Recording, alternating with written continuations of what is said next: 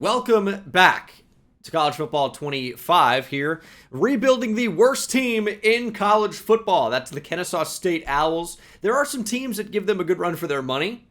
Also starting with KEN, weirdly enough, in the Kent State Golden Flashes. We've already done a full series with them on this channel, but this is going to be one single video taking Kennesaw State from 0 to hero, 1 star, hopefully up to being national champions. It could be a lot tougher because we're not going to be playing every single game in here. And in order to recruit well, you really need to win games. That could be difficult considering we can't use my unbelievable individual skill to take this team up. We're going to be relying a little bit on simulation, and that could be easier said than done with one of the worst teams, if not the worst team in all of college football. Let's see if we can turn Kennesaw State into a champion. Stepping in here, we are signing the contract. I have not really done too many rebuilds this year. I think, okay, that's cool. I think that could be a problem, I feel like. I think the only rebuild I've done, just all in the same episode, is Texas. Hook 'em. But this is going to be a little bit more of a challenge. Rebuilding Texas was not really a rebuild. They've already been rebuilt. And this team, unfortunately, has not been. It's going to be really tough to get a 5-star recruit to commit to us in year 1. We may be able to get one, especially if any are in the Metro Atlanta area. We may be able to get one. The big problem that arises with some of these guys is if they have a deal breaker that is, well, it could be any number of things, they'll just take us off the list. However, Marquise Rowe is a 5-star from Georgia. We have A+ proximity to home. That's his main deal breaker. Like, there's a chance we could get a player like that. We will be able to get some 4 stars. But I'm thinking, like, really try to build into the 3 stars, 2, 3 stars even. Like, 2 stars year 1 actually isn't that bad. And if we can get 1 5-star, it could maybe kick some things off. And like maybe a playtime. And we'll do some of the methods that have worked really well for us in the past, which is go after some of these under-recruited players. And that can often be pretty effective. So we'll add some players to the list. We're not going to go absolutely crazy, adding like 5 stars in year 1. But if I'm going to rebuild this team, I need all the help I can get. And that's going to be going after some of the best players and guys that can actually turn around this program in a hurry, in the blink of an eye. Some would say it starts with the quarterback position. There will be under-recruited players. We just have to identify those guys early and get them to commit to Kennesaw State, which is like signing with the Colorado Rockies in that franchise series. Probably a mistake, but hey, you could be around for the rebuild, around for the turnaround. That's fun. I just got a huge upgrade with a premium mattress designed to upgrade my sleep and improve my overall quality of life from Bear Mattress. I just moved into a new place, as you guys probably know, and I needed a new mattress, so I was ecstatic to partner with today's video sponsor, Bear. They have incredible quality, all mattresses are fiberglass free, and they even ship conveniently to your door completely for free. I'm already sleeping better and feeling more energized when I get up in the morning. Quality of sleep is incredibly important, and Bear Mattress understands that, which is why they have their own Bear Sleep Quiz that matches you to the perfect mattress based on your body type and your sleep preferences. I got matched with the Bear Elite Hybrid, and it definitely feels like the right choice. You can feel the difference. Once it arrives, it's so easy to set up. It comes in a box. You can set it up in 5 minutes once you get the plastic off. And then you just put it in place, let it inflate for a couple of hours, and you're good to go and enjoy your Bear mattress. There's also a 120-night sleep trial to test out the mattress. You can ensure you absolutely love it. There's really no losing. They've got a limited lifetime warranty, financing, flexible payment options. They've got you covered any way you want to go about it. So upgrade your sleep by going to bearmattress.com/Bengal and use code BENGAL to get 40% off your Bear mattress plus 2 free pillows. This is higher than what's being offered on the actual site, so go down in the description. Check them out while you still can. Link in the description, and thank you to Bear Mattress for sponsoring this video. So Lorenzo Vigil is going to be our guy at quarterback. He is a 3-star. Can be kind of tough to get these guys sometimes, but he's being recruited by Georgia Southern, Jacksonville State, Georgia State, FAU, and then I guess Auburn and FIU, Charlotte are in the mix as well. But I think we're going to be able to be in good position He's got 88 speed, 94 acceleration, 93 throw power, good accuracy already. If we can get his archetype changed in an offseason from scrambler to field general, boom, he's got like 99 potential. The field general quarterbacks historically have been quite good and progress way better than scrambler. And then Geo Smith is a power back with 93 speed. Already, I feel like we are finding gems and gem type of players in the case of Lorenzo Vigil. I don't really even feel like we need to scout the 5 stars. Just offer them scholarships. And we're probably not going to get a 5-star this year. Probably won't. But on the off chance that we can, I think those guys we actually are in decent position to get. And I forgot here, because I'm a motivator early, which I think is the best for progression. You like can't even scout basically. So we're just going to offer scholarships to everybody on our board. I think we're in a position as a team where we need to do that. And you'll notice I haven't even showed you the team yet because there really isn't one.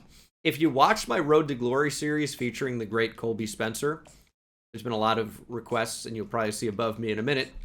There have been a lot of requests to ignite Colby Spencer again. Only thing I want to do with Ignition is light him on fire. That guy sucked.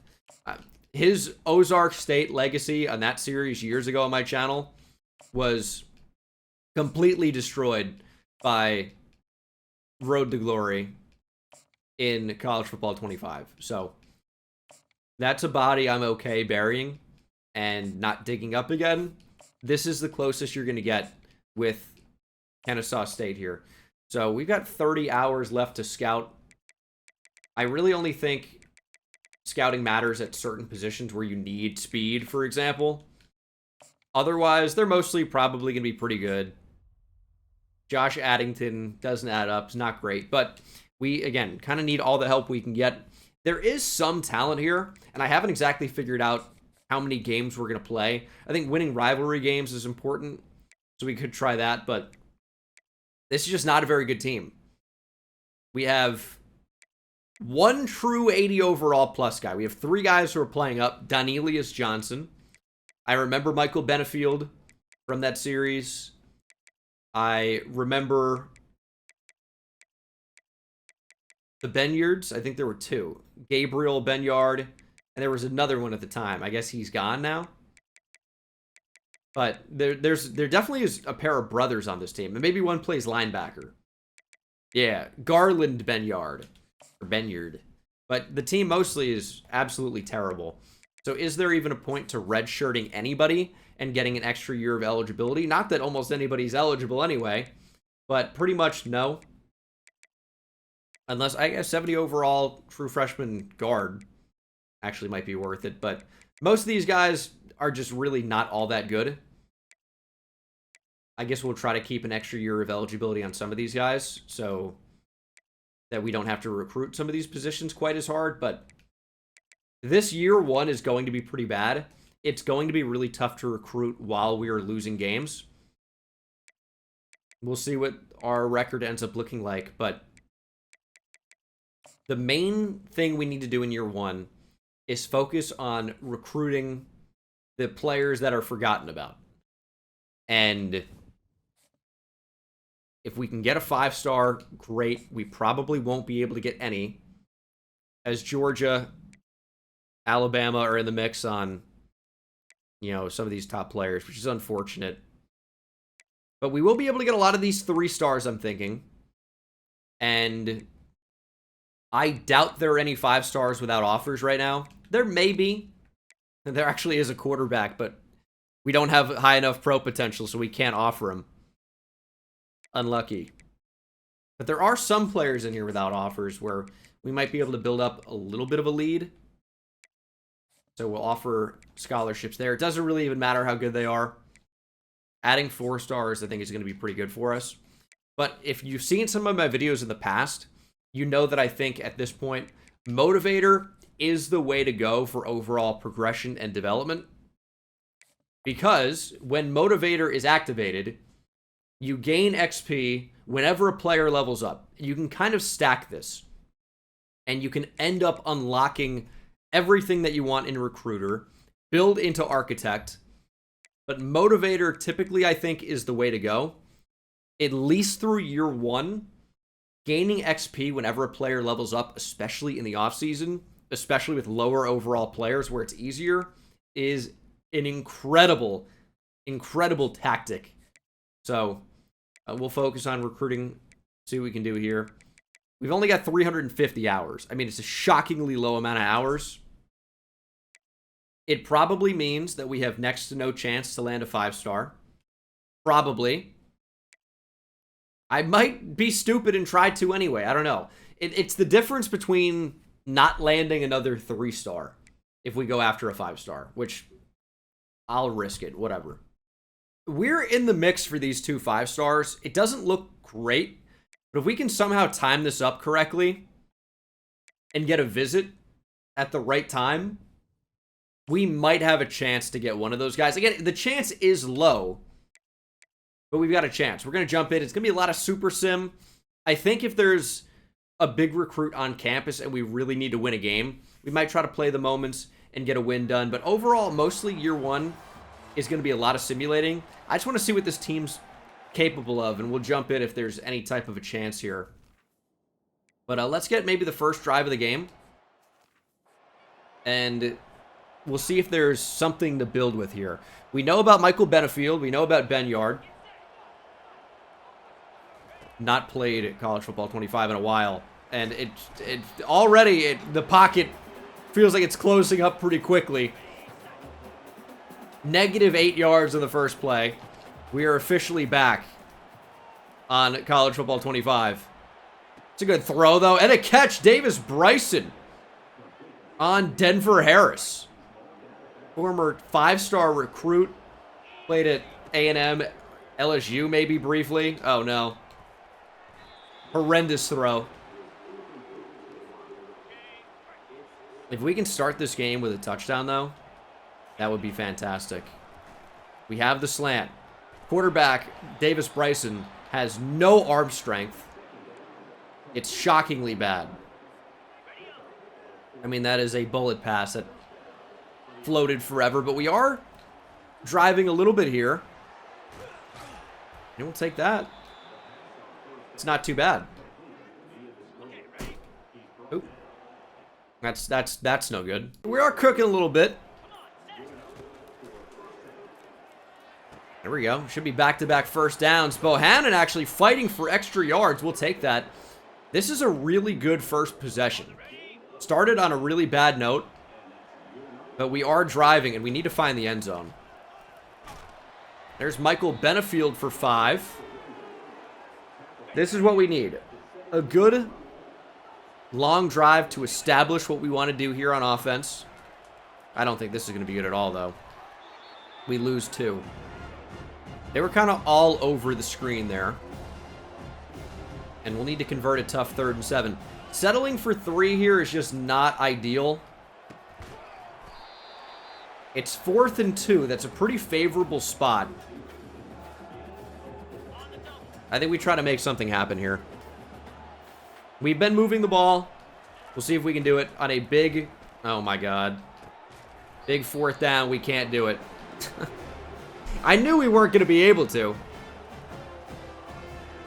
It's just fitting that our first drive would end in 0 points. We had a mesh concept going on, and we just picked the wrong guy. Thought 10 was going to end up carrying this one. He didn't. And I guess I would say thankfully it wasn't an interception, but it wouldn't be good anyway. It was still a turnover. Just a turnover on downs. And we need our defense to step up. And already I feel like even a team like UTSA is bigger, faster, stronger than what we have here in Game 1 of this Kennesaw State rebuild. It's not ideal.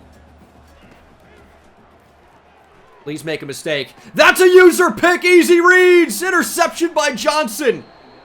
Hop on pop! Easy reads. We're back.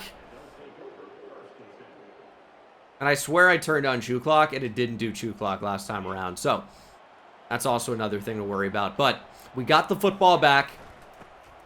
Easy reads. Michael Benefield gets 7. And we'll see if we can actually find the end zone this time. A lot of players in the box for UTSA. But it won't matter. Benefield runs right by them. Averaging 7 yards to carry on just 3 attempts. I get it. Heisman difficulty, of course, if you guys didn't realize. Like it mattered. But that is the difficulty. And Benefield's fumbled the ball. Please tell me we jumped on it. Okay. These are mistakes we can't be making. We got lucky because we fell on it. Benefield thankfully jumps out of the game. And Ashley gets into the end zone. Touchdown, Ashley. We sub Mary Kate's bum ass out of the game after the fumble. That's huge. That's huge. All right, let's see what our team can do here in simulation. Hopefully keep UTSA off the scoreboard. 7-0 still for the Owls. UTSA with 3 ends up taking the lead with 10. 14-10 after a Kennesaw State touchdown. We're into the 4th quarter. UTSA takes the lead 17-14, 4:17 to play. We need a minimum of 3. But ideally, this is the final drive of the game. And we score a touchdown to win it. Give UTSA no time to answer. Ashley scored a touchdown for us earlier in the game. And we need a first down from him now. It's going to be 3rd and 1. We will keep it on the ground. Ashley has just enough speed. Blocking was just good enough. We move the chains. Under 3 minutes now. Running the ball has been, like, somewhat effective. A little 2-yard pass is not going to be good enough, though. We need at least 4 yards here, I would say, to make a 3rd and very manageable. Bryson going to be on the move. We actually might have a block here. We did get one. Trying to slide didn't happen. This will take us down close to the 2-minute warning. Probably one play prior to the 2-minute warning. That is open. Little touch pass to Kent. And Kent is real close to the line to gain. That is the 2-minute timeout. Kent is uncovered here, but we don't really want to get the ball down quickly. I think we're going to be more looking to do something underneath. That is open. Not a great throw, but we're going to find Benyard. His 4th catch. He's at over 50 yards. We're inside 2 minutes. The clock's going to run down quite a lot. Quarterback keeper, not the right move. I think we turn shoot clock off at this point.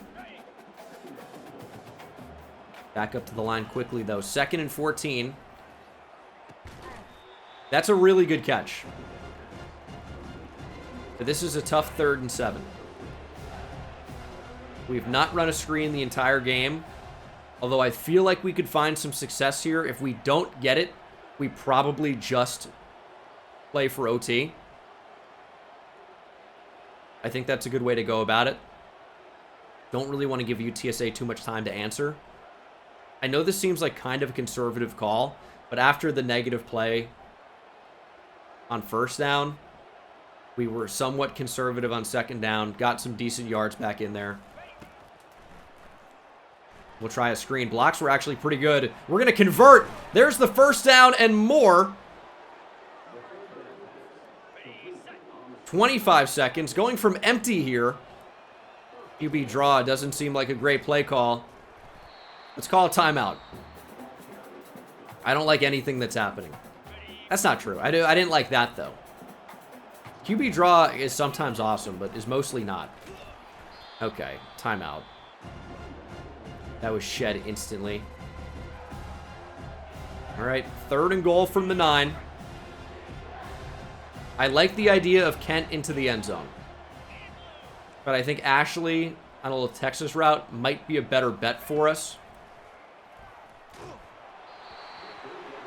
We had no time to throw. We're going to try a field goal here. We're going to get iced for it.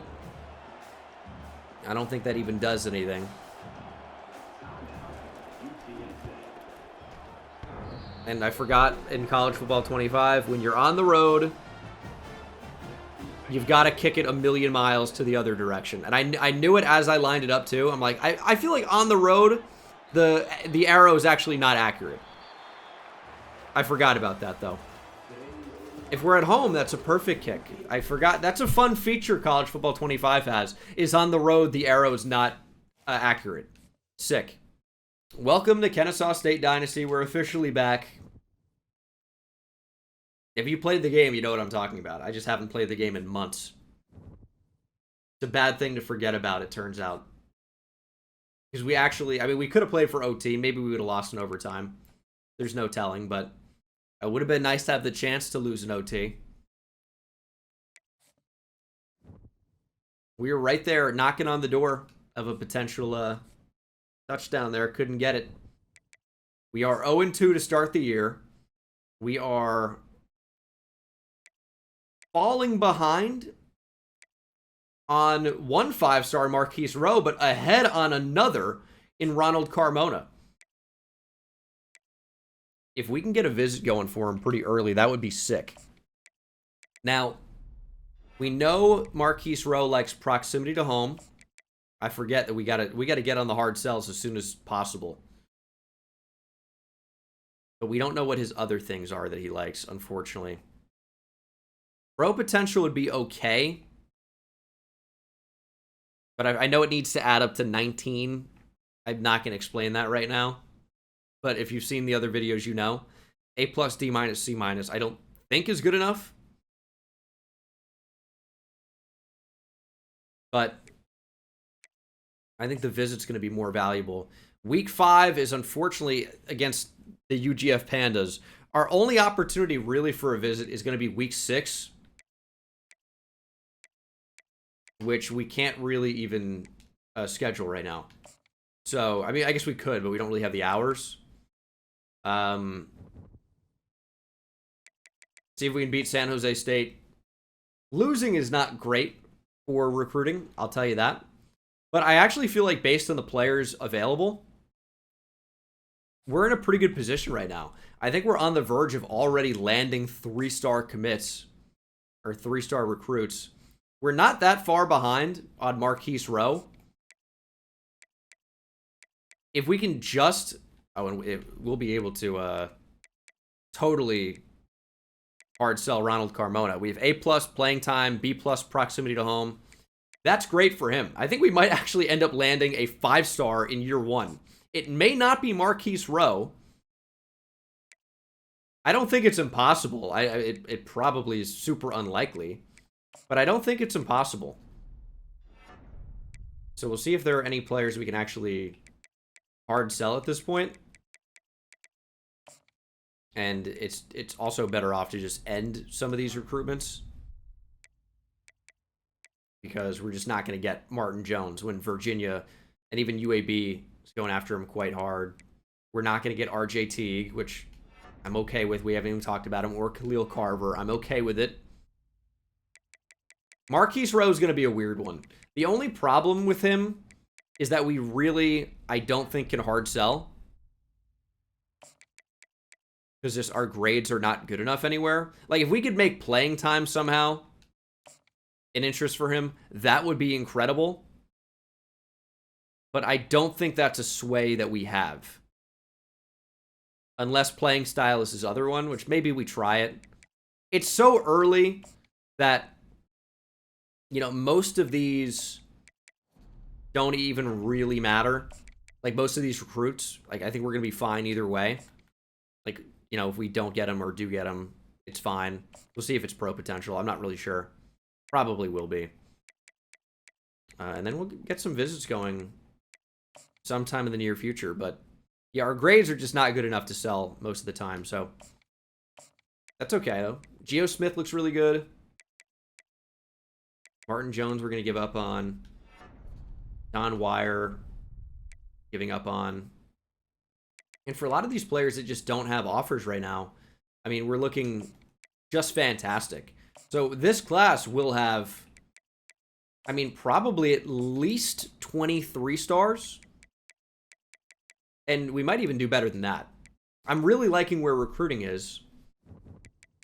And Although, maybe to play it safe, we should try and get Carmona on a week 6 right now. So we're actually going to take points away. And like, if these guys are going to go after Leo Sharp in a big way, maybe we'll just stop recruiting him in a big way. I think we need 80 hours for 5-star visits right now. So we're going to do that. And I'll catch up with you guys at week 6, probably.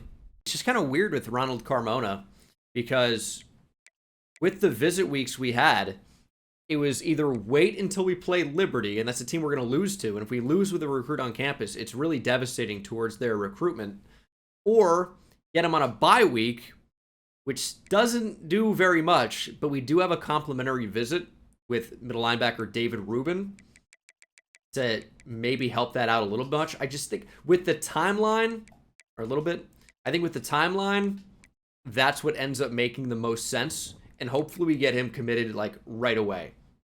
The cornerback has locked us out because obviously he did, so we're out of that recruitment now, which is totally fine. But if we can still manage to land Ronald Carmona, that would be incredible. And we're still already in really good position to land some of these 4-stars, and we're in great position to land a lot of these 3-stars. As you can see, Syracuse is right there. Louisville's making a push. Kansas State, West Virginia's got a visit scheduled. And we're doing all we can here. Our grades are in the best possible shape for Ronald Carmona. We just don't have good grades for the most part. So this is our best bet. We might end up being really sad about this one, but we've got the visit. I know it's on a bye week. We're probably going to get caught. Like, it sucks. But we're in a bad spot. I might be able to help it out a little bit with coach skills here. I want to keep Motivator. But if I can get a little bit of a boost for defensive line, that is going to be our best chance to actually land this 5-star recruit. So we're going to get more hours. Got to find some way to level up here. So I think A+, B+ is good enough to do a soft sell on it, if that's possible. I think it is. But again, it's been a little while since I played this game, so I don't quite remember. And I'm actually not sure if that's even going to be possible to get an A+, B+ playing time proximity to home match. Other than what we have, it's not. But we can do contact friends and family. So, again, this is our best bet here to try and land Ronald Carmona. And we're just pacing really well on everybody else. Like, Lorenzo Vigil is close to committing. Kind of everybody that we're going after is. The 4-stars, we really haven't faced a ton of resistance on those guys. So, we're just looking really good. I think, at the very least, we are really going to upgrade our offense with a 4-star and 3-star quarterback and running back combo and a 4-star receiver. So quarterback, running back, 3-star, 4-star. Perfect. Still 35 hours. I mean, this is just really easy. It's so easy to recruit at Kennesaw State, I've been saying. But yeah, we'll see what happens with the rest of these. We just, again, haven't really faced a ton of pushback from any of these schools. So things are just going quite well for the most part. And hopefully this week 7 visit goes pretty well. And we've got a chance to land a 5-star. We might end up being disappointed. I totally get it. But we've got a chance. We've got a chance. And we're going to know a lot more about how big that chance actually is right now. We are 1-4. We got a little bit of a boost there. He's not going to Syracuse or West Virginia, Morgantown, right? Until week 12 and 13. The recruitment may be over prior to that. So this was our best chance. I could see Louisville chasing us down very easily, which would suck, but again, this was our best chance. Interesting thing with Carmona, it's a battle, dude. It's going to be right down to the wire. I don't think the recruitment lasts until week 12. The question is whether or not Louisville or Syracuse can catch up to us in the final weeks. They could have a huge boost. Leo Sharp is going to be down to the wire. But unfortunately, Georgia has figured out about athlete scrambler Dante Moss from Douglasville, Georgia. And they are closing in. We got to visit week 12 against Sam Houston State. We've got a bad sell on. Hopefully that's correct. Otherwise, Georgia's really going to close the gap. And it's already not great. So we are in trouble there. The other 4-star recruitments look good. Look really good.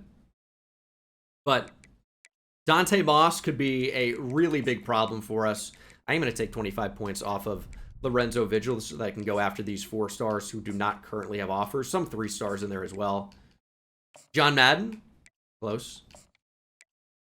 And we shall see.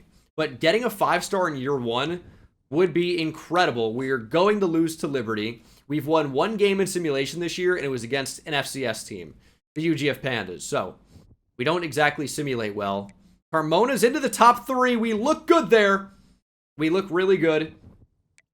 We are 1-6. We got Western Kentucky now. It's going to be close. He's got a week 11 to Louisville now. It's going to be so close for Ronald Carmona. Please, Ronald.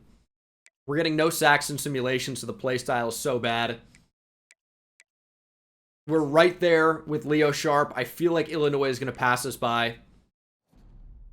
I guess I can try a hard sell. Our grades are just not good. But I can try it. A last-ditch effort here. But it doesn't look great for Leo Sharp. I don't know why I'm going after him as much as we are, but I don't know. I just have a feeling. Sometimes you got to trust your gut. But I don't think we're even going to land that recruitment anyway, or land that commitment from that recruit. But we're looking really good. We're about to start seeing some commitments piling in, I would imagine. We'll see what that ends up looking like. We still do not have our first one, but Geo Smith, the athlete power back, is close. Very, very close. So I'm excited about that. Leo Sharp is close. Ronald Carmona is close. Lorenzo Vigil not too far behind. So we're about to see. It's going to be the moment of truth coming up here very shortly. This is going into week 11. Things with Ronald Carmona are getting very, very scary. And now, all of a sudden, Florida is in on the 4-star receiver. We're 1-7. We're going to UTEP. He's got it. Ronald Carmona's got a visit to Louisville this week. Oh, we're in such danger of being passed. I didn't think this recruitment was going to go on for this long. I feel like he's going to Louisville. I wish there was something I could do. But there isn't. But there may be something we can do for the receiver. There's a chance there. Georgia has passed us for Dante Moss, which means there's no longer a chance. We had the wrong sell, but Georgia was going to pass us anyway. We may be able to survive Florida or Spencer Christman, but also maybe not. Oh, we have a week 12? We can get him on a week 12 visit. Okay, that actually might change things. That's next week. We can schedule that right now. We don't need Olufemi that much. Getting Crispin would be huge. Any 4-star or 5-star right now is absolutely massive. Again, I've been predicting on stream, if you're watching this on stream, you know. I've been predicting that we're going to be really disappointed on the 5-star. And it's looking like that might come true. But maybe not. We're about to find out. It's definitely scary. Just don't commit to Louisville. Please don't commit to Louisville this week. Ronald Carmona is an owl. Who? Ronald Carmona, that's who. From Melbourne, Florida. What an addition to the team. That was scary. The chat was split on it. Sharp picks Wake Forest. We were really close. But we did get the 5-star defensive end, which is massive here in year 1. Could be a real, like, culture changer is what we're hoping for. And I think we did end up... Did we schedule the visit for Crispin? We did. Florida is so close. But we've got him on campus this week against Sam Houston. Hold on. Georgia has stopped on Dante Moss. A+, C, and C- would be okay if that's his sell. I think it is, right? No, it's A+, C, D-. Is that good enough? I'm going to try it. I can't remember. He's on campus, though, so maybe there's a chance. And we have all these free points now. I say free. I mean, obviously they cost something, but we just freed up on Ronald Carmona. So that is absolutely massive. Not to be confused with Atlanta Braves superstar Ronald Acuna, who's working back from injury right now. It's an excuse to get a little baseball in there.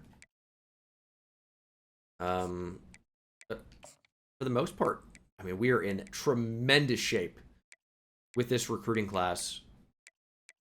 I mean, I took hours off of so many of these guys to make this work, but again, we're not facing a ton of pushback anywhere. So I mostly feel okay. Although, Clemson is now coming for this left tackle, Eric Wilcox, which is a name that sounds so familiar to me. But we'll, I guess, take points off Vigil to try and recoup that one. We should just give up on Faasago. No sunk cost fallacy here. Let's just get out of it.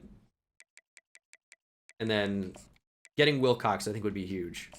Get him on a week 13. Sell proximity to home. We'll send 50 at him. We can land a top 600 tackle, which would be pretty sick. Geo Smith is so close to committing. Gonna put 5 on him, maybe. And that would be a big recruitment for us to win out on already. So, I'm feeling pretty good. Like, this recruiting class, year 1, is already fantastic. I know we have just one player in the class. Notre Dame's already looking incredible. What is Kennesaw State in now? Conference USA? I know we're at the bottom right now, but we've got a 5-star. 6'6", 240-pound Ronald Carmona. We have 2 games back-to-back that we need to win. Or maybe not need to win, but it would be nice to win. Sam Houston State, Kennesaw State. Let's get the W. That would be funny, though. But yeah, no, he's not going to decommit. You can only decommit with, like, pro potential or, you know, team success, prestige, whatever. We're not going to move farther away. His deal breaker is proximity to home. So we're good. Ronald Carmona is a Kennesaw State Owl, no question. And this would be a really nice game to win. Need to milk the clock. Maybe run a little bit with Bryson. He's just fast enough. Yeah, championship contender is what I'm talking about. That's where record heavily plays into it. But yeah, we've got no chance of a decommit for Ronald Carmona, which is a beautiful thing. And I would understand why a player like Ronald Carmona, a 5-star, would decommit. He's committed to 2-7 Kennesaw State in Conference USA. That's not great, but this is Quay Ashley with a big gain. Just looking to take time off the clock and find the end zone. Hopefully our defense plays well. And this Sam Houston team's not actually very good. Ooh. Not the button I meant to press. I don't know what just happened there. We need a touchdown here. Hospital ball. I'd like for that to be caught, though, anyway. But I get why it wasn't. Wide open. Get up the field. Bohannon! It's going to be really, really close. 4th and inches. I hate running the ball in these spots because I feel like the defensive lineman just auto-shed. Please snap the ball. We got a free play. Free play! We caught him offsides. That's what hurry up can do. I mean, first down either way. But, of course, we'll take 1st and 10 on the 20. As opposed to the 21. I was spamming hike. I was trying to snap the ball as quickly as possible. But we're going to take this close to the end of the 1st quarter, probably. I swear I have shoot clock on. I don't know why it's not. And a close loss during a visit be good overall. It depends on the type of team you're playing. If you're playing a really good team that's way better than you and you lose close, it's not as bad, of course. 3rd and 7 draw. What a play call. I feel like I'm back on my Road to Glory series with the dumbass offensive coordinator. But yeah, if you lose close versus Sam Houston State, it's a little bit close, or a little bit different than losing close to Georgia. But a lot of times in the game, they view teams similarly when they're not, which is super annoying. Like, it should be overall based and not record based. And sometimes it's in a weird spot either way. But anyway, we're up 3-0 through 1 quarter. Sam Houston takes the lead, though, 7-3. 14-3 into the 2nd half. And already we're going to be forced to jump in here. Needing points. It's getting out of hand somewhat quickly. Because if we don't end up finding the end zone here, 14-6 isn't great, but it's doable. But 14-3 would be really bad with them getting the football. And I mean, we're struggling to move the chains, unfortunately. Sam Houston just a little bit better up front. We do manage to get the first, though. And our defense does not appear to be performing that great in sim either, which is a problem. Okay, I mean, Davis Bryson has no arm. The ball takes... It's like snail mail. It takes 2.5 weeks to get there. And why that was ever caught running back towards the line of scrimmage, I have no idea. I can't wait to get our new quarterback in the offense next year. That's going to be great. Tell me that's roughing the passer or something. Thank you. This number 99 is making big-time mistakes for Sam Houston, and I'm loving it. He may be single-handedly keeping us in the game. They got to get number 99 out for their own sake, not for mine. RB's open. Davis Bryson on the move. That's a casual 5 yards. Got to get 2 yards here. Find the end zone. God, we cannot run the ball. We lose 2. So bad.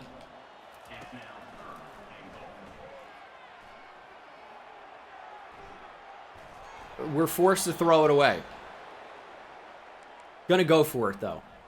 Because we didn't get it on 1st, 2nd, or 3rd and goal. Surely we're gonna get it here on 4th. Actually, we're going to.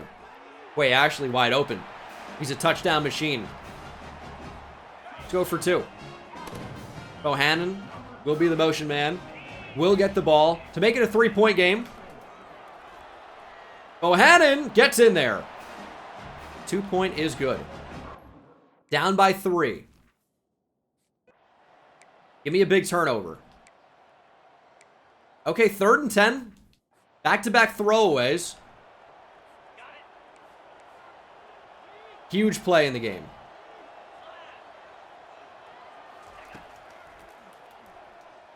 Ah, we were right there, but he stopped running. I mean, it fooled me. That's tough. I mean, that was the guy to have it. That was 3rd and 10.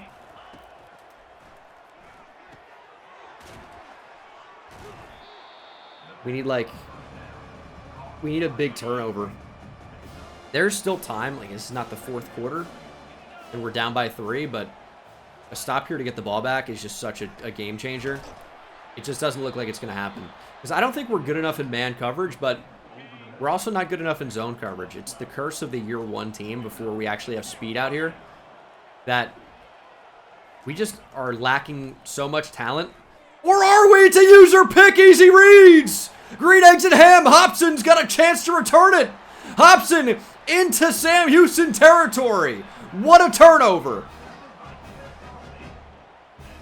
He doesn't run as fast as he wraps, though. Hobson, unfortunately, tracked down at the 43. But, big play. And we'll see if we can take time off the clock and go ahead late in this game. There's Bohannon. Got the 2-point conversion for us. Now gets a first down conversion. There we go, Blake. That is the end of 3 here in Kennesaw. I don't know what just happened to that cheerleader. Frightening stuff. We need exorcism for the program, as well as the cheerleaders, apparently. Here goes Benefield.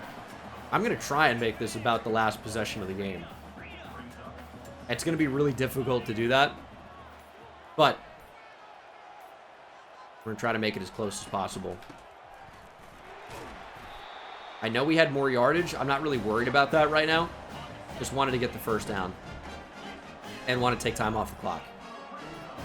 But I just don't think the time is going to work out. Maybe we should have tried to score quick there. Ooh, nice move. We're just going to take the score. Quay Ashley. They're going to mark him in. Touchdown. That is a dangerously bad spot. That makes you wonder if the umpire on the side there is okay. Or is that technically just a ref? There's a different... The umpire does something. Anyway, we are actually going to be short. It's a terrible spot, but we score in the next play. Josiah Clemens gets in. Big touchdown. Come on, defense. Man, another third down. 3rd and 6. 3 minutes to play.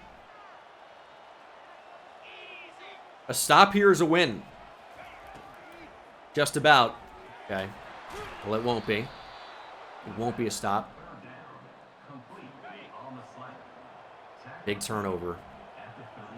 Turnover ends the game.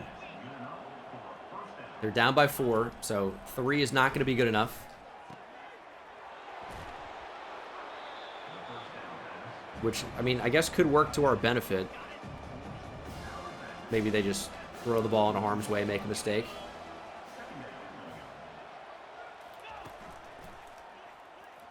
That's good coverage down the field. We got to sack him!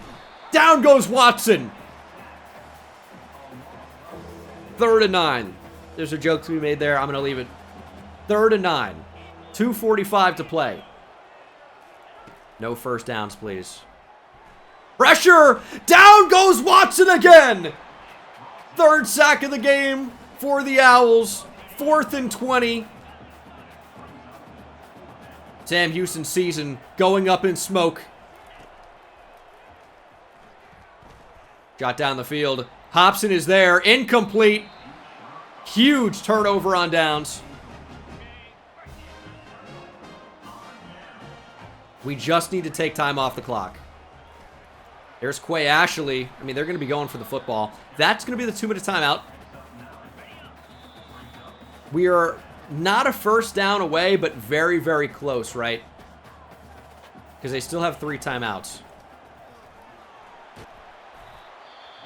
That is their first timeout.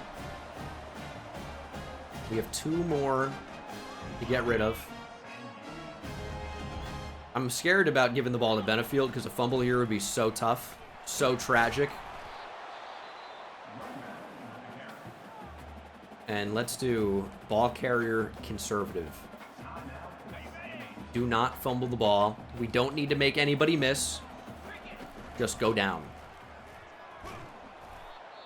That is the final timeout for Sam Houston. 3rd and 9, though.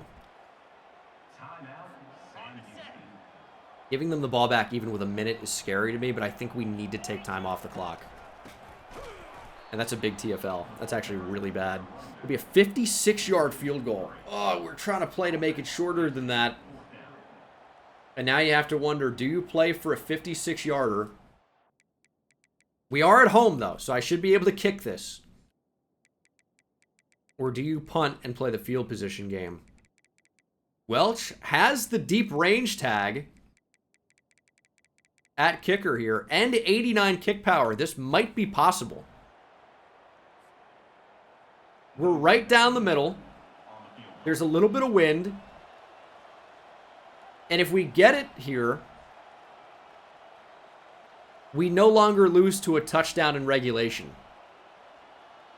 A punt makes sense. I don't know if our defense is going to be good enough. We're going to try it.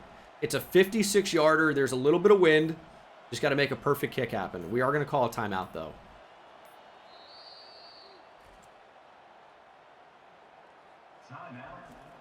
It's a big kick. 56-yard field goal to basically ensure that we can't lose in regulation. I don't know if we got it all. Hooking back across, off the upright, off the crossbar, and good. From 56, Welch drills it off the crossbar. Woo. Didn't get all of it. I think he can hit from probably 58, 59, maybe even a little bit more. Back-to-back negative yards made that a really, really tough play. Really tough kick, but I think it was the right move. 4th and 6 after a drop.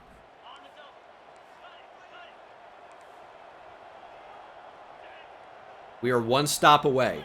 And this is going to basically ensure us a 4-star receiver commit and potentially a 4-star quarterback commit.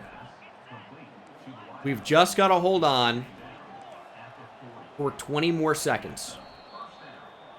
That's what it's going to be. 20 more seconds. We're going to jump ahead. Interception by Jericho Washington. This game is over. Sam Houston goes down. Kennesaw State with 18 unanswered to win it in the second half. Nice little comeback in there. Jericho Washington Jr. ices it. Davis Bryson with 55 yards passing and a win. We are here. We have arrived. That's a big time win. That really, really is. And is Coach Jengis currently a recruiter? Yeah, I mean, I don't really want that right now. But as long as we're motivated at the end of the year, I think that's kind of all that matters. And let's see if we earn a commitment after this. I think we should. There is the 4-star receiver, Spencer Christman from Sanford, Florida. We've been passed up by Georgia, though. That's not great. But we're killing it on the recruiting trail. We do want to sign a full 35 for sure. But we're looking great right now. We've got ours. We just got a 4-star to add to our 5-star. We could probably get out of this Dante Moss recruitment, to be honest. But, I don't know, maybe Georgia stops. I don't know. But, what a game. What a finish. We're looking great right now. And we're not done yet. But a 4-star and a 5-star is a tremendous start. You look back to Conference USA, we're still going to be lower because we only have 2. But we already have the only 5-star and only 4-star in the entire conference. So, slowly but surely, we are going to become a contender. We've got to jump back in here against FIU because we have a visit for the big-time 3-star left tackle. So this is another nice one to win. People keep asking about FIU Dynasty. Here it is. Good ball. Bohannon is quite a little player for us. FIU, it's kind of tough with series. And I don't know how this video is going to perform. But, you know, as you get deeper and deeper in, the interest goes down significantly. And we just won a national championship in that series. So it kind of feels like the peak of the mountain, right? It's tough to keep uploading after a national championship. It's going to be a hold, probably. So.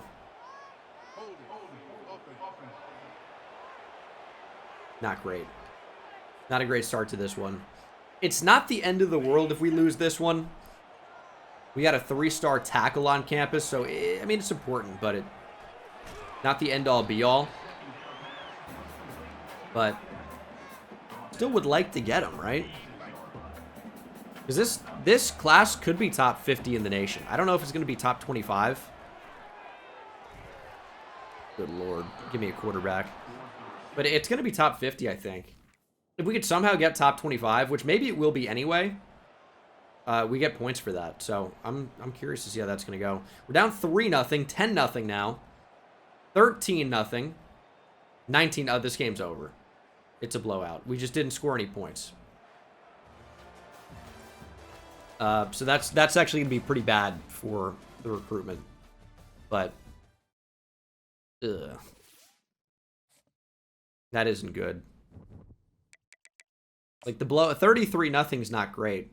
We were so close, they weren't scoring that many points, and then it just kind of got away from us to the point there was no point even jumping in. David Moss goes to Georgia. That's okay. Because he wasn't, it would have been nice, right? But he wasn't the quarterback we wanted in the first place. We want Lorenzo Vigil. The 3-star is quite good. And again, we look pretty great here. Although I am kind of expecting some more commitments to roll on in. Geo Smith is very close. Need these guys to start making decisions. Get us some points back.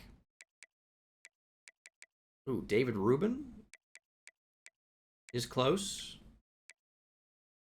Austin Walters is wanting to maybe go to Iowa. We need more points on Rotimi. Oregon, of course, is always a problem. But yeah, we look great. I wish I could start hard selling a lot of these players.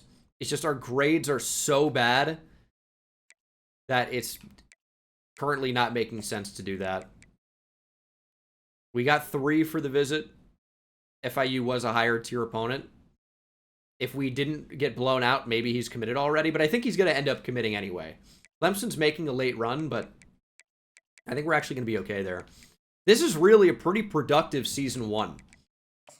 And we're basically to the end of it. We're not going to be bowl eligible or anything, but our recruiting class is going to look really, really nice. There goes the 3-star left tackle, Eric Wilcox. 3-star running back from Tallahassee, Geo Smith. That's fantastic. And there are more 3 and potentially 4 stars on the way. At least more 3 stars on the way. What a week for Christian Moss, by the way. 7 for 181 and 3 touchdowns. It's a Randy Moss type stat line. Maybe too many catches in that one. But the yards and the touchdowns definitely make sense. Okay. Now it's starting to become a battle for some of these 3 stars that had been under-recruited. They're no longer being under-recruited. The Oregons of the world have figured that, that they might be pretty good. The Georgias of the world are causing problems. Lorenzo Vigil better make a decision pretty quick. Is it going to take a candlelight vigil to bring him in? Let's get all the Kennesaw State kids on campus to pray for his commitment. Maybe that'll help. But again, we should probably look to sign 35 in this class if we want to be ranked really highly, which we do. And we get XP as a recruiter when we get these 3 stars to commit, so that still actually works to our benefit. And we'll just save up points to end up being a motivator for the offseason. That's the current strategy. We, of course, are not bowl eligible. We are not playing for a conference title. These are the numbers from year 1. Davis Bryson was really awful. Didn't really have much of a running game either. Obviously, we didn't have much of a receiving game, although Christian Moss had one big game to kind of raise his attributes. Jordan Miles put up 9 sacks. See if he sticks around. Jericho Washington with 3 picks and an especially big one to win a huge game for us. But overall, what a year 1. Record-wise, obviously not so much. It's going to be tough to win in simulation as we do land our quarterback of the future, Lorenzo Vigil. But recruiting has just been so awesome. As Cade Klubnik wins the Heisman just under 40 touchdowns and 4,000 yards with only one interception. What a year for Cade Klubnik. Our class will continue to get better. But right now, in Conference USA, we have, I guess we're ranked 5th of the conference. 1 5-star, 1 4-star, 3 3-stars. And again, it's only going to get better. We're outside the top 100 now. But we are so close to landing so many different commitments. This is so annoying. We can't change our hours. We're going to get passed up by all these 3-stars down the board. Getting this 4-star tight end would be kind of nice from Cheyenne, Wyoming. But we are close to some commitments. There still should be available 3-stars in the offseason for us to pursue. So we mostly look pretty great. We will check out the dev traits, if you're curious.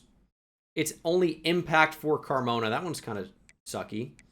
Star for Eric Wilcox, though, at left tackle. We like that a lot. Star for Geo Smith, the power back with 93 speed. Impact for Lorenzo Vigil. Normal for Christman.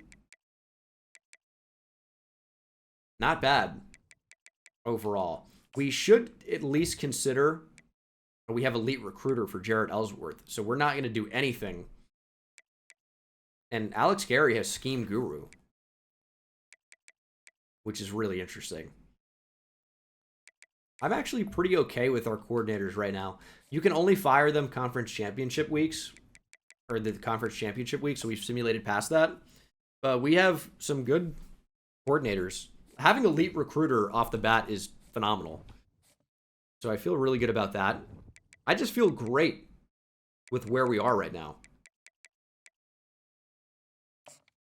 So I don't even think we need to do anything here. I just think we need to simulate to the offseason and then jump back into recruiting. And we should, in theory, have a better year 2. The team is getting better, but it might be another year away before we can actually compete in Conference USA. That's a possibility. But again, I think year 1, the fact that we were able to bring in such a good recruiting class, as pro potential unfortunately goes down, that's not good at all.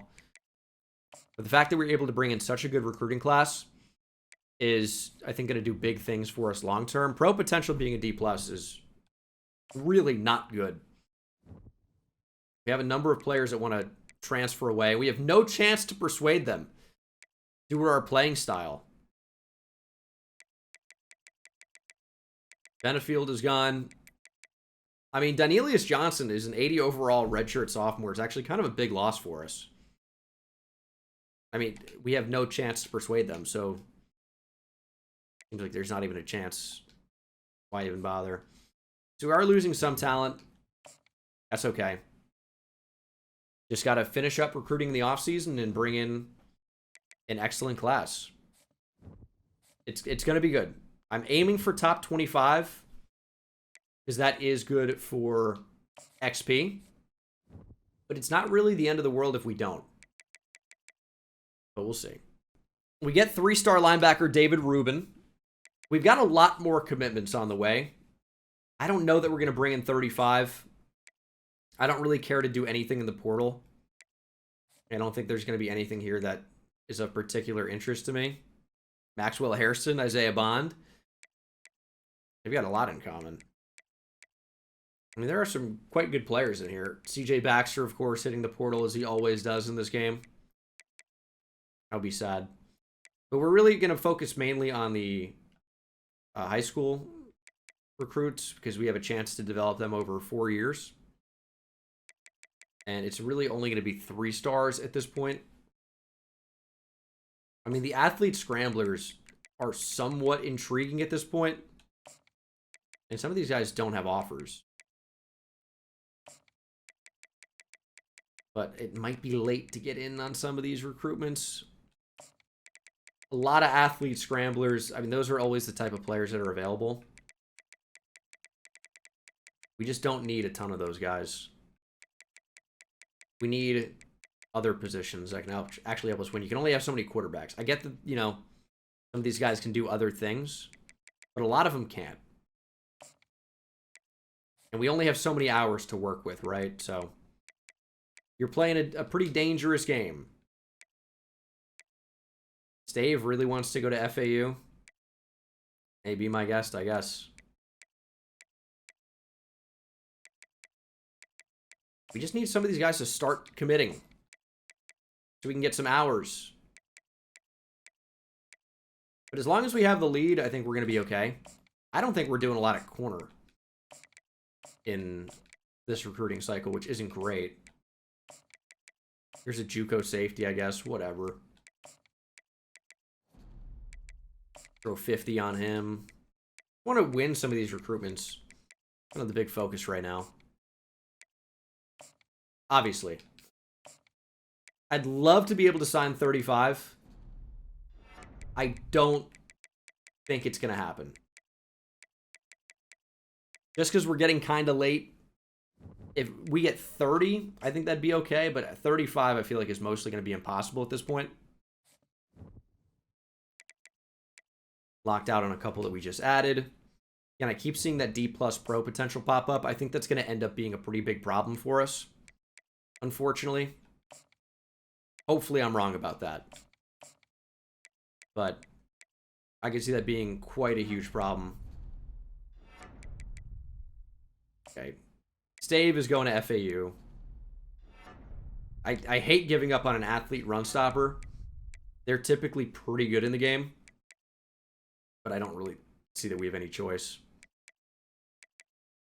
But yeah, it's going to be a great class. I keep saying that, but I'm really excited about it. I think year one couldn't have gone a whole lot better in terms of how recruiting went. And that's tough because usually, you know, in year one, especially not playing the games, you lose so many of these games. It's really, really tough to recruit when you lose. But we did a great job this year. So I feel pretty fantastic about it. See if we can add anybody here late. Athlete power rusher. Okay, that's of interest. Also saw a center with no offers. Or maybe minimal offers. Yeah, no offers. And we can definitely use a center. Max easy. So that's what this video is right now. Max easy mode. Got a 5-star in year one at Kennesaw State. It's not a challenge. And I think what we're probably going to do, since we're in the lead on a lot of these guys, and we need hours other places, is just take the points off. They should end up committing anyway. And we will put other points where they need to go. That's the strategy. Our center, Max Browning. 4-star tight end, Austin Walters. Those are 2 big commits to land. And that's another 4-star for us, by the way. So right now, you remember last time we checked, we were ranked number 104. That should have gone up significantly. We're 76. And right now, we only have 8 in the class. Again, that's going to change a lot. That's going to change a lot here really, really soon. These hours should be able to put us in good position to land a lot of these 3 stars down the board. Again, you kind of just need to be in the lead. Now, not everyone will commit even if you're in the lead on them. Some just won't. We might lose out on Rotimi and Brightwell. But this is going to be a really strong class. Again, I'm not sure about top 25, but I think it could be close. Good on Lampkin. 65 might be too many there, but put it down to 50. Maybe spend those somewhere else. But we're going to get a lot of 3 stars. Like, we didn't bring in any 2 stars this year. And I thought we were kind of going to be forced to do that. Did not end up happening. So we are going to bring in... It's, I think, a guaranteed top 50. But maybe 30-ish recruits. We'll see. This is week 4 of 4. I think we're probably going to lose out on some of those guys that we had the 50 on that have week 4 visits. But we do get Rotimi. We do get Brightwell. I think those were the 2 that I thought we were not going to get. Some of those centers might end up playing defensive tackle. We lose Spitzer and Rico. But that is a fantastic recruiting class. And we have 60 coach points here. We just need to get back to motivator before next week. So quarterbacks, getting an off-season training boost is going to be big. O-line, I think defense as well would be quite nice. Okay, we're back to motivator. We can kind of save these points if we want to. But I think DB could get a little bit of a boost as well. The off-season training boost can be nice. And then I might save it for going into recruiter. But National Signing Day, again, I think we got a guaranteed top 50.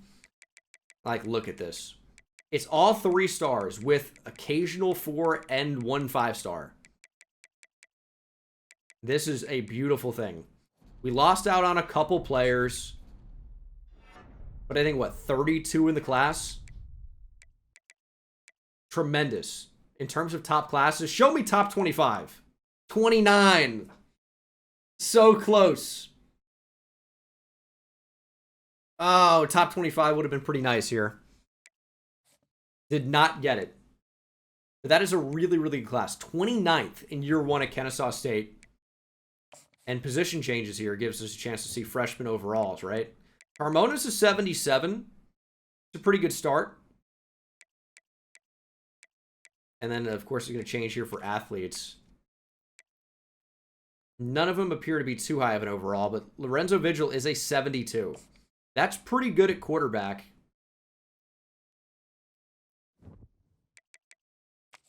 We'll definitely take that. And hopefully some of these guys can play D-tackle. Okay, they're going to be able to. High 60s is pretty great for a freshman here. But some of these guys we may want on the O-line.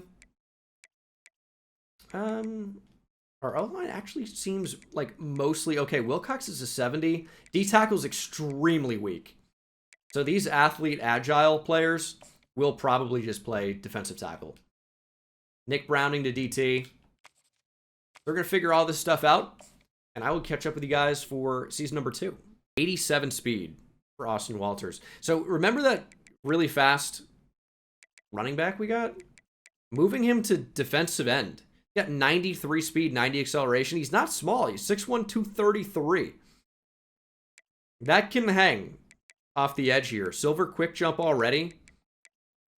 Just give him a year to develop. We're going to try and redshirt, players that we actually can redshirt a lot of this freshman class. Ronald Carmona, I think, should redshirt as a freshman. I don't know how good we're going to be this next year, but there is talent for sure. Yeah, Shaden Brightwell probably to defensive tackle. I knew a lot of these athlete agile guys would go and do that. It's cool that they have quick drop. You're a 62 overall. So we're going to try and develop you as a speed rush defensive tackle. And they're just not good enough to play anything else. We have a ton of defensive tackles right now. We have all of this, but our O-line's okay. Not good, but it's okay. And now we have a ton of the same type of freshman D-tackle. And we're going to play some of those guys and cut others. Which is fine. Like, if we have 6 freshman D-tackles, it seems weird, but I'm okay with 6 D-tackles on the roster. Or 7. And then cut the bottom 3. We've actually got a pretty decent team coming together here. I am worried about our best players transferring out. But I'm excited for year number 2. Like, we have, it feels like more talent than we did last year, obviously. Just need to develop these guys. And with going back into Motivator, we're going to gain XP whenever a player levels up. We already have Elite Recruiter on our offensive coordinator.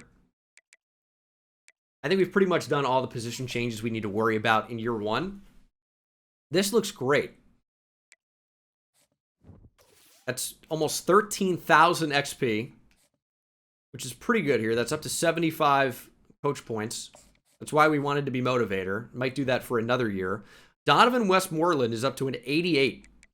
Redshirt junior, so we'll get another year out of him if he unless he declares for the draft, which he's unlikely to. Got a lot more 80s now. Of course, the freshmen don't get any type of a bump. And we might see some play style transfers out. Like, that's a possibility. I don't have to worry about playing time for seniors. It just says that they're going to be gone anyway. But yeah, pro potential could be a problem. But again, for the seniors, it really won't matter. This looks pretty good. We're up to an 80 overall. And of course, we're going to have to decide who to redshirt. And I do probably want to get back to Motivator at the end of next season. But we can start this next year with already like a bump on scouting a lot of these different positions. And we should have a similar amount of points because we weren't very good. And we'll just spend those where they need to be spent as the season progresses. So if we need more hours or bigger actions, we'll just go ahead and make that change. So it's going to be a really nice season I'm hoping for this next year. We're going to get a lot of freshmen playing just because we do need to win games, and some of the freshmen we got were just the best players on the team already. We got to encourage a lot of players to transfer out. I'm sure we're way over the roster size, but the good news is we have so many bums on this team, it's going to be pretty easy to thin out the roster in a hurry. Going into year 2, redshirting players is going to be really important for us. I know it's not exciting, but we've got to make some tough decisions on some of these players. The team did get better. We're going to start Lorenzo Vigil. I don't think there's a point to redshirting Jordan Beach. I want to play him in that third down spot, probably. Brisbane will get the red shirt. The 4-star tight end with 87 speed will get the red shirt. John McNabb as well. We want to try and develop some of these guys. If there's no chance that they're going to see the field routinely, and we want to play the best players possible, slap the red shirt on them. Get an extra year of eligibility, and that should make the team better long term. Turning around, a program like this is no easy feat. It's going to take a minute. So there's not really a point to getting these guys on the field too early. Like Carmona, I think should just wear the red shirt. He's going to be good year 1, but he's going to be better if we give him a chance to develop. So we do need some depth, but nothing crazy. And the guys that actually have a chance to develop and play, just redshirt them. We are lacking at linebacker. That's something we need to focus on in recruiting. And that's why I'm not going to be able to redshirt any of those guys. I mean, I guess I'm able to, but I'm not going to. And then safety wouldn't be the worst idea, but we've got some talent there. I'm really happy with this team. Like, it's shockingly good already. It's not amazing. It's Kennesaw State, but it's shockingly good already. It's just, can we actually perform in simulation is going to be the question. And we're going to need to bring in another really good class. Top 25, hopefully this year. Hopefully that's possible. A run stopper outside linebacker. Or multiple 5-stars. Yeah, the 5-stars are going to be especially tough to bring in. But if we can find somebody in the pipeline, scrambler, quarterback, slot corner, I don't mind that. It would be a big jump start. So, again, we'll fill out the board, see what makes sense here, and, adjust accordingly. So, here's what I'm doing. I'm not proud about it, but it's what's happening. We might actually have to offer on max here in a minute. There were some 4-stars. They were being under-recruited. I might actually kind of rearrange these points. But basically, I'm going after multiple 4-stars and 5-stars off the rip. My main point with that is that I think 3-stars are free pretty much at any point. So what's the use? Like, why bother really recruiting them? However, we may end up in a spot where we don't really get anybody, which is a legitimate fear. However, you miss 100% of the shots you don't take. So we are going for it. We know we want to improve at cornerback long term. And really quarterback too. But we have only 350 points. So it's not exactly that easy to improve at some of these positions. We're going to get locked out on so many that we're going after quickly. But again, It's better to miss on a 5-star than guarantee a 3-star when another 3-star is going to be available. Our schedule matches up pretty well if we're able to get out to early leads and get visits. I don't even think we put points on Cobbs. But we may be able to get in the mix for some of these 4 and 5 stars. May be able to. It'd be nice if we were able to win some games in simulation. But it doesn't look like these 5-star recruitments are impossible to win. Like Dion Iorio, that looks like a pretty good start. Dion Marable, I don't like any of the way we're spelling Dion here. I mean, it's okay, I guess, but this doesn't look unwinnable. I'm not saying we're going to win these, but they look like there's a chance. And if you're telling me there's a chance, I'm taking that chance. It's better than settling for a 3-star JUCO slot receiver. So we'll see what happens. I think some of these are doable. Like, we could land multiple 5 stars. That would be electric. I would rather 3 5 stars and only 3 stars or 2 stars than 23 stars and no 5 stars. Again, not saying we're going to get any, but I think it's worth the risk. We're not going to beat Wake. And some of these players we're going after are going to have championship contender as a deal breaker. So we're going to end up dropping, or like D+ championship contender, or dropping because of pro potential or something like that. But that's just kind of what you have to deal with. We didn't put any points on Donahue. I mean, like, the players we're actually going after, we're pacing well for. We really are. And I'll pull out if it makes sense to do so. Got to stay safe, but I don't know. We don't really look that bad here. We don't. And this is a quarterback we don't necessarily need, but again, just like last year, I like the way it looks initially. And last year, the returns were pretty promising. So I'm thinking they may be again. And if we look at what positions we need, we're going after multiple quarterbacks, running back, linebacker.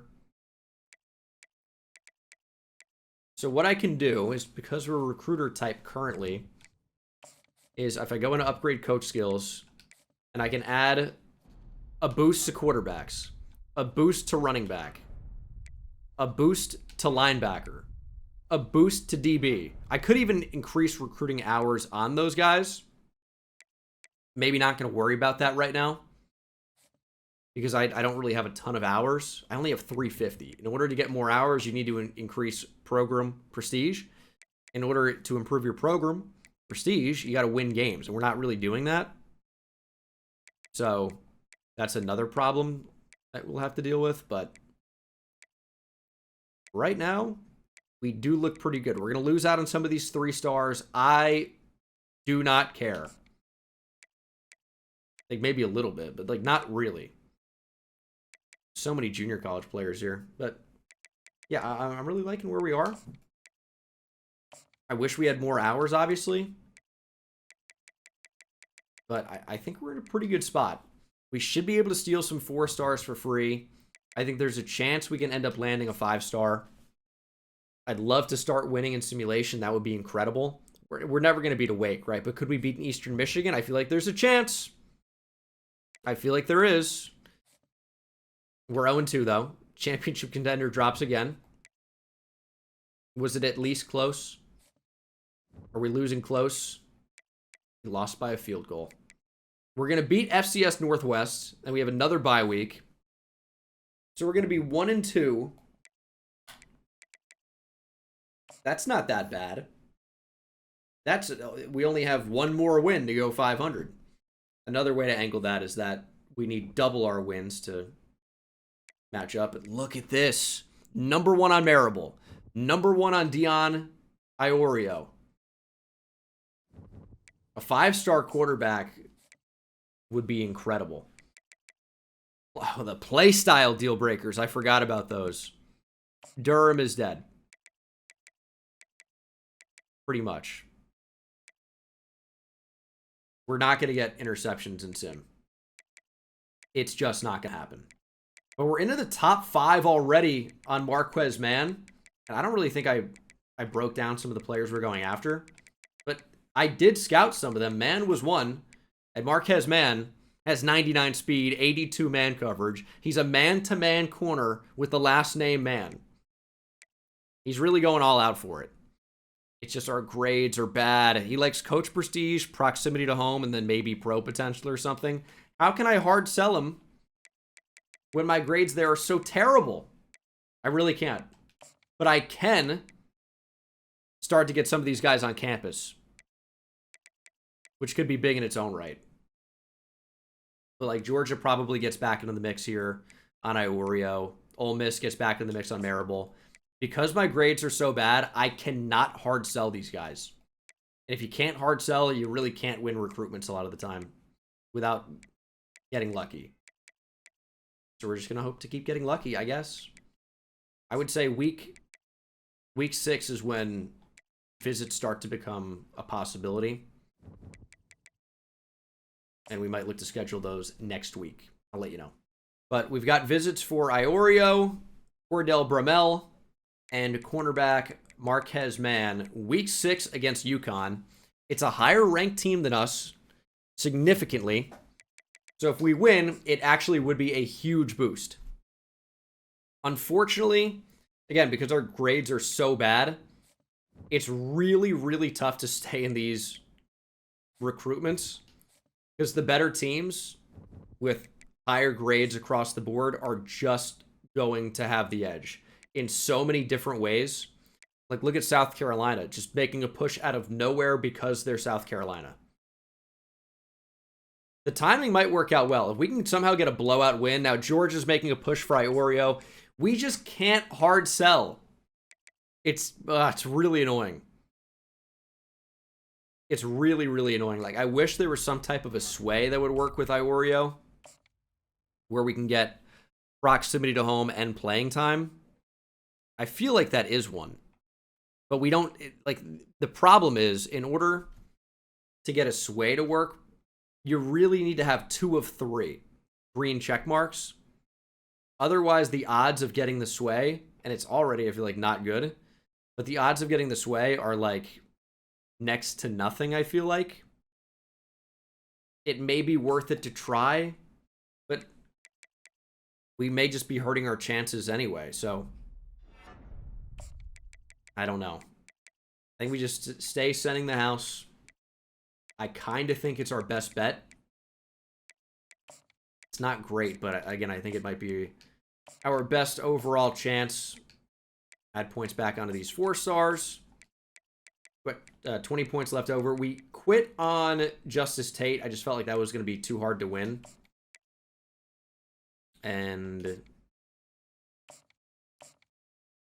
we're good there on Humphreys. Nah, we might just go 50 for him. And we'll try to beat UConn. If we can beat UConn, and especially have a blowout win, I think we've got a legitimate chance to land a lot of these top players we're going after. Otherwise, it's looking tough. And Dion Marable, ideally we get on campus, I guess maybe week 8 or week 10. Ole Miss and SMU are making a big push. But I think these 5 stars are so good and so important to our potential success that we've got to go after them. And I'll tell you what, we are a higher overall than UConn is. But if we beat them, we're going to get a big boost. So this is a huge game. We got to win. All right, this is a huge, huge game. UConn's 3-3. We do have more talent. We've got some new names that you didn't see last year. Westmoreland is our best defensive player now after a huge offseason upgrade. And that's going to be caught. Oh, I love Heisman difficulty. I forgot they catch everything. Another 3rd down, though. We're going to need to jump in on offense and score a lot of points. Sacks good. Fumbles, even better. We recover it. No points for the Huskies. We are jumping in on offense. Let's get a blowout win. We got Vigil into the game. True freshman quarterback. He got bumped. But this is your first look at our hopeful program savior. Vigil has an arm. He can run. And he can sling it a little bit. Look at the 3/4 arm slot delivery there. Found the flat, but he can run a little bit.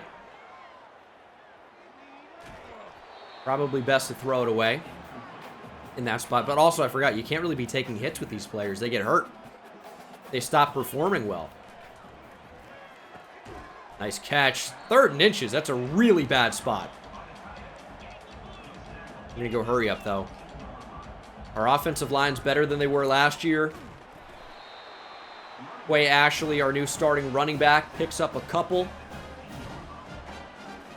Let's keep UConn on their toes here. Or on their heels, maybe. As Vigil's going to stretch for 5. Kind of took a big hit there. But this is going to be our guy. Big-time quarterback recruit for us. Can definitely move. Lower the shoulder. Vigil stretches in. Touchdown.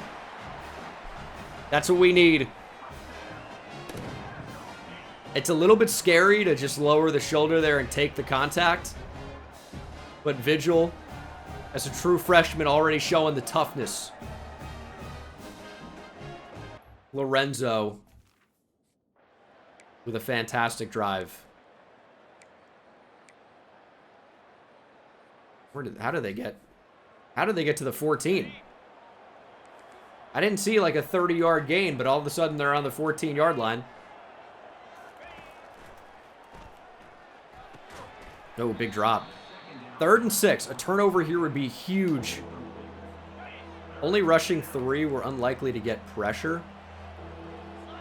But an interception would be massive in this spot. Screen! Big play for UConn. This is, I mean, we need a win first and foremost, but a blowout win would be huge. I don't know if that's going to be possible. On the 1, that's, again, an awful spot. He might have been on the 3-yard line. The 1 is crazy. No tackle, touchdown, Huskies.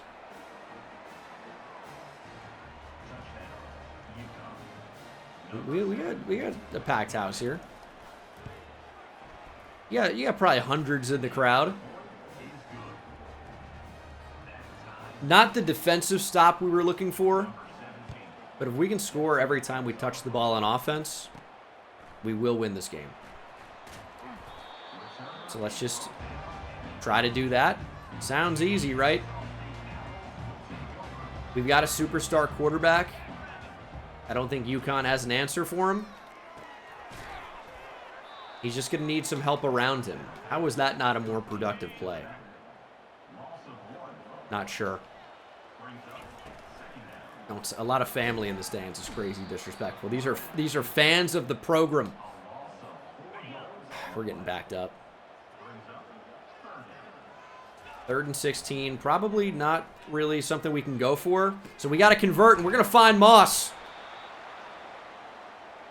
We do have an injury to our offensive line. It's Trey Butts, but that is a huge way to move the chains on 3rd and quite long. Strained forearm. We're going to go to the bench here for a moment. Maybe find Benyard out to the right side. I don't love it. We're going to run. Just give us a block. It will give us a first down. We actually transferred Benyard's brother out on defense. Had to send a message. Play better where you don't get to keep your family. That's the type of program we're running here.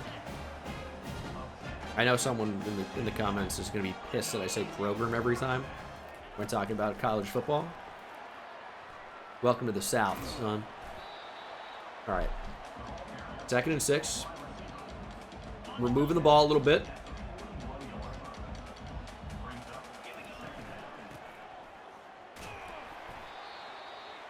Do we want to give UConn the football back? I think I'd be very comfortable going into the half up 14-7. I'm going to say we're going to try and play to make this the last drive of the first half. Nice catch. Maybe 1 or 2 plays before the 2-minute timeout. We're going to try a run. Hopefully get the blocking, no false starts. Right tackle jumped. Or actually the running back jumped. Interesting. 1st and 15 is not great. Now we've battled back from a spot like this before. That was like an instant shed. Had to throw the ball instantly. 2nd and 11. I guess I'd be comfortable with 10-7. I wouldn't love it. Fumble. UConn's on it. Lorenzo Vigil just dropped the ball. Well, it's not great. They do punt. Way to play defense. We can still make this 14-7. Fumbles. Kill me. Stepping up. There goes Vigil. Curvin's Choate for UConn is injured. An interesting name. I didn't really know how to say that. I'll take the free timeout at this point in the game. That's awesome.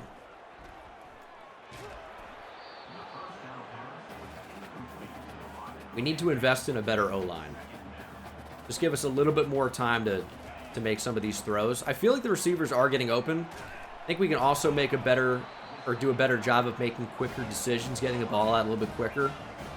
And that takes a little bit of the pressure off the offensive line. But sometimes I'm trying to push the ball down the field. Sometimes I'm comfortable taking a check down, calling a timeout, and looking for a throw I like a little bit more. There were some okay options on that last one. Oh, that would have been a sick catch. Ball was not exactly where we wanted, but would have been a sick catch. Ben Yard getting down the field here would be big on the slot fade. That's going to be perfect, though. There's Quay Ashley stepping out of bounds inside the 20. We call the same play. Slot fade, touchdown to Ben Yard would be awesome. I think we actually might have that. Oh, it's good coverage. Cover 3 or something. Cover 4, actually. Interesting how the safety played that. Warner did a fantastic job. Can we rifle that in there? There we go, Kent. There's a timeout. 1st and goal from the 5. Give me a touchdown. Let's go! Big drive. Huge. Vigil finds Destin Thomas for the big score. Did we kick off to start this game? Why do I feel like UConn had the ball first? I mean, they were driving. But now it's 3rd and 7. Turnover here would be huge. I mean, look at the area of the field. We probably get a punt. Maybe a long field goal try. I guess they could go for it. A lot of different options here. And we played too shallow. I thought that was a possibility. I thought we were going to get pressure there and he was going to force the ball underneath. We gave up too much space over the top.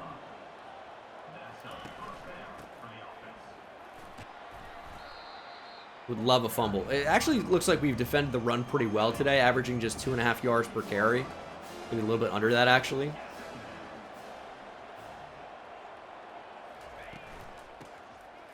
There we go. I mean, TFLs don't seem to be a problem. It's just, can we make plays on 3rd down when we need to? That's a little bit more of an issue, apparently. 3rd down and 7. See, we're trying to cover everybody, and finally, pressure gets in. Tamarius Walker sacks Tucker McDonald. UConn gets a field goal. And we're up 14-10, looking to extend that. Back in on offense. Fake pitch. Ball out a little bit too quickly, in that case for Ashley. We could have faked a run maybe, tried to throw on the run. I guess you're risking an accurate ball. You never know what's going to happen when that happens. Forced to take off with Vigil. I didn't love it, but it was actually our best chance. He scrambles for a ton there. Also, a 21-10 win would be sick, too.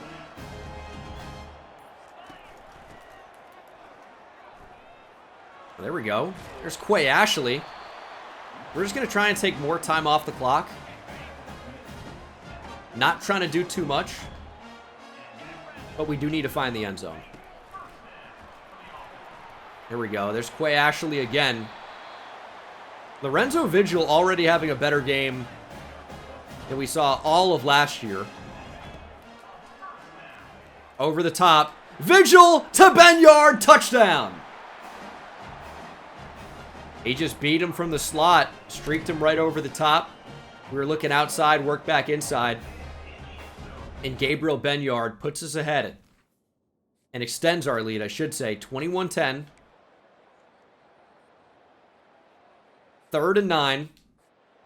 We're actually extremely close to a blowout win. If we can get the ball back, something could happen. But Lorenzo Vigil, in his first game, is already showing up and showing out. Incomplete.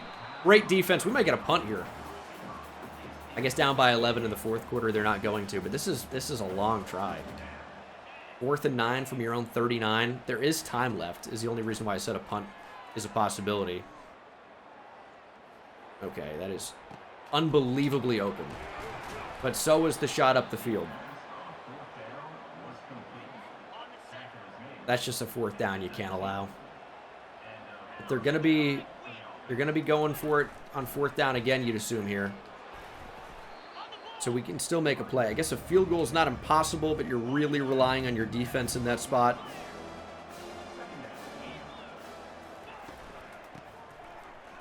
Big tackle from Redding. 3rd and 4. I think we blitzed them here.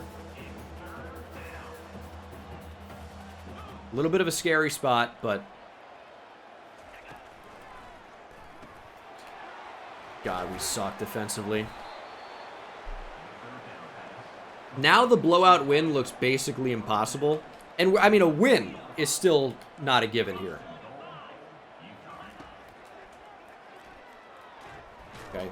Get the ball. Get the ball. Get the ball. Rip the ball out, please. That quarterback was... he's unbelievable strength to stand up in the pocket there and not get sacked. For a while.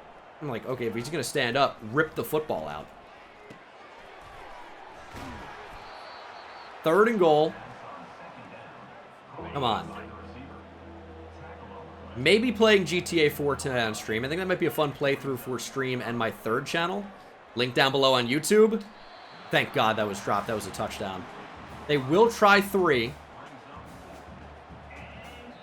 I'm going to ice you. Does that work in this spot? I don't know. They might be close enough to where this kick on the road is wide right. The kicker might not get it over enough. Yeah, if you're watching on YouTube, make sure to check the description for the 3rd channel. A lot of GeoGuessr are on there, but also some playthroughs as well. UConn gets 3. They're going to kick it deep. I mean, the most we can win by probably is 15. Which is not good enough for a blowout win. But a solid win, it would still be a really nice result here. With big-time recruits in attendance. So, we're still going to try to make that happen. We're chewing clock. A loss here, again, would be, like, catastrophic. Especially considering how well we've played in this game.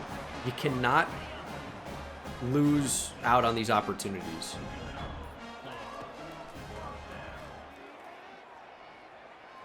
That's going to be intentional grounding. Or throwing over the line, actually, which is a little bit better, I think.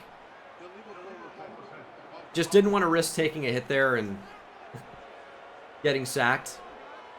Or fumbling, I should say. 2nd and 15 is not awful. It's not great, and that stops the clock. Vigil on the move. 3rd and 10. I'm just not really liking the options here down the field. And I guess I would consider going for it if we don't get it here. You better block here. There's Vigil. What a run on 3rd and 10. Again, we had to have it, and we got it. We're still passing here, which seems crazy. But it's a lot of, like, actual runs. There's the 2-minute timeout. I do want another touchdown. Slot receivers uncovered here. I mean, you do risk giving the ball back to UConn, but we're airing it out. Lorenzo Vigil for Bohannon, touchdown! Sometimes you just got to take it. I'll tell you what, Lorenzo Vigil can play a little bit. He might be a baller. Okay, what is this drive from UConn? It's huge play after huge play after huge play.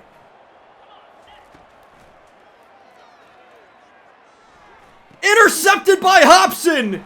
Easy reads! Green eggs and ham! We've done it again with Hobson. Another user pick. I'll tell you, a blowout win is not out of the question here. You need, I think it's 17 plus points is a blowout win by their definition. Right now, we're up 28-13. I'll let you do the math on that. We are close. I think it's 17. I think you'd think it's like 21, but I don't think it is. UConn calls a timeout. I know it seems like, okay, dude, just take the win here. There's a minute left. They have one timeout. We're running the ball pretty well here.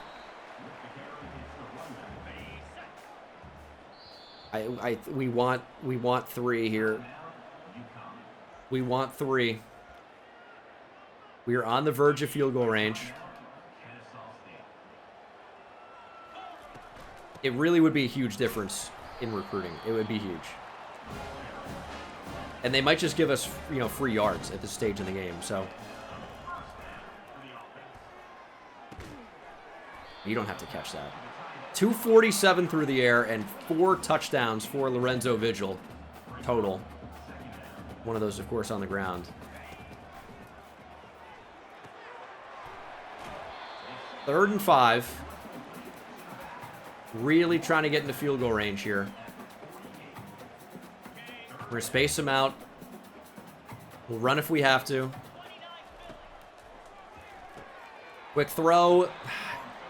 He caught it, but he's short. 20-ish seconds to play. We're just going to run. We're going to take the yardage. We're going to slide. 17 seconds on the clock. We are on the edge of field goal range, maybe. I think we have a shot down the field for Benyard! Don't even worry about the 3. It's a touchdown. Vigil again. What a game. We get the blowout win. 35-13 will be your final. What a game for Lorenzo Vigil. I'll tell you, for that being my first impression of him, I know we're playing UConn, right? But we're Kennesaw State. 23 for 31, 289, 4 touchdowns through the air. He had 93 yards and a touchdown on the ground. Did fumble, that's okay. Benyard goes close to 100, had 2 scores. Defensively, I think we played well enough. Big interception for Baron Hobson. But we needed a game like that. With 5 stars in attendance, don't give me an error. Don't give me an error after that game. No, dude. No. Why are there so many glitches on this game? Tell me it saved. It did. With 5 stars in attendance.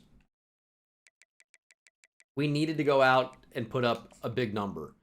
Dion Iorio, hopefully, was thoroughly impressed. Because that was a higher tier opponent. And we blew them out. Cordell Bromell was in attendance. Marquez Mann. We might not get any of those recruits. But what we did do was put our team, put our program in the best possible situation to land those guys. We may end up increasing hours if we need to, but we'll make that determination following the simulation of this week. What a game for us. We just get Cordell Bromell outright.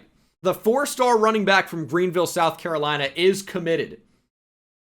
That's huge. It's to be determined what happened with some of the rest. Nice game from Donovan at Westmoreland. The general. Where are we on Marable? We need a visit. We are so close to a commitment for Dion Iorio. Oh, that's huge. A blowout win against a higher tier opponent is unreal. We are so close for Marquez Mann. Oh my God, what a week. What a week. We should have potentially considered a visit somewhere else. Did we leave 50 hours? I don't think so on the simulation, right? That would have been crazy. But that's huge. We're about to get 2 4-stars. We got 1. Iorio. Marable is close. Now, unfortunately, UTEP is a lower tier opponent right now. But I think week 8 is when we need to make this visit happen. He's a proximity to home guy.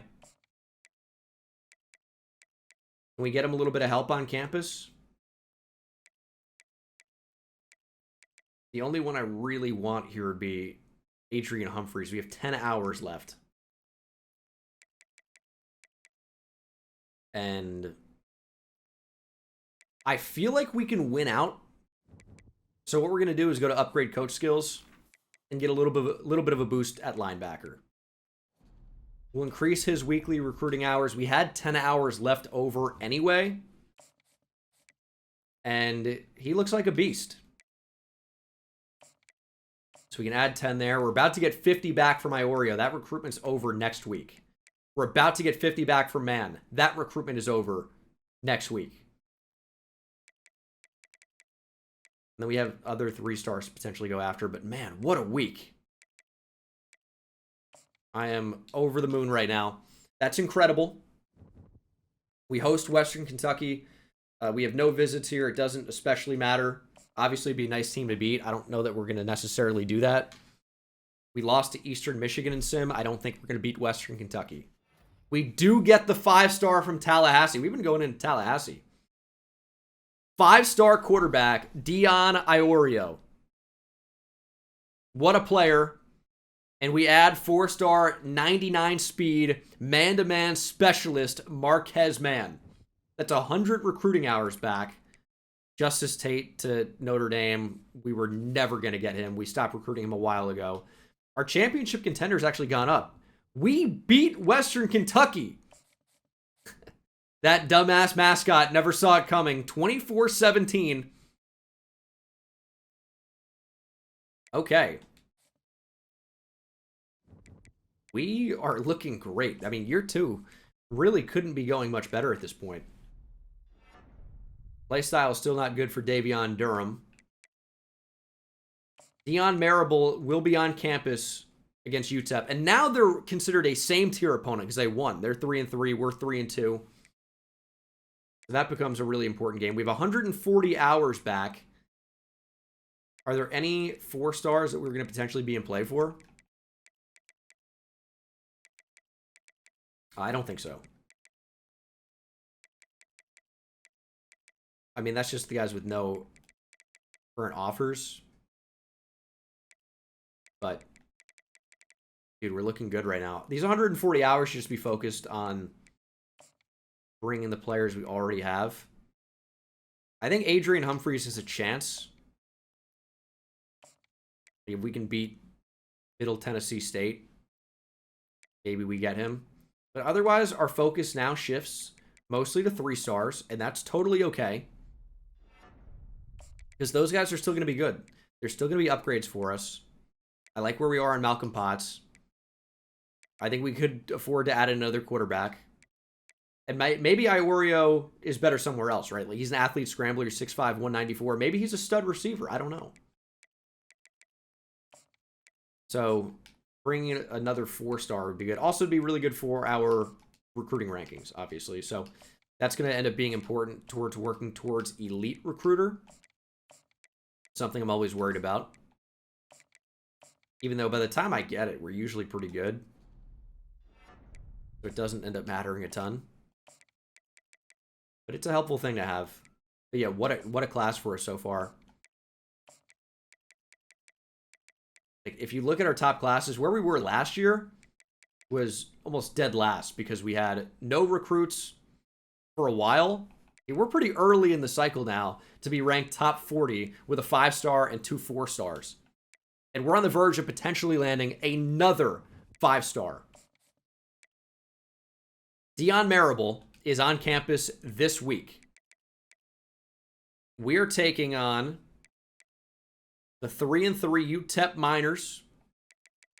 Trying to get a minor to commit to us. I don't like the way that it sounds, but he's in high school, so we're trying to get him to commit to. I don't like the way it sounds, but we're actually gonna add 5 more points on him. So we're looking to be in a great spot. If we win this game, he might just commit outright with a blowout win, maybe. 2 5-stars, multiple 4-stars would be just fantastic. So let's see if we can get a big win against UTEP. They are a 79 overall. They're right there. It's a beatable team, but it's also a team that can beat us. Here we go. Huge matchup against UTEP. Let's get out to an early lead. There's 7-0. UTEP was knocking on the door. They only end up with 3. We haven't scored since that first score, and now we're actually down 13-7. We do get the football back. 2.5 minutes to play. Maybe just closer to under 3 minutes to play here in the third quarter. We got to find the end zone. Looks like Lorenzo Vigil took a step back from the last time we saw him. Only 7 points is just not great. But maybe Moss can just outrun somebody. And that's what we should probably look for at wide receiver, especially playing in Conference USA. Let's go out here and try to add some speed at receiver to where we can just say, hey, go run by your man. That works. Like, I know it seems cheesy or whatever, but geez. If you were recruiting high-level athletes to a place like Kennesaw State, being more athletic just works. So, throw on the run. You got to make a catch here, Moss. That's a bad drive. It's a really bad drive. We will get a punt, though.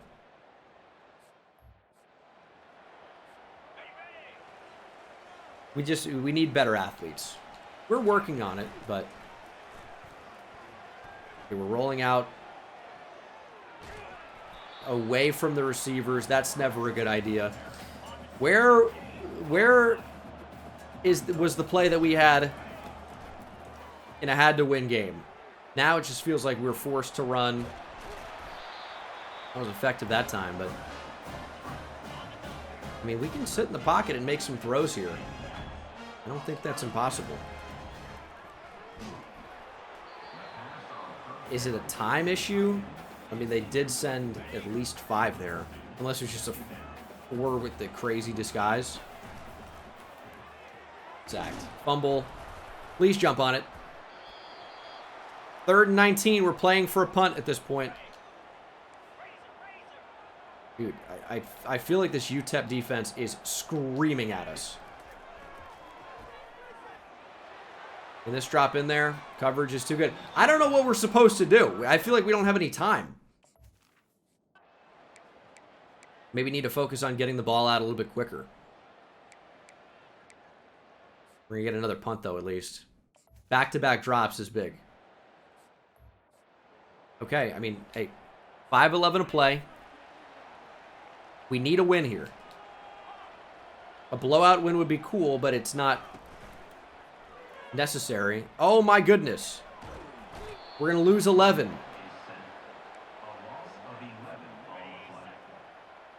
I think we're trying to go too far down the field. But now it's 2nd and 21. It's like your options get fairly limited. Good way to get some of it back, but 3rd and 12 isn't good. And another punt would be awful. Vigil's ice cold. Lobbed it back. Nice catch, Bohannon. Now we can settle in a little bit. Now we can run the ball, maybe. I don't love QB draw, so we're going to stick to a touch pass here. Oh, we just got a right tackle that punched the defensive lineman in the mouth. Distracted me. We didn't really do too much off of it. Here we go. Good strength. 3rd and 2. Looks like it feels like a short 2 though. Well, it gets a little bit longer when you lose yards. Running the ball is just so bad sometimes. And that was our 4th down play. I thought we had an easy conversion.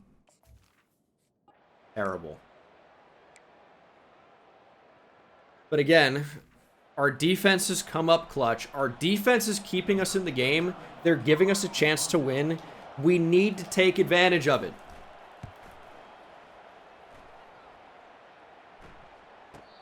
From our own 24. Here we go. This 3-3-5 defense is unbelievably tough to move the ball on for me. Nearly intercepted, I feel like. I mean, they're in the backfield what feels like instantly. They blitz that time. I feel like if we throw a screen against it, they're just going to read it.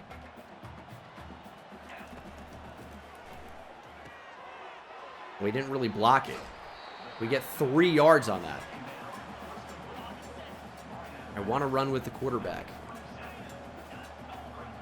Keeping the running back in the block seems to do nothing. So we're going to try to use him in the passing game. There's a 1st down.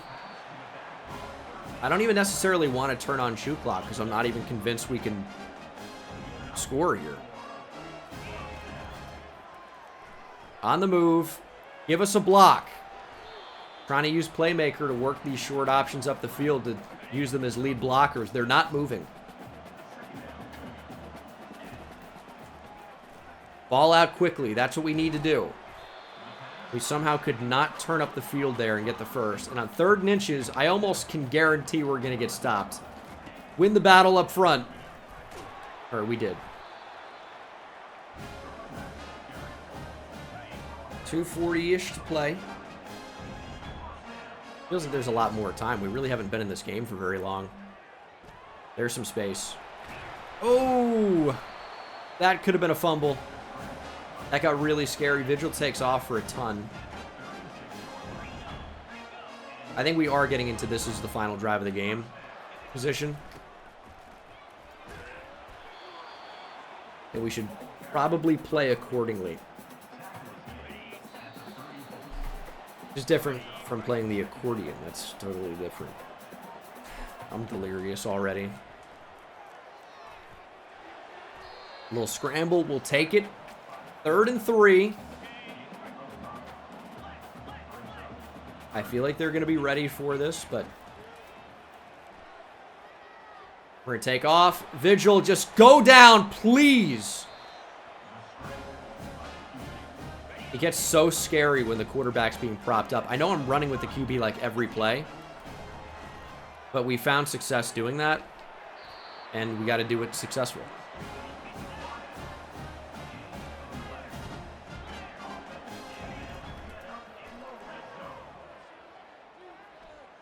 Throwaway's good there. 33 seconds to play. Let's not get crazy.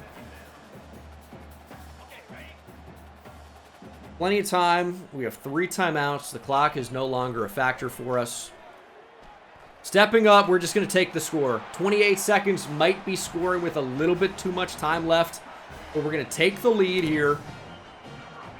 Under 30 seconds to play. I think it had to be done. I don't want to risk getting stopped on the goal line. I think we have a better chance of stopping them on defense than we do getting the ball like even 1 yard on first, second, third, fourth, and goal. I know that sounds crazy, but also they're doing the wide split BS. I hate this. We whiff. Timeout UTEP. They only need 3. I don't like this situation either. The reality is 22 seconds is a lot of time. A throwaway is good for us. I guess he was out of the tackle box. I didn't see. We just can't let them get to like the 35. We've got a little bit of wiggle room here, but not a lot. Having him short of the line to gain there is amazing, because it makes them burn a timeout. 11 seconds. They're close to where they need to be, though. And they're going to be right there. They're going to try it. We're going to ice them on the road. I don't know if it does anything. UTEP to win it. Here's the kick. Curving. It's good. I knew it. It's just too much time in this game. It's just too much time. That seems crazy because it's less than 30 seconds, but that's too much time in this game.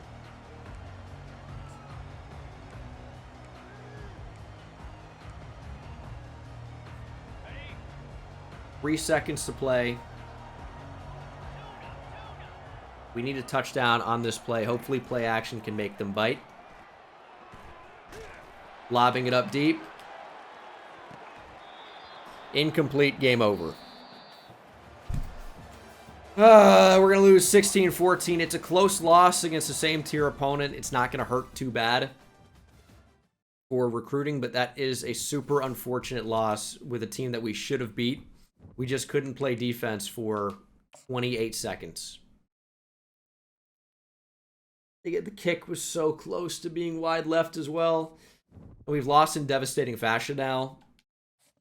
Twice this video. It's actually pretty good. Only twice. We didn't get the bonus that we should have got. We get 0%. We lose actually 1 there. No, actually it says higher tier opponent. I don't know. We are so close to earning the commitment, but that might be the nail in the coffin with Ole Miss making a real push. We'll see what happens as a result, but I think it's safe to say there that a win would have been preferred.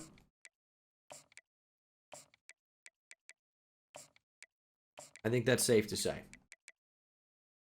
We need to find receivers that can run. That's going to be our next point of emphasis. And we have a week 10 visit. We'll see if we can get Marable to commit anyway. But that is a really unfortunate loss. Again, I think we had to take the touchdown when we got it.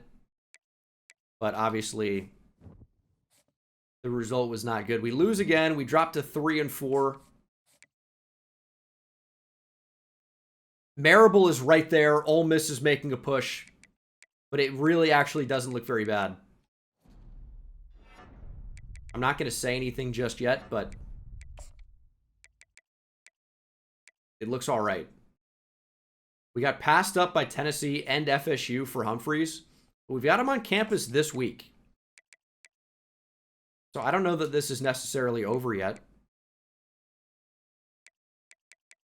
And we're looking pretty good on a lot of 3 stars. Georgia, of course, making a push for all the 4 stars I wanted. Ringo and Potts are the big 2. If we don't get Nowak, it's not the end of the world.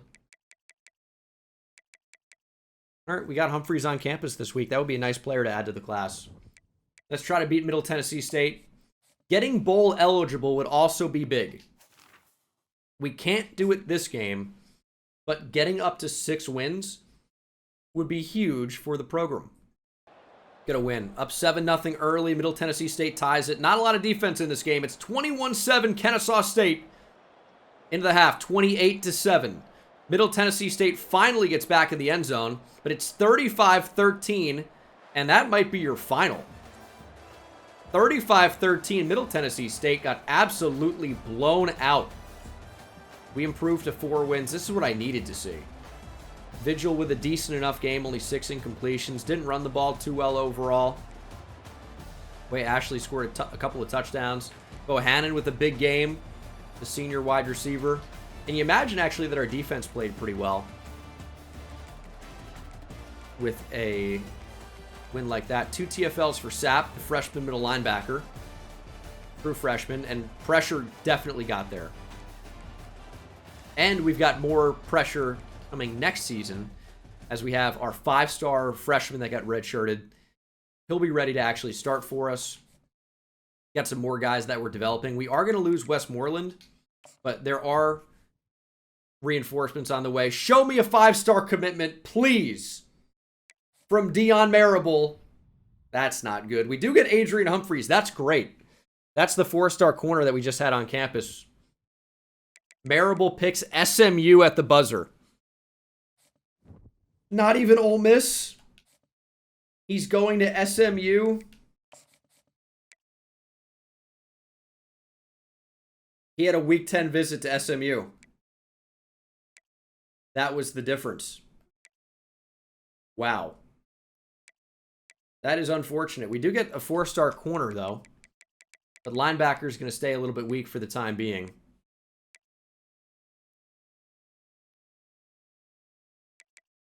But Humphreys is a big get. 97 speed, 80 man coverage. Still trying to get Ringo.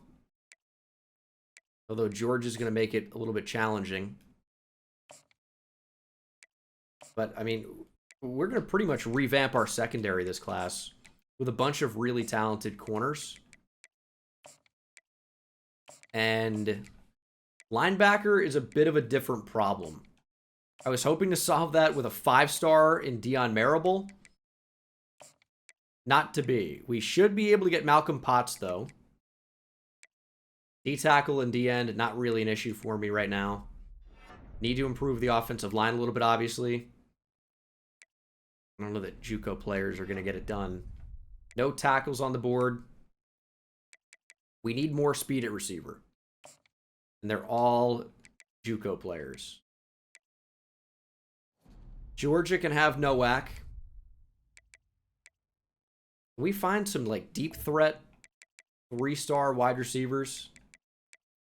That's what I want right now. Guys that can get down the field. We shouldn't have any chance at a 4-star, but there should be 3 stars available. Aguayo, Coker, Eric Vasquez, Lester Casey. There are some options here. We, at the end of the day, just need more speed at the position. And hopefully these guys are good enough. We're going to offer scholarships on all of them, and then we'll figure out who's good in a little bit. I just don't want these recruitments to get locked out as they get to the next stage. Offering scholarships should be a good way to stave that off for the time being. So, George Aguayo is going to be a ball player. He's not going to Rice. He's going to Kennesaw State. We'll see. Can we beat Jacksonville State? Hopefully so. But I doubt it. We'll see. We lose Von Duke to Georgia Southern. Dorian Ringo, I think we got passed up for. We're actually B- championship contender. We did win. Jamar Rux, the senior defensive end, with 3 sacks. We're 5-4. We're 1 game out from being bowl eligible. Marable to SMU sucks. And if we win that game, the bottom line is he commits to us. We lost the game with the last-second field goal. I don't really know what else I can do differently there. I tried to play defense, but just couldn't. And I think that's partially not having a ton of speed out there. It's sometimes tough when that's the case. Let's see if any of these receivers can actually run, because a deep threat wide receiver without speed isn't especially useful to me. 87 speed from Coker. He stinks. 93 speed's going to be good enough, I guess. 95 speed from Lester Casey's going to be really nice. Man, losing out on Marable sucks. But we're on the verge of being bowl eligible. With a win here, we are bowl eligible with 6 wins. Our championship contender was up to a B-. We are locked out on Aguayo. Ringo commits to Georgia. Looks like we probably lost. No, we're 6-4. B championship contender. That's huge. And you'd think that we're about to beat Louisiana Tech with the season they've had. Although maybe not. But okay, things are looking up. Aguayo locking us out isn't great, but we got Lester Casey, who I think probably ends up in the class. Unfortunately, no Aguayo. Show me someone with just high 90 speed out of nowhere. Chuck Cooks does have takeoff. I mean, there's something there. Recruiting class mostly looks pretty good. Gonna simulate again. 7-4 would actually be great. And I think we're probably competing for a Conference USA title at that point, as we are locked out on Chuck Cooks. We unfortunately lose to Louisiana Tech. That was their first win in the conference, by the way. So that's actually a pretty horrible loss. I mean, we were in play to compete for a division title. It's unlikely to happen at this point. Need a loss from UTEP. Or, I mean, beating Liberty would be what we actually need, but that's super unlikely to happen. So I wouldn't necessarily count on that. These receivers that I like that keep locking us out, very annoying. And now they're going after Lester Casey. LSU, I hate you. Oh my gosh. So annoying. Lester Casey's the 3-star receiver I want. He's got 95 speed. He's a gem. We're going to have to settle for something else. And I'm still pissed we didn't get the 5-star receiver or 5-star linebacker. That was our class right there. It was like, that was guaranteed top 25 class. But not anymore. It was guaranteed. That's okay. We'll see if somehow we can shock Liberty here on the road. It's not going to happen. But it would be huge if it did. Let's see. Nope. 6-6. We lose again. Championship contender has fallen off a cliff. We're now not going to play for a conference championship. But it was a big year for growth. We got up to 6 wins. It could have been more, obviously. Coulda, woulda, shoulda. It wasn't. I get that. But it was a good year overall. And we're going to try to get in line to get Motivator back up. I don't know if we're going to be able to. We spent a lot of points in Recruiter. So we'll see what happens with that.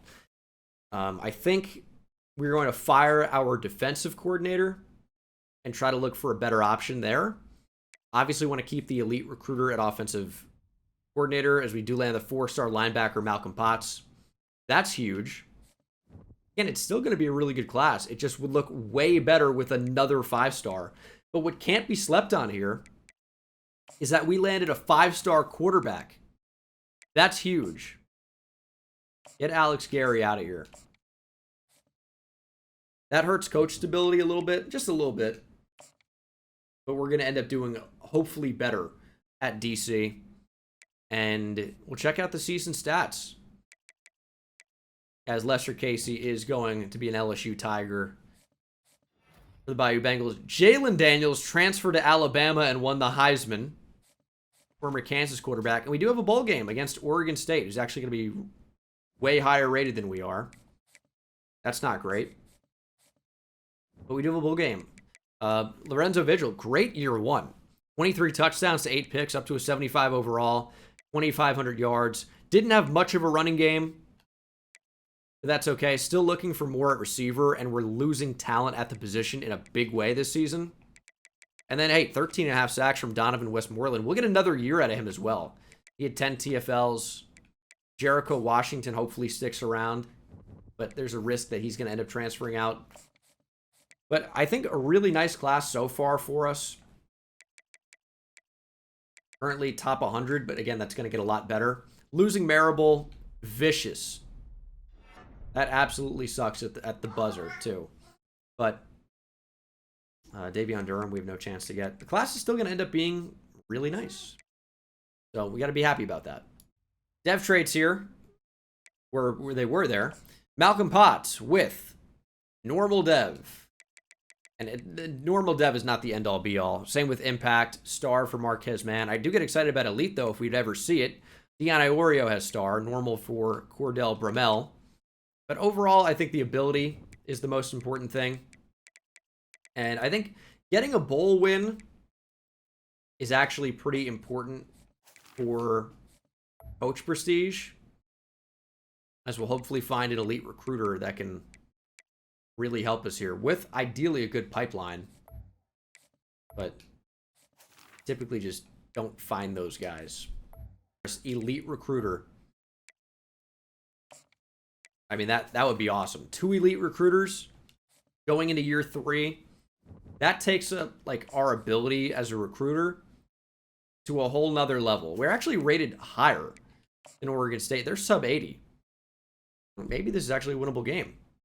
10-0 early. 17-0. And it's a 58-yard field goal to give us a chance here for points in the first half. And we're not going to get it. Okay, well, it is a bowl game. It doesn't matter a ton. I figured that it would help out Coach Prestige. It's looking like a loss here. 17-7. I mean, maybe there's a chance if we can get the ball back without allowing a score, but we didn't. 24-14. We do have the ball. We have 3 timeouts. That's a ton of time off the clock. I guess it's not completely dead yet.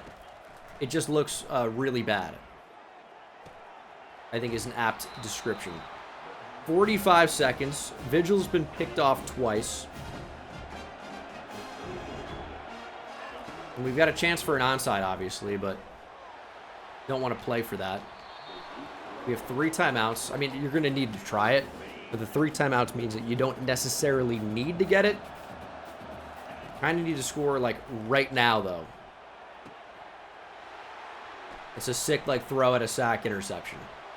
Give me a pick 6. I actually thought B was a streak. If it means anything to you guys, he was actually running a drag, clearly. So that is the game. Great stuff there. It looks like we're not going to win our first bowl game. Sick. And that really sucks, too, because what was that? The Guaranteed Rate Tax Slayer Bowl? Such a prestigious bowl, too. That would have been huge for the trophy case. We do level up, though. And actually, it was the RL Carriers New Orleans Bowl. Excuse me. My mistake. But if we hire an elite recruiter, I certainly don't even care about that. And I think we're going to be in a really good position to win a ton of games next year. So let's see if we were able to sign that DC. We did.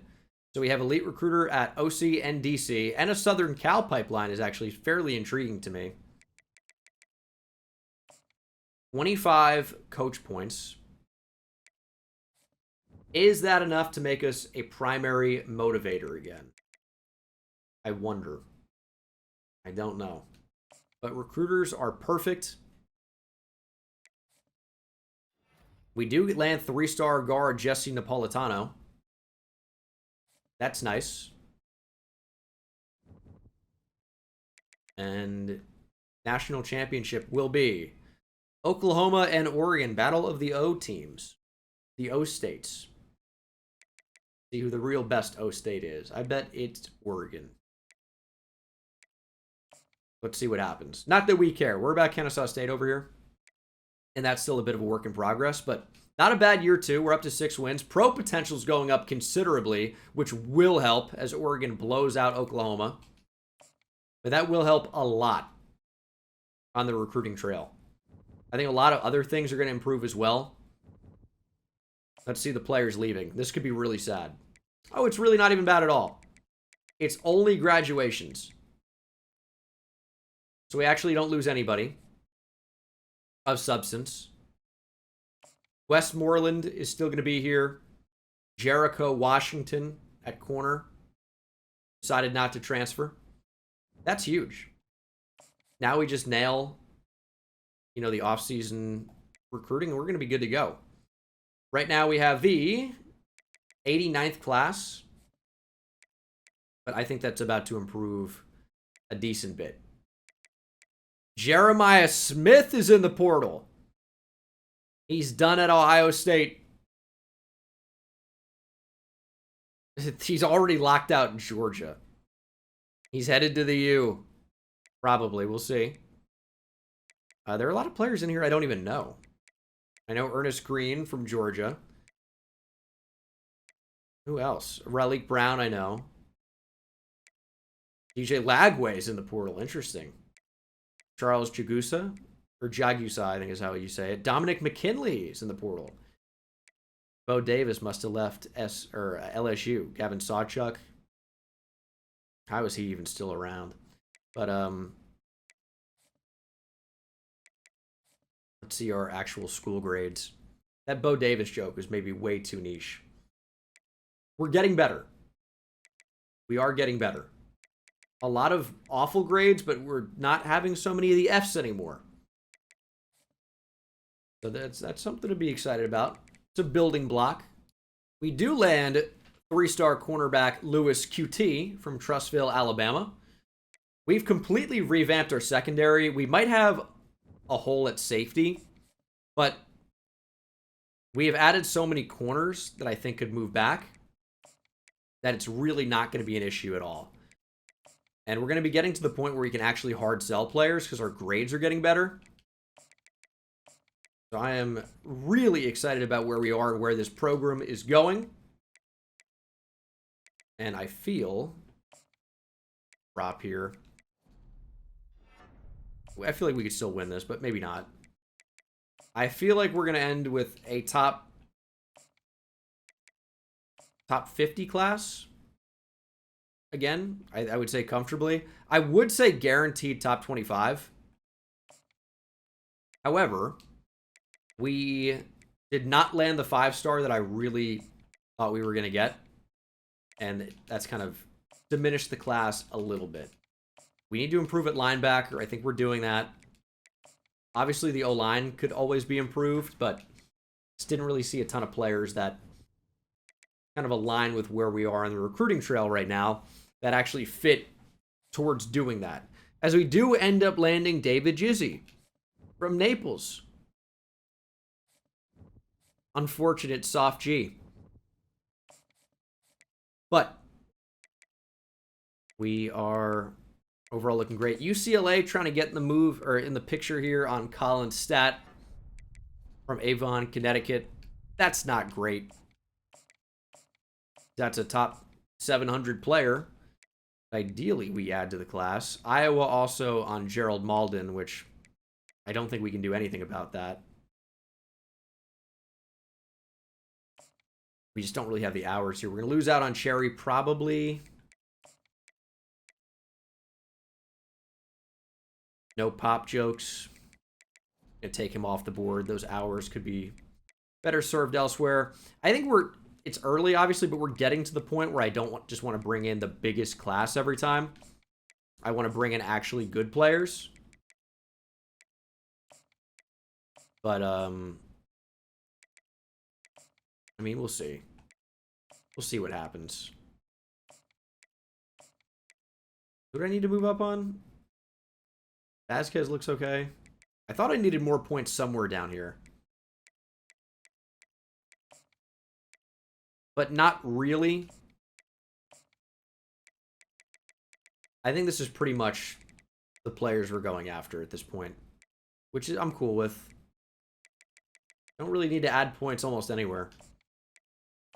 So, we will bring in 20-ish players in this recruiting class. I think that's good. It's going to be good enough for top 40. I don't know if I can guarantee anything more than that. I do land another 3-star corner and another 3-star corner.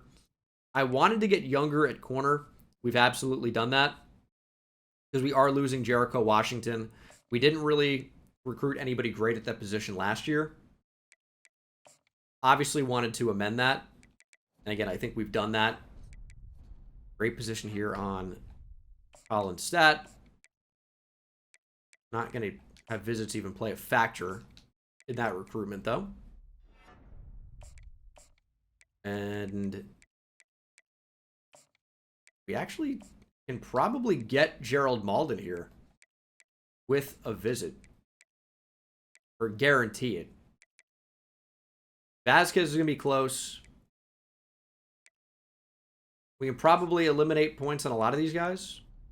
So we'll try to get some visits going and try to guarantee some of these commitments. We're close. We do land the 3-star safety, a 3-star receiver, 3-star tight end. There's going to be a lot of these 3-stars to fill out the class here, and a lot in the secondary. Colin Stat is a big one. Adding a center, I think, is also pretty big. We need to get a little bit better on the offensive line, but some of those guys from last season are just going to be developing. So, and I feel really nice about where we are. We'll see what the official grade is on this class.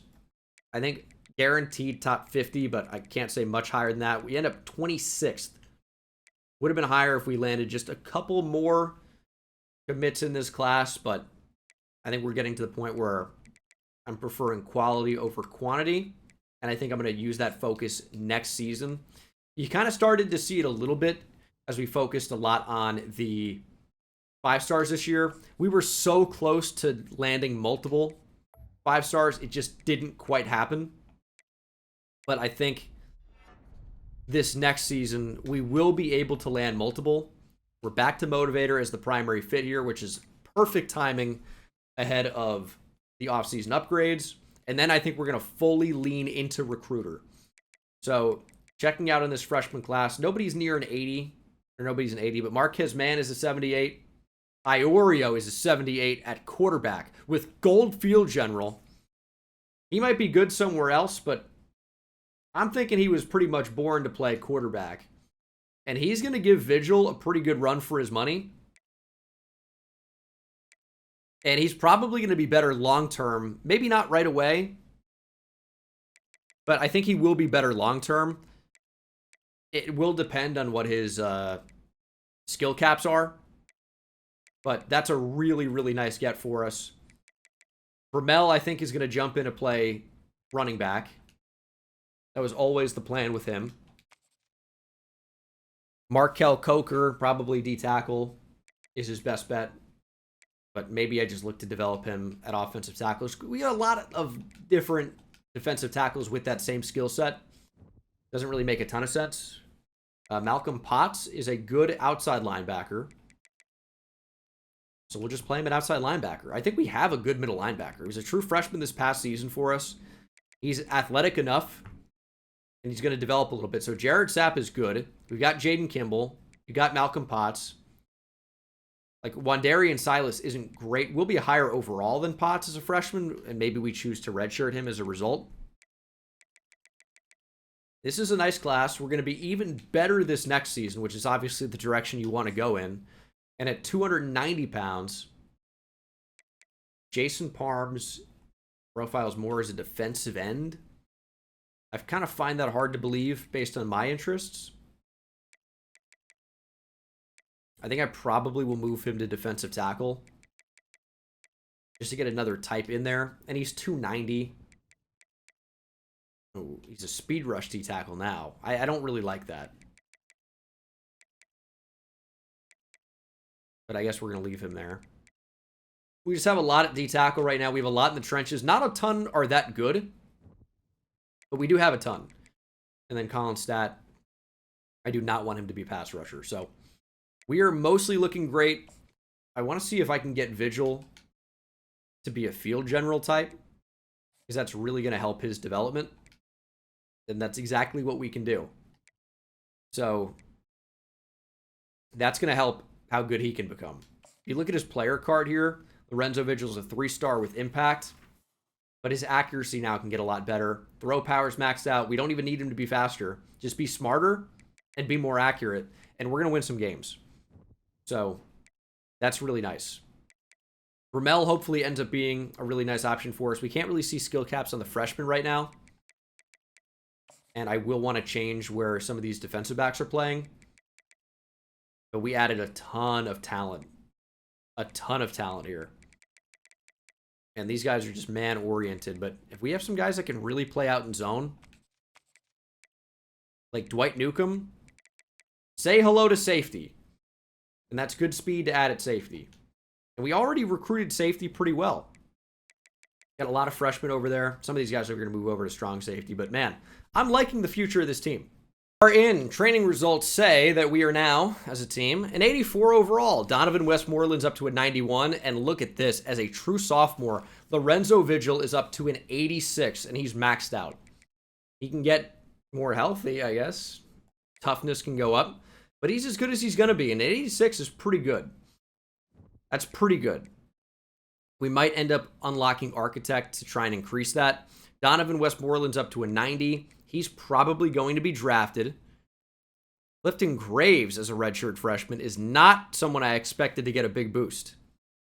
He's a 3-star with, I mean, decent skill caps and star dev. So I guess he's going to compete for a lot of playing time. And at 271, I'm almost wondering if he can't be an option at defensive tackle long term. Ronald Carmona will be playing this year.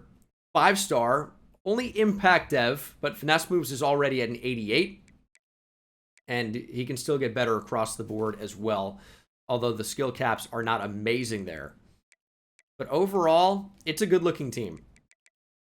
We're going to redshirt some players. Kicker and punter are set for this season. Might choose to recruit one to redshirt and develop for a year. We have 2 roster spots where I feel like it's okay to do that. But overall, this team got a lot better. Jordan Beach did not get better at all, though. That's cool for a 4-star. Receivers, pretty weak.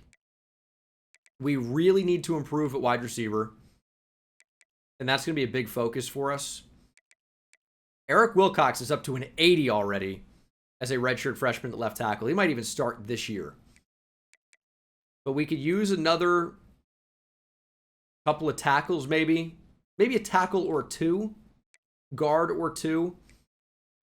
The line looks really nice. Jackson Colvin will be a beast. Geo Smith is up to 98 speed. I'm thinking there's a chance he ends up just playing off-ball linebacker. That's a lot of speed to have at defensive end and not playing this year, probably. That's it. I mean, that's insane. Our D line looks great. I think we can probably totally avoid defensive line recruiting this year unless there's somebody that makes a ton of sense for us. Jared Sapp's up to a 79. Linebacker got better. Cornerback looks pretty good. The true freshmen are going to get redshirted. Safety looks well-rounded. We're pretty good everywhere. So let's redshirt and let's get ready for Season 3 where we really should experience a decent bit of success. Obviously bowl eligible. We probably should be competing to win the conference at this point. We'll see. Big board here for 2027, I want to say. Some good players in here. It's a bigger focus on 5-stars now than it has been in the past. But I look at the team and I say, we are a good team right now. There's not really one position that's in dire need of an upgrade. It's just mostly targeting best player available.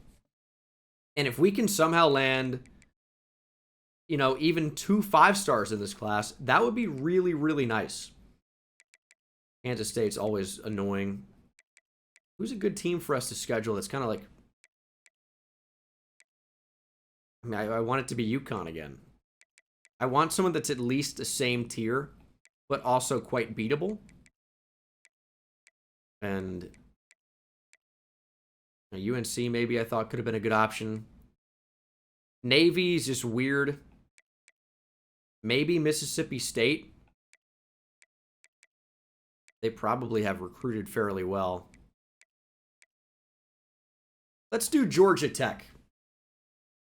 It's a good week 5 matchup. And we have home games week 6, week 7. That's going to be really good for recruiting. And then not again until week 11, which could end up being a little bit tough. And then let's, we have Kent State. And they actually were pretty good in 2025. Rice was also pretty good. Let's start off easy. Let's play the Riverside Royals. And hopefully have a really good season. Hopefully can bring in some of these 5 stars. If we get 3, that'd be incredible. Definitely want a bunch of 4 stars. And we're locked out on a 4-star tackle already. But up to an 85 overall as a team. Phenomenal place to be. Absolutely love it.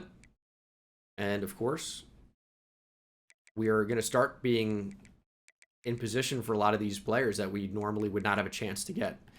And some of these players that had deal breakers no longer apply to us because we're actually pretty good. And might want to add some of these players not receiving offers, of course. So, love where this team's headed. Think we've been pretty good so far. And I think we're going to continue to get better. Starting 1-0. We have an FCS school on the schedule.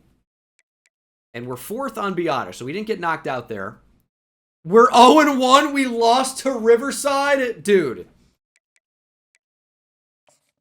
There's no way.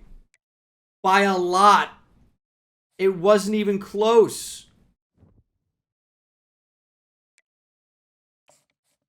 Oh boy. This is typically how it goes, but we're pacing really well for the 5 stars.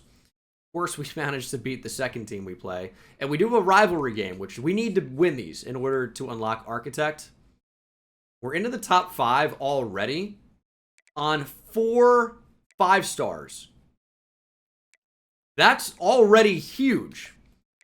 We need to get them on visits. Beating Georgia Tech. I mean, that was the whole reason why we put them on the schedule, because I feel like it's a team that we can beat. And we can get as many as 4 on campus at the same time. Lanning and Queen will be a complimentary visit. Tandy and Merriman at running back, wide receiver. I'm not sure that it is. I don't know how that works, because quarterback and running back wasn't. You'd think that maybe O-line and receiver would be, or O-line and running back, quarterback, receiver, but not running back, receiver. But I do want to get some visits going, because we can essentially lock up some of these recruitments with a win versus Georgia Tech next week. We just need to make some hours available. But what we can do right now is hard sell. Playtime, pro potential, brand exposure for Kevin Lanning. I think we're going to be able to do that and have a productive sell here. A+, B-, D-. I think that's good enough to where it actually makes sense mathematically. Tandy got a nice lead on Ohio State here. He likes athletic facilities, coach stability, and proximity to home. Our grades are not great there. So I don't know if that's going to make sense to sell. I think it could, but it's not great. Don't have the math on it, but we need to add to 19 on a 1 to 12 scale between F to A+. But we can get a visit going, so I guess it's worth trying out. Juan Queen is kind of a crazy name. He likes pro potential, program tradition, which I almost never see. And probably championship contender. Yeah. We have decent championship contender now. But I still don't think that's that good of a sell. So we're just going to send the house for now. Probably the same on Thomas Merriman. The grades just are not great. We do need to get a visit going. You just got to make a little bit more, make that happen. So we're going to take points off of some other players, which always stings to do because you hurt your chances of landing them. But if you can guarantee pretty much to land a 5-star, it does end up being worth it. So, got to make those tough decisions sometimes. And that's exactly what we're going to do. So we'll figure that out, and I'll basically see you for the Georgia Tech game. You'll see who's going to be on campus. Lose again. It's what we do, I guess. But we've got 4 big visits scheduled. 4 5-stars. All going to be on campus this week. And we're kind of falling behind in some of these areas. Clemson's catching us. Ohio State just retook the lead because we took some points off. But we've added them back. Oregon is gaining steam quickly on Juan Queen. We're looking really good for the running back, though, Thomas Merriman, to pull him out of Michigan. All 4 of those guys will be on campus this week against Georgia Tech. Georgia Tech, preseason, was considered to be a way higher thought of team than we were. And I think that still should be the case. So we have a higher tier opponent, plus complimentary visits in some cases. This is a huge week. I don't know why we're losing to some teams and not others. Like, how do we beat Kent State 30-8 and then get dominated by Georgia State? We lose to Riverside. So I don't know what to expect when we host Georgia Tech this week. But they're up to an 82 overall. We are an 85 overall. We're a good team. Can we actually play to that? That's going to be a different question. I'm finding that these sim playbooks are not doing us any favors, I don't think. We got to start the game off hot. We've got a much higher rated quarterback than we had last season, and he's a similar player, just a little bit more accurate. We do have Crispin, the 4-star receiver commit, playing on the outside. And we already are not going to be able to find him. We're taking shots already. This O-line needs to improve. And we're working on that. But also, so do the receivers. We need to get better receivers. It's great blocking. Great blocking down the field. Don't love the coach suggestions either. Calling plays I don't want to run. Get rid of the football. I mean, it's a disaster on offense. It'll be a miracle if Vigil makes it through the game, to be honest. I think that's where we are right now, and it's only like 3 plays in. Nice ball to Ashley, though. Way Ashley is not that good as a running back. We're trying to recruit better running backs as well. That's why we have a 5-star running back on campus today. Let's get a big-time victory. A blowout win would be incredible. I don't think it would solidify 4 or 5 stars, but it would put us in a really, really good position to land. Those guys, maybe even, you know, maybe all 4 of them, but at least I think 2. So it's really important that we win these games, and we'll try to do that. Got a little bit of a drive going here. Wide open over the middle. High ball for Kent. We tried to get it over the linebacker, who didn't even end up running with it anyway. Can't exactly cancel a high point throw, although that would have been nice. I do think that's a catch that needs to be made, but I think it's a ball that needs to be better. Tried to get it over the linebackers, but didn't even end up getting to where a linebacker could make a play on it. We're going to get that yardage anyway with Quay Ashley. Big-time spin move inside the 10. Let's capitalize with a touchdown. I don't know what our defense is going to look like against Georgia Tech, but we need to score every time we have the ball. No question. There's Thomas. He's down to the 2. Let's go jet touch pass here and get Edwards into the end zone. I actually don't mind a QB draw here, but we're going to stick to the play we just called. There we go. Touchdown, Kennesaw State. Hooty-hoo, go Owls. Let's keep it up. Come on, defense. Nope. It's a 62-yard touchdown we allow. Well, it may in fact end up being one of those games. Vigil's playing hurt. That's not going to help. It's always something, man.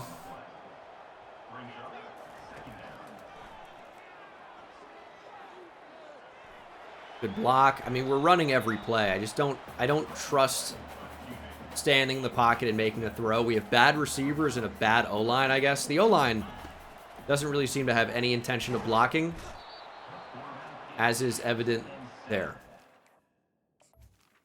Okay. Maybe we play good defense. We got the ball back after a punt. All right. So both teams kind of with a hot start and then faltering rather quickly. I mean, it is a disaster. We lose 10 on a completion. Max protect. Pick something up. Dude. I don't know what to do. If I look down the field, I'm sacked. If I look short, we don't gain any yards. Nearly a sack. We're lucky we could just get a throwaway off, essentially. I think the O-line's terrible. Am I right about that? We got the ball back. How do we do that? Field goal is blocked. Our defense and special teams has a lot of heart. Our offense can't do anything.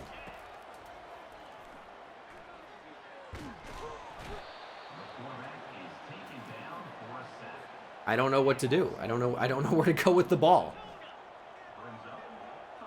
Really unfortunate. Because this is a game I think we have to win. Like, I'd love to throw it to A there up the seam. I don't think it's a play we can make. You know? So sometimes just stepping up and running is by far our best option. Lord knows we can't actually run the football. So how do you move the ball? I think we need more like quick throws to the outside maybe. They're all over it. Pressure's there. We gain 2. Pretty much a sack. Vigil is getting crushed. Instantly sacked. Are we getting a block from anyone on the O-line? Right guard beat instantly. Running back went to pick up the edge, who was also unblocked.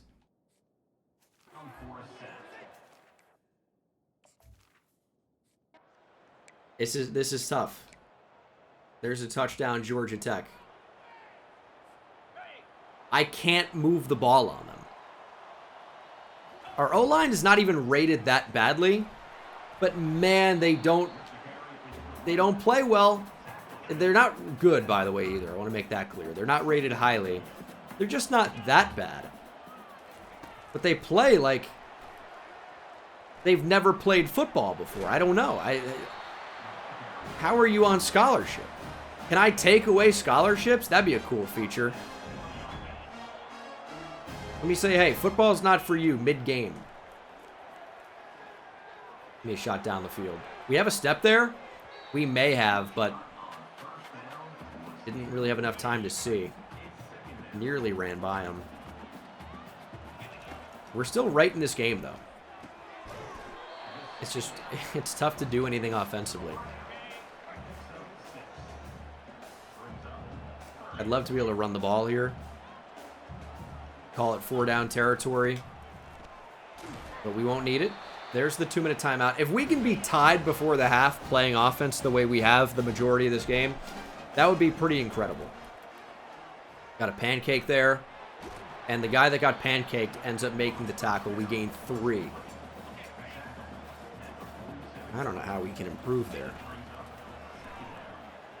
Here's Quay Ashley. If we can just make this the final drive of the game, or the game would be nice. I'd love to get out of here. But if we can make this the final drive of the first half, we're going to find some success. But you see the way the receivers are constantly catching the ball and not being able to turn upfield? That's a problem. Because we're going to have to be a yards after catch team with the way this team blocks. So we need to be able to catch the ball and actually work upfield. That'd be great. Year 3, we've been better, but Starting off 1-2 with some of the losses we've had is not better. It's not good at all. So, we've got to be way better. Got to be way better. 50 seconds to go here in half number 1. Might get a false start here. Honestly, might have preferred it. At least it would have stopped the clock. If you want to run the ball in run situations, you will be having a bad time. Got to scramble. Vigil gets in. Touchdown. We're going to be tied against Georgia Tech. I don't think we're going to be able to get a blowout win. We've had a lot of things go our way, to be honest, which seems interesting. But it's true. And big penalty there. And on 3rd and 10, they get 28 yards to Deuce Alexander. I'm about sick of seeing his name. Surely on 4th down, though, they try a kick. And the field goal is blocked again. I'm telling you, our special teams, they want to be here. The defense, honestly, has little to no heart. Thought we had a chance to step up there. Nope. Vigil's a little bit hurt at this point, too. It's getting tough to run the ball the way I want to with the quarterback. We might see the true freshman, Dion Iorio, soon. And that's not because Vigil's played poorly. He hasn't had a lot of help. That's an awful spot. I don't think we're going to be able to run for this, but it's the best chance on 4th and 1. No, we got it. All right. But Iorio's had simply, or Iorio could come in the game. Vigil's had no help with the O-line. He's having to try to do everything by himself. That's tough.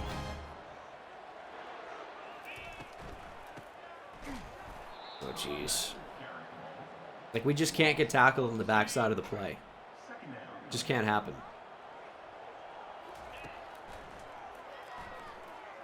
Forced to get on the move. Vigil is going to be just fast enough. But I think there's a chance Iorio ends up appearing in this game. I don't want him to appear in 5 games. He loses his redshirt status, but right now he's appeared in 1. In week 1. In a game we lost to an FCS school. I mean, unbelievable, but at least to his Riverside. My boys are really well coached. That's going to be intercepted. Maybe that should have been a high point. He actually carried the route vertical. Oh, God. I think we're going to see Iorio here pretty soon. And again, it's a 30-yard play. 4th and goal. He makes a kick. All right. Let me see Iorio. I need a bit of a spark here. And I'll tell you what else is I need Vigil to just catch a break for a minute. Here we go. Stop giving me PA read. I don't like it. Here we go. Dion Iorio, 5-star true freshman into the game. Felt like a slow release, to be honest. That could be a problem. But he can run a little bit. And behind this O-line, you need to. There's Kent. Good blocking. Let's go ahead here. I wish we had a receiver that could win down the field. We don't. You got to catch that. Absolutely need to catch that. These are not easy catches, but we're throwing to open receivers. We need results.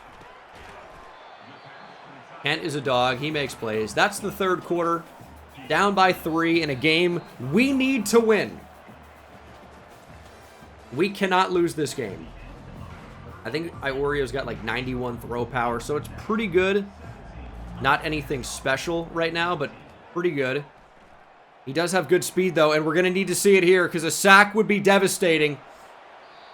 Iorio with just enough speed to make something happen there. That could have been really bad. Into the 4th quarter, we just can't afford mistakes. That was almost an interesting play. I don't even want a chew clock. I mean, ideally, we get the ball back after a touchdown. And we can win, like, not close. You know? Win by 10, 15. That'd be really nice. I don't think that's going to happen, but that would be ideal. It definitely feels good to play with a healthy quarterback. I think Vigil was just beat up so bad so early. That cannot be intercepted. Oh my god. That can't be intercepted. I get the throw is tough, because I want to throw to the tight end instantly and he gets bumped. So then I decide, all right, let's run. And then I'm like, he's open. As we're trying to throw, he's, you know, the corner was dropping back. And then somehow the tight end does not shield this, and this is picked off. There's no way this is a pick. In a spot where we cannot afford a turnover.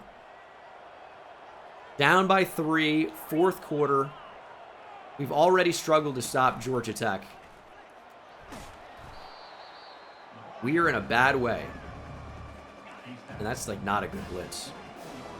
And I already don't trust this team in man coverage.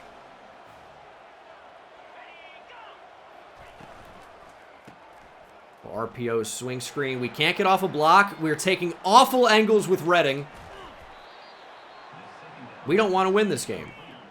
And they're going to go hurry up. Team's got no heart.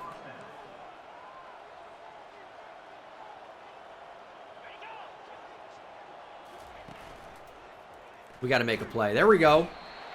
All right, the blitz actually comes in that time. We do need that, like, we need them to back up. There's no way around it. They've got to get out of field goal range, or they don't have to, but ideally, you know, they do not pick up a first down here. Big tackle. I think at this point, we're hoping for a close win, which would be against a higher tier team. So that is good. But there's no telling if we can even find the end zone. Here's a shot to the end zone. I think we're beat here. It's a touchdown, Georgia Tech. This team absolutely sucks. Deuce Alexander, 44-yard touchdown. You've got to be kidding me. We're down 10. I don't think we really have anybody that can help us score quickly. Oh, that might do it. There's Thomas. Tell me it's going to be caught. We answer immediately. Absolutely needed it. Destin Thomas, 72-yard touchdown. And already, by the way, 24 yards to Deuce Alexander. Who is on Deuce Alexander? I think it's got to be Jericho Washington. He sucks. It's our best corner. By a lot. He sucks.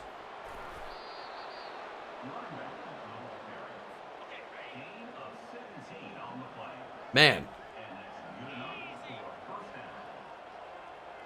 Struggling to defend the run and the pass. We don't really know what they're going to do. They switch it up every single time. There's an RPO. Get off the block.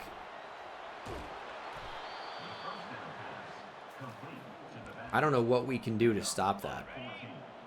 That's the 2-minute timeout. 3 is okay. It isn't great, but it's okay.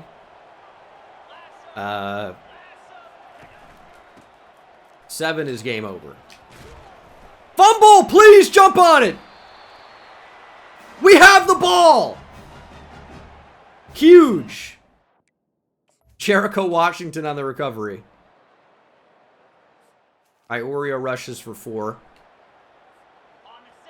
1:45 to play. 3 ties it.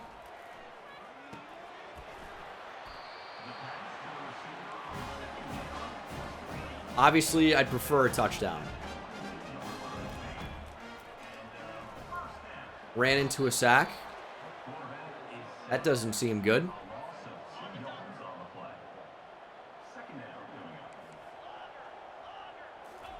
Crispin's uncovered. That's where the ball's got to go.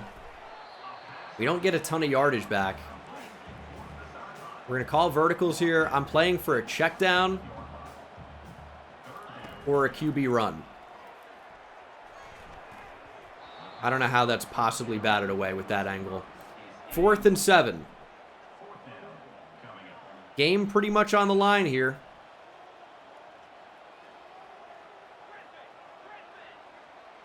I don't really like anything. It's a beautiful ball. We had to have it on 4th and 7. Iorio with a missile up the seam to Kent. Needed it.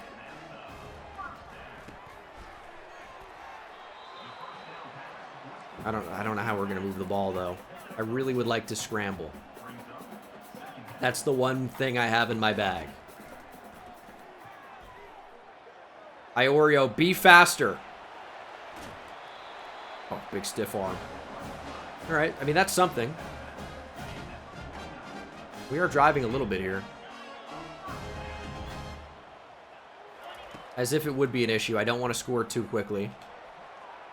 There's Iorio with the slide. Vigil probably is ready to go, but this might be an Iorio drive. 2nd and 1. Let's call a timeout. I think we put Vigil back in the game. He's more accurate. He's got a stronger arm. If he's ready to go health-wise, he's got to jump back in. And he is. He's got to jump back in the game. He's just a little bit better right now. It's okay. It says he's not healthy now. He's back to red. Oh my God. It's got to be Iorio, but it's too late now. We've already put him in the game.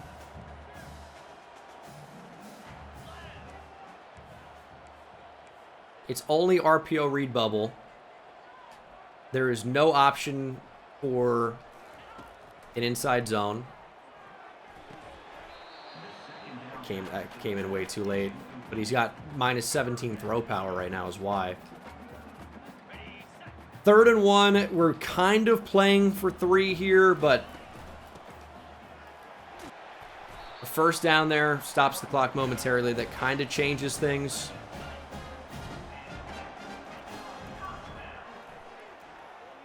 Shot to the end zone. Touchdown over the top! We take the lead! What a route. Stack the corner. Adjust to the football.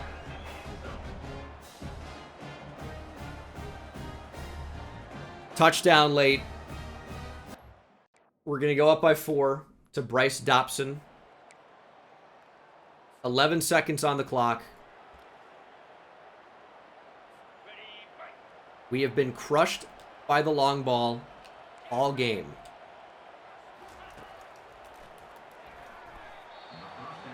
I don't know what that was. I didn't like it.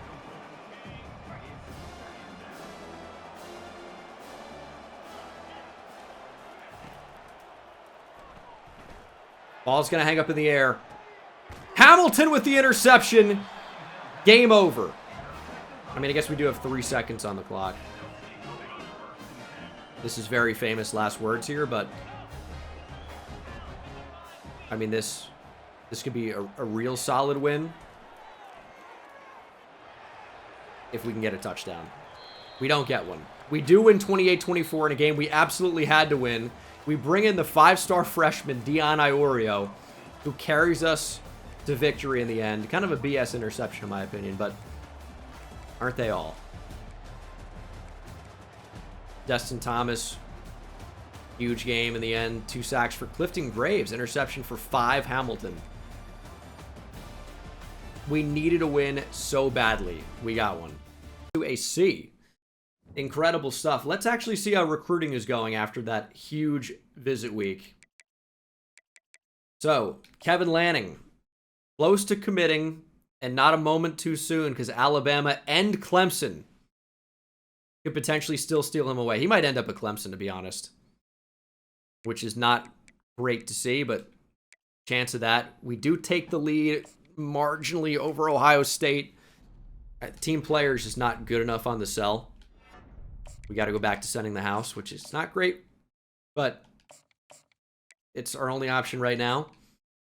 We move into the lead over Oregon for Juan Queen. I guess we had it again marginally, but it's not great. And Thomas Merriman is inching towards a commitment. It was in the end, they call it the same tier opponent. That is absolute BS. But, okay. So we get plus 0% for a close game over them, by the way.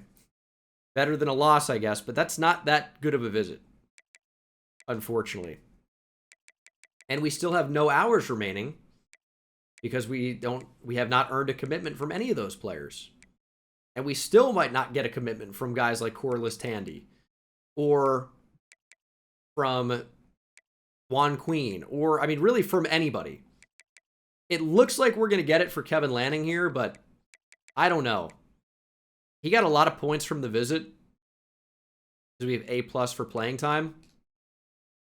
So I don't think we're going to get that much next week, and then he might just end up at Clemson. So I don't know if I love the way everything looks. I think we will end up landing the 5-star running back. We'll see what happens here. We do land Kevin Lanning right now. That's huge. 5-star safety from Orange Park, Florida. Second place on Tandy's not good. First place on Queen, but Oregon is right there. We lose again, by the way. How do we keep losing? We're 2-3. Did get a 5-star at least. We get 75 hours back. But man, we suck. We're so bad. And I really don't know why. I feel like we've improved so much in so many different areas. Tandy's going to Ohio State. There's almost nothing we can do to stop that. Unless they just stop recruiting him for some reason. I think Juan Queen probably ends up at Oregon. He likes championship contender, which sucks we can't sell that because we keep losing. I think we will land Thomas Merriman, though. So it's going to be 2 5-stars. So it's already probably going to be better than where we were a season ago. But we're going to drop to 2-4 here as we lose to Liberty. What is our problem? We do land Thomas Merriman, big 5-star running back. Juan Queen to Oregon. Is there any chance of a decommit there? Not great. We are 3-3. Actually beat Liberty.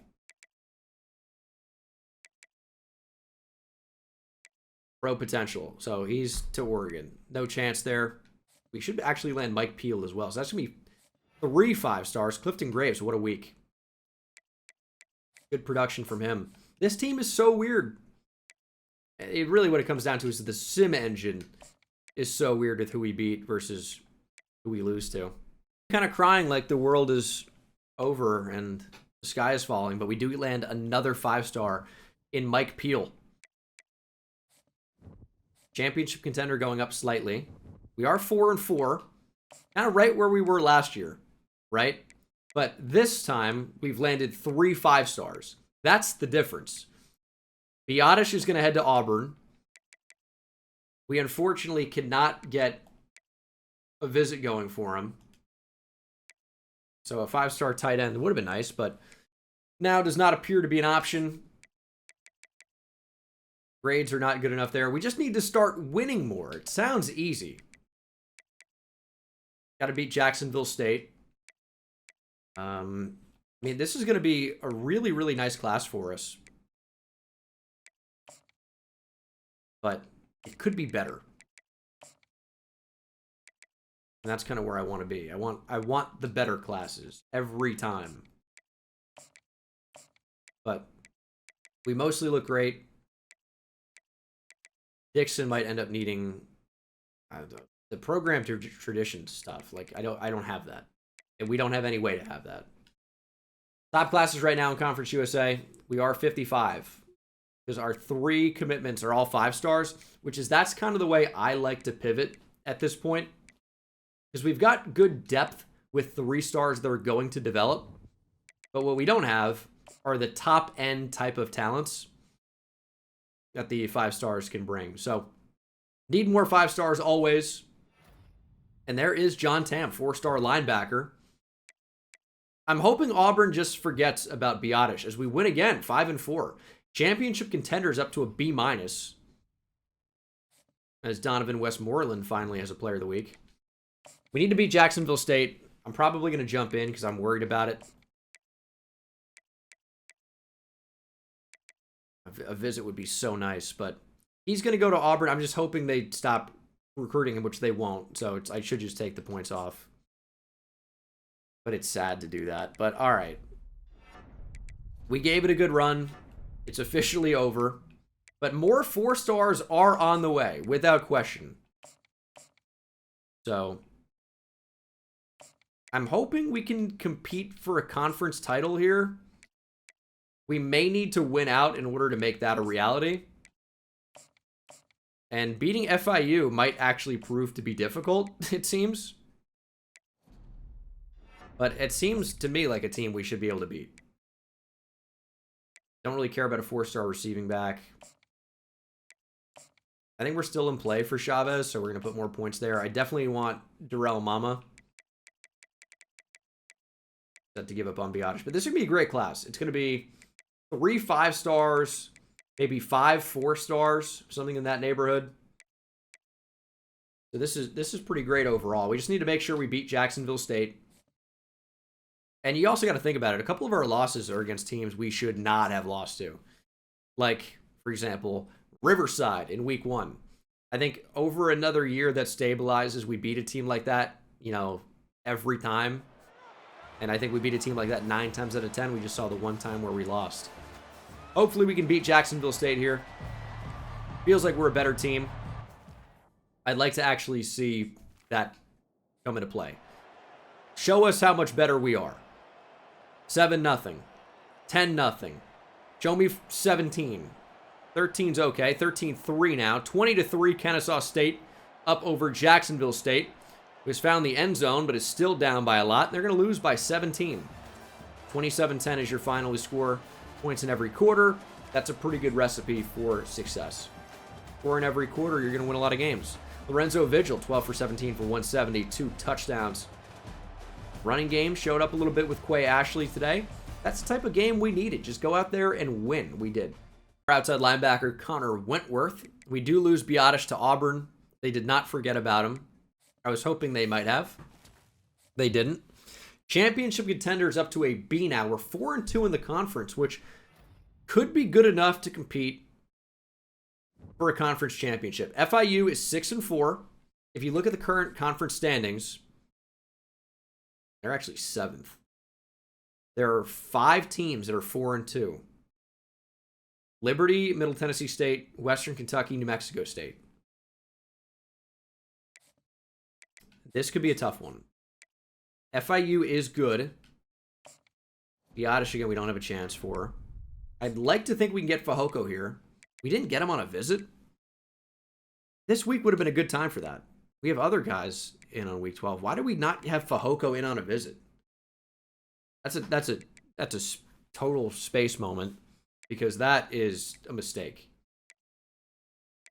And it could be a huge mistake. As George is making a push for Brian Chavez. We don't necessarily need another corner, but it's a 4-star that we can potentially get. Make sure we can get Mama. And I think we are going after all the 4 stars we can. The rest are just, you know, adding in 3 stars that can contribute. Receiver was especially weak. Steve Moffitt is a receiving back that I don't really care about, to be honest. But I don't know. We do have points. I don't want Miami to make a push for Mama because he's a top 60 player. Let's just give up on Chavez. We don't need him. And then put those points on Griffin with Alabama looming. Alabama's a frightening team to go up against in recruiting. And we can put more points on Yosefa Tilatolu. Definitely more points on Moffitt. And hopefully Miami never makes a push for Darrell Mama. Hopefully so. We'll see what happens. We've got to beat FIU. This is a tough team. They're an 81 overall. You never know how this Kennesaw State team is going to simulate. But if we want a chance to play in the conference championship, which would do a lot for turning around this program, not only in recruiting, but, of course, with the actual on-field results, those do matter. Recruiting's cool, but why do you recruit? So you can win the games. We've got to beat 6-4 FIU. Rain coming down here. Set the tone with a big hit on kickoff. And Gene Dangus, head coach Gene Dangus, supposed to be 7 feet tall. Looked about 4 feet tall there. It was interesting, but let's go. Big win here. Big drive, 7-0 Owls. FIU answers. Takes the lead 10-7, 17-7. 17-14 now into the third quarter. 17-7. We are tied. Going into quarter number 4, FIU will punt the football away.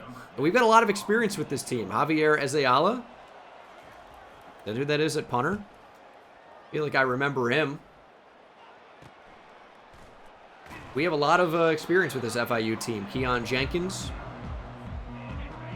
One day will be in the CFP. But not this year. Although it's highly unlikely. Oh, good blocks. Vigil off to the races. What a run from Lorenzo Vigil.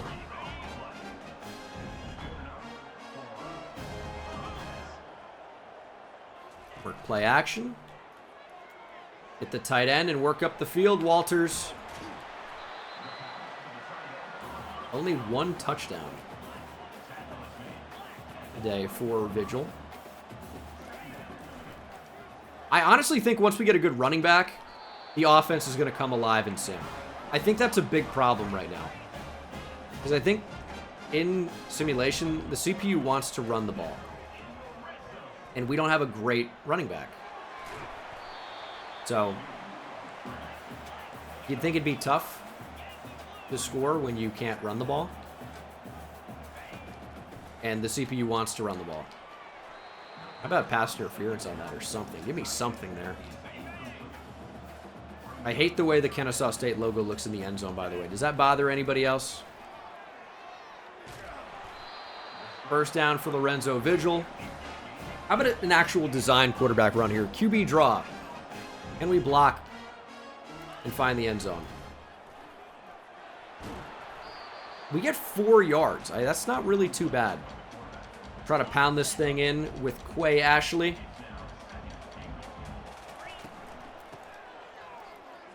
Quay Ashley touchdown. We take the lead here late. And this is not a game where we need to necessarily win by a ton. But a win would be big. Sean Ezeala. I called him Javier. I think we recruited somebody also with the last name Ezeala in that series. I think he was an edge rusher. Javier Ezeala. Pretty sure. I mean, a good win, like double digits would be nice. Not the biggest focus, but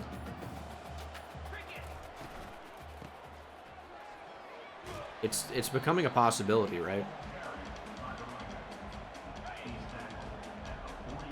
It's going to be the 2-minute timeout. I think we're going to... I don't really love a draw in this spot. I actually think it's a really bad play call on 3rd and inches, but it does actually end up working. FIU is going to call their first timeout.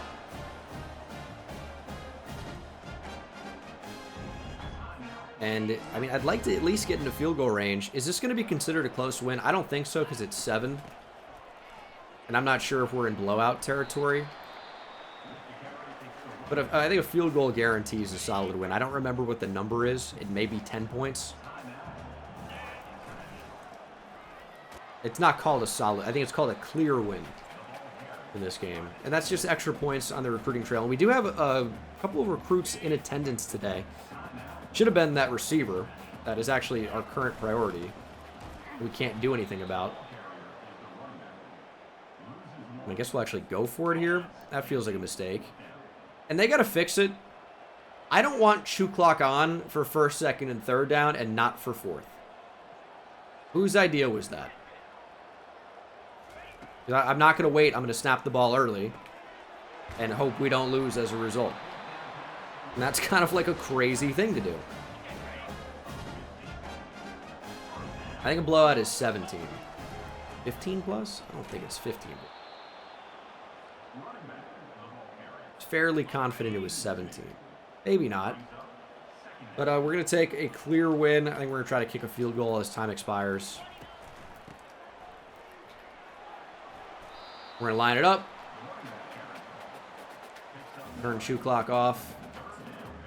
And just kick a chip shot field goal straight down the middle as the clock hits triple zeros. 27-17 is your final.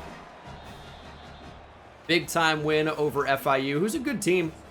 We improved to 7-4. It's actually, I think, our best record of the Dynasty so far, Season 3. We may, in fact, be competing for a conference championship now. So, we're moving on up. We are moving on up, and hopefully that results in recruits also deciding that this is a place they want to be, this is a place they want to play. And we do get Kevin Clinton. He's a 4-star receiver. We get a 4-star safety in Howie Dixon. And receiver has been upgraded. Championship contenders up to a B+. That feels like we're really competing for a conference title. We're #1 right now. If things stay the same, if we beat Louisiana Tech, we are in the conference championship game. I think guaranteed, right? Pretty close to it. Fajoko's so close to committing. This is our current priority. #1 in the state of Maryland. Got decent abilities, good speed. A little bit small, but good speed. And that's kind of a big focus for us, is getting faster. So we'll see if we can just finish out a solid recruiting class here. And I really would like to compete for that conference title. I feel like if we don't jump in, I feel like we are going to lose. Louisiana Tech's so weird. But it's also the part of the series is, or part of this episode is letting simulation take its course, as sad as that happens to be a lot of the time. We'll see what happens. But I feel like a loss is imminent. Scary, scary feeling. Do get Willie Fajoko. That was the biggest recruitment left out there. Only 5'9". I don't like the XP gained. I feel like I'm about to see championship contender go down. Why do I feel like I'm going to see that go down? Lifton Graves had 2 sacks. Was a player of the week. That feels like it would be in a win. And we are playing in the Conference USA Championship game against Liberty. We finished the regular season 8-4.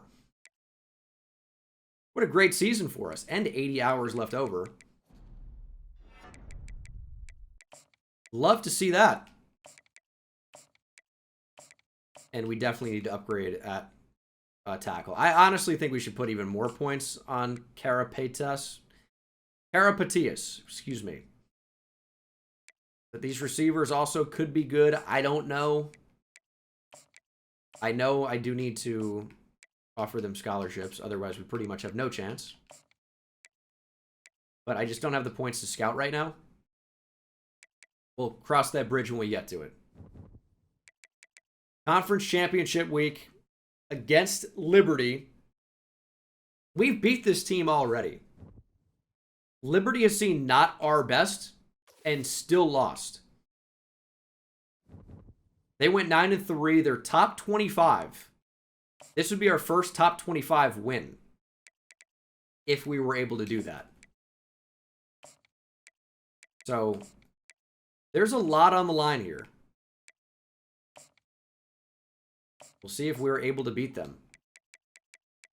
Recruiting class looks great. It's really well established so far. Going to be the #1 class in Conference USA. It's already top 26, which is where we finished last year. This is a guaranteed top 20 class, and maybe even higher than that. Let's go out. Let's beat Liberty. This game really matters a lot because this, I think, marks the turnaround for the program. A conference championship win. I can't guarantee we're going to simulate well, right?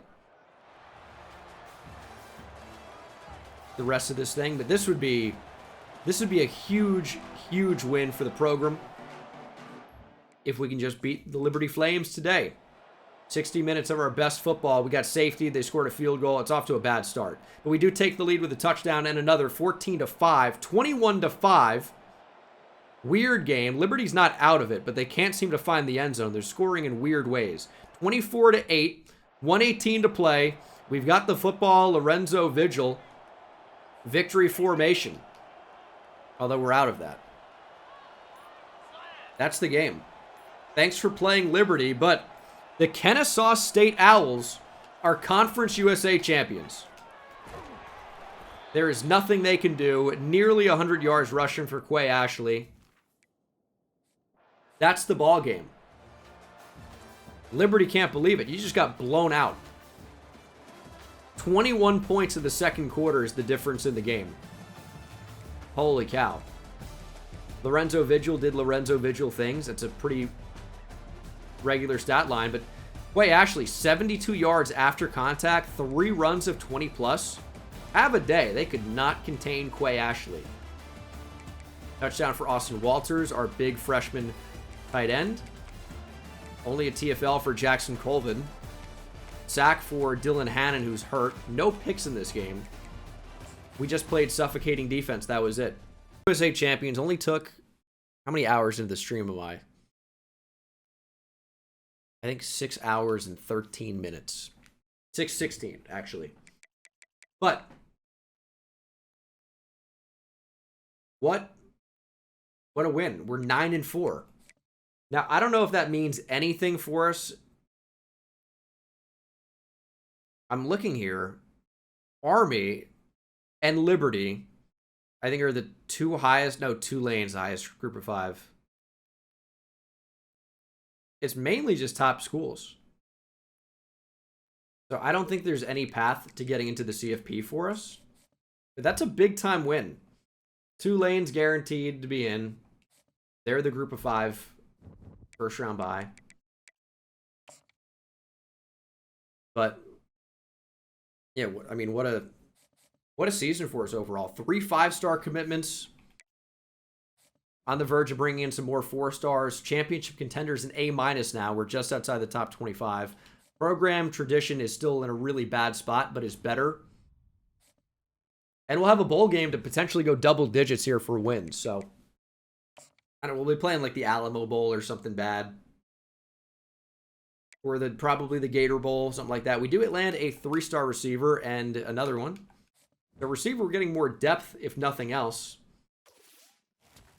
Here's a decent bit of XP. And it's Alonzo Barnett, the James Madison transfer, who wins the Heisman at Clemson. Clemson play looks good. We're going to be playing the Jags of South Alabama in the Bahamas Bowl. We went 7-5. We can win double-digit games with a win here. We have no hours, so I don't want to take anything off here. But, I mean, this is a great class for us. We're going to lose out on Benjamin Griffin to Alabama. Most likely, right? Almost certainly. But we have, what, probably top 25 class? Number 22. We might end in the top 5, potentially. We shall see. Hopefully my staff is still here. They are. Jarrett Ellsworth is now motivator, but he should be elite recruiter still, yes.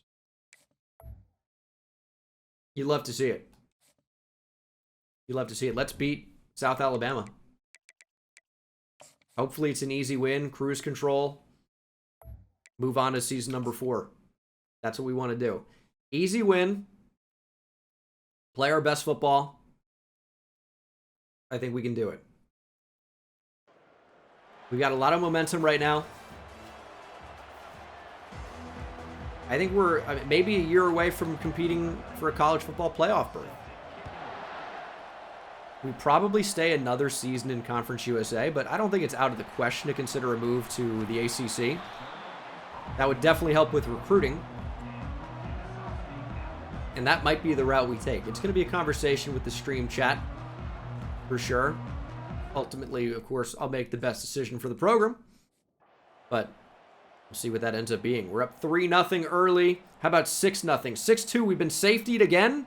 How does that keep happening? 6-2. Is this a baseball score? We're down now 9-6. Into the fourth quarter. We're on defense. It's 9-9. Oh boy. Read option. This is going to be a big play for South Alabama. Way too big of a play. Gio Lopez scrambles for a ton. Okay, well, now we're kind of looking for a turnover. Seems like we're maybe not that great against the run. And we're going to get bigger and better up front. Our D-ends, our D-tackles, or especially our D-tackles, they've got a lot of development to do. I don't know how that's completed. We do lose Westmoreland after this year, who was our best defensive player. But I'll tell you who's outplayed him has been Graves. Digging them for the quarterback. He's been a menace. And we have the 5-star that really didn't play a whole ton this year, Ronald. Off the edge, that was kind of more of a rotational piece. Just because Graves looked better. But, of course, Ronald's going to come in to play for Westmoreland at left end. We're going to be looking really good. We're going to save our timeouts. South Alabama in a hurry-up mode. They don't really know what to do right now.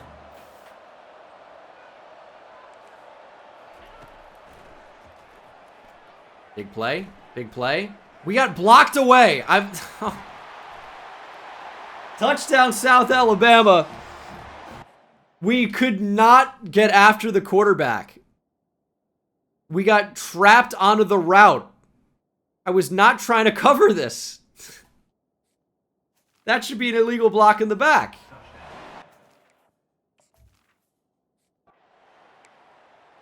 Yeah. We're going to try to score a touchdown and then end it. It's the bowl game. Winning double-digit games would be nice. It's not the end-all, be-all. So, yeah, we will be going for 2. And I think we actually have a step down the field. It's Dobson. That's what we need to do. And now we probably don't go for 2.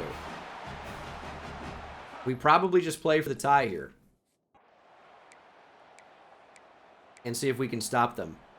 Which maybe we can. Nick Browning just got to Gio Lopez. We're going to get the football back. With 1:19 to play. Maybe 1:14. After the return. Beach is back to return. 4-star running back that has done nothing for us. He has not developed. It's 3 to win. We don't need to win by anything. We just need to win. Yeah, that makes sense on the screen. Of course, pressure's been a really big problem for us so far. Our offensive line still has a really long way to go. Now we have an injury to Nate Wright. We just might need somebody to run by a corner. Take a shot down the field. There's Thomas.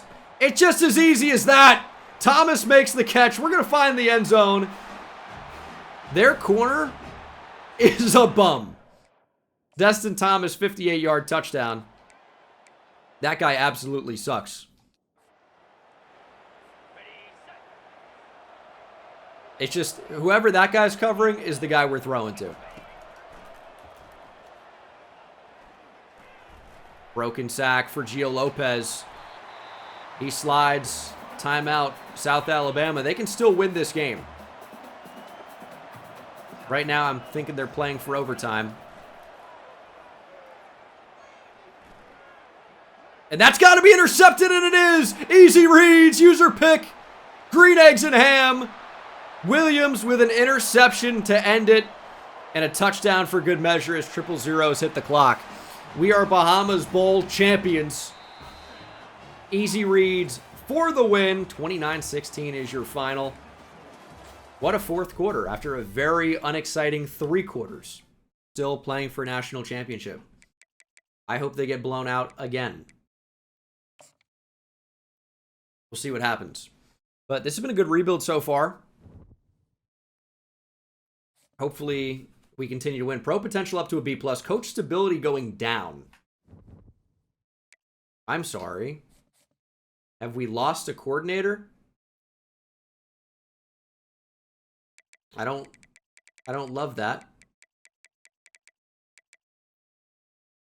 I mean, I guess it's not a given that happened. I guess it just could have been from the year before. As Georgia crushes Oklahoma. Love to see it. I'll tell you, Oklahoma losing is the next best thing to Texas winning. Got players leaving, though. And again, it's just graduation. Donovan Westmoreland is headed for the draft. Hope he goes in the top 3 rounds. That'd be great for us.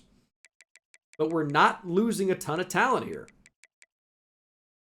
Westmoreland is big because he's our best defensive player. But that's pretty good for the most part. And we got players that are going to continue to get better that we've been recruiting. And hopefully this class will continue to get better. And this might even be a time where we look to the portal. There could be somebody good there now for us. And there may be. Quindarius Jones from Florida State. Andrew Hines is under consideration from Wake. I don't know that we necessarily need some of these. Malachi Pegues. Is that a J.J. Pegues brother? From Oxford, Mississippi. Although went to LSU. I'm going to assume that's probably part of the Pegues family. We'll see if he's worth going after. I'll take a look at all these guys, but it's probably going to be something from the high school ranks to finish out this class. And we'll see what these guys look like. But I will update you guys with the final class as soon as I know. Fully together, it's going to be a good class. Still like quite a few 3 stars. And at least we get a punter for the future if we don't end up getting a kicker. But we do get the kicker as well. Lose out on some players we added very late to the board. But this has been an incredible class for us. Definitely our highest rated class so far. As it is ranked number 6. We just missed out on a top 10 class by like a couple points to Miami. Just missed. But really, really good class overall. 3 5 stars, 10 4 stars, and 9 3 stars, including even some via the transfer portal. Joseph Anderson, Jaden Parrish, and Quindarius Jones. So unfortunately, transfer players do not get off-season boosts. But they're good players to have right now. Clifton Graves up to an 88. I mean, he's already pre-upgrades as good as we had with our top defensive player last year in the general. Yeah, really solid team overall. I'm excited to see hopefully Ronald Carmona take a jump. But we got a decent squad here going into year 4. We did quite well. Position changes have been made, so it's time to get these off-season upgrades. Super excited to see where this team can go. And now you see why we decided to go into the motivator track early, so that we could later switch to recruiter. It gets a little bit more difficult to earn XP at this point. So at this point, we're going fully into recruiting. And I think we're going to have our best season ever with Jarrett Ellsworth with Elite Recruiter, with Don Harris, or DC, as an Elite Recruiter. These guys are going to be here for a second year now. That's going to get coach stability up. And training results hopefully shows us at an 86, 87 overall team, or even 88. We move Clifton Graves to defensive tackle. Dion Iorio's up to an 83. Lorenzo Vigil's pretty much maxed out, is going to be his big problem. But Iorio's got a ton of potential. His accuracy, at least short, got a lot better.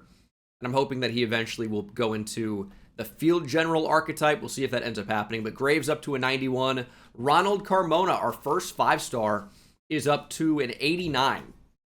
88 finesse moves, but is getting a little bit better everywhere else, which is going to be really nice. Makes him a little bit more well-rounded. And Eric Wilcox, the redshirt sophomore, tackles up to an 87. That's incredible based on how bad our line has been. Everybody just kind of got better around our quarterback, so we'll take that.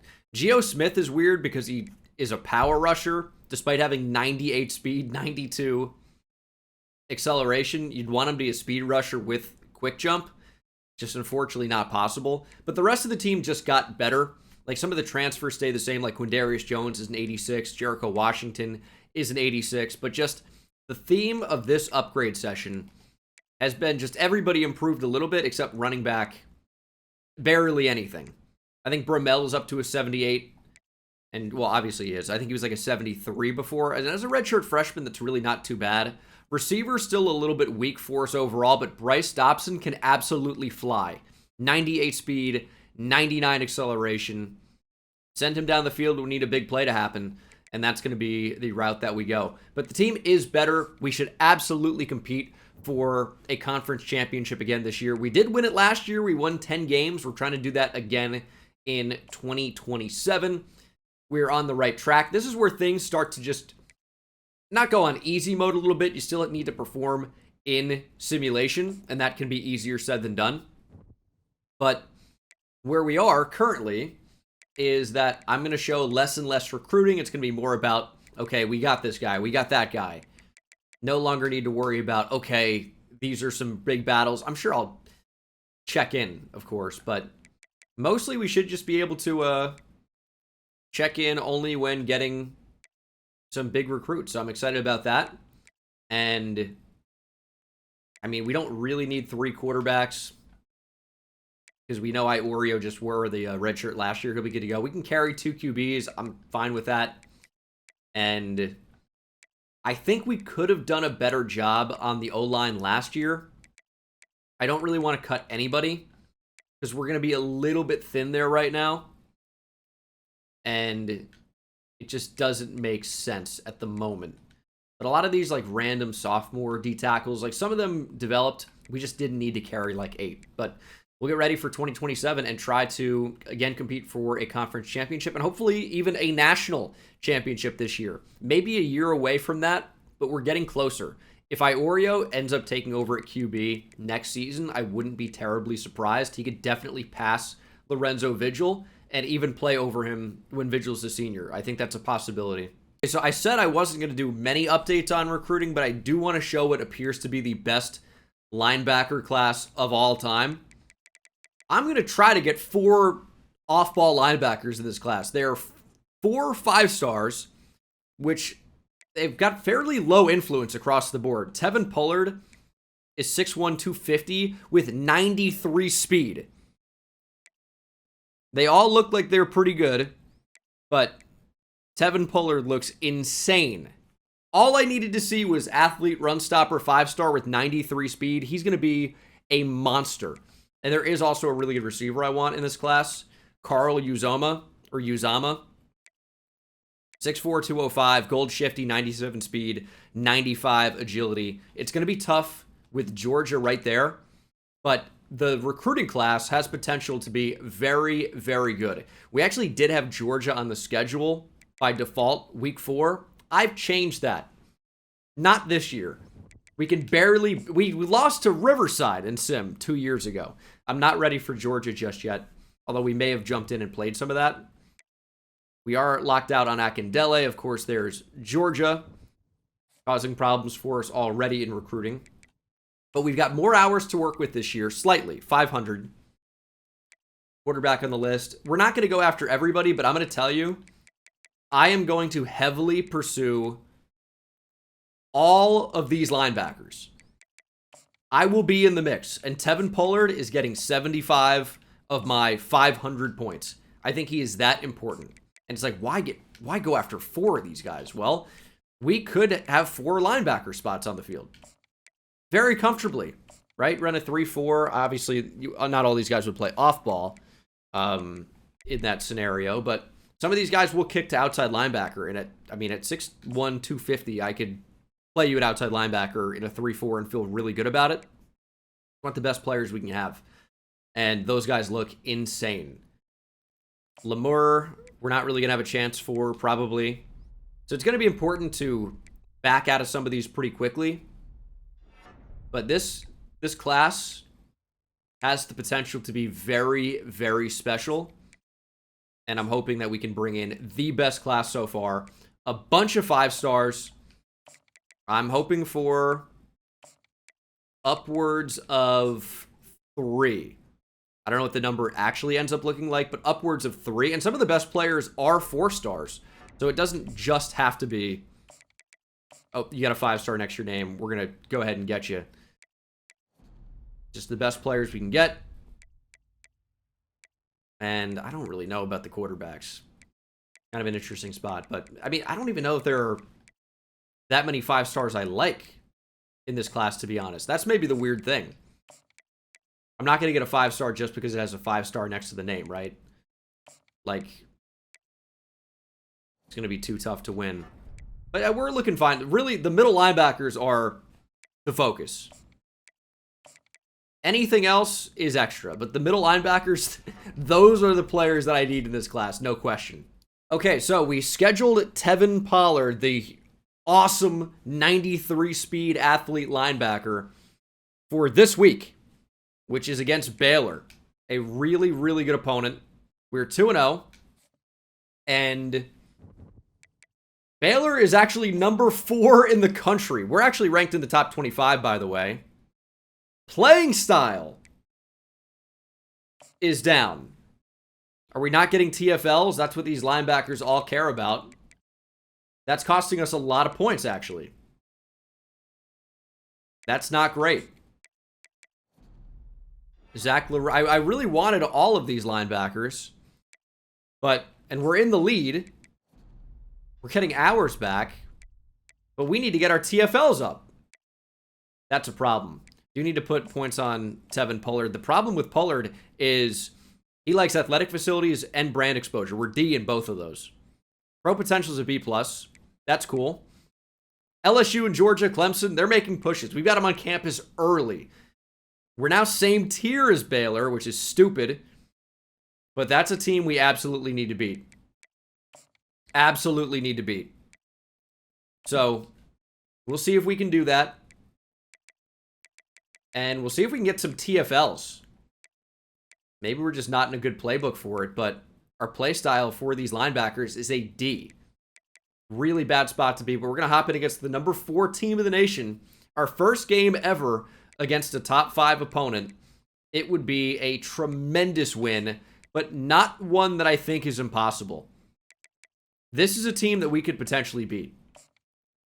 So, let's just hope we can make that happen.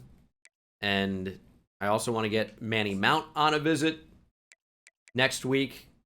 Visits can be so powerful. If you win, there's not really a better way to secure commitments.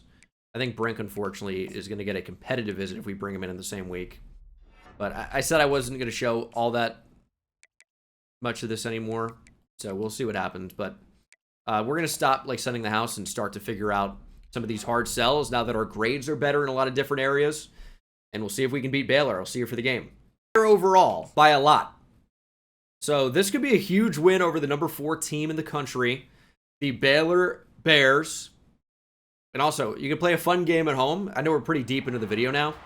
But if you're watching this on YouTube, see above me? Count how many times people ask me if this is going to be on YouTube in the video. That could be a fun little drinking game. As the rain is pouring down here in Kennesaw, Georgia, we're up 7-0. And hopefully, that's just the start. Only 7 points in the entire first half for us. And we're actually down 10-7. Electric offensive output for us. Not where you want to be. Throwing on the run. Finding Walters, the big tight end. Vigil has had 92 yards passing. Kind of insane. No touchdowns. Oh, we might have him deep. That's Chrisman. Burned his man. Touchdown.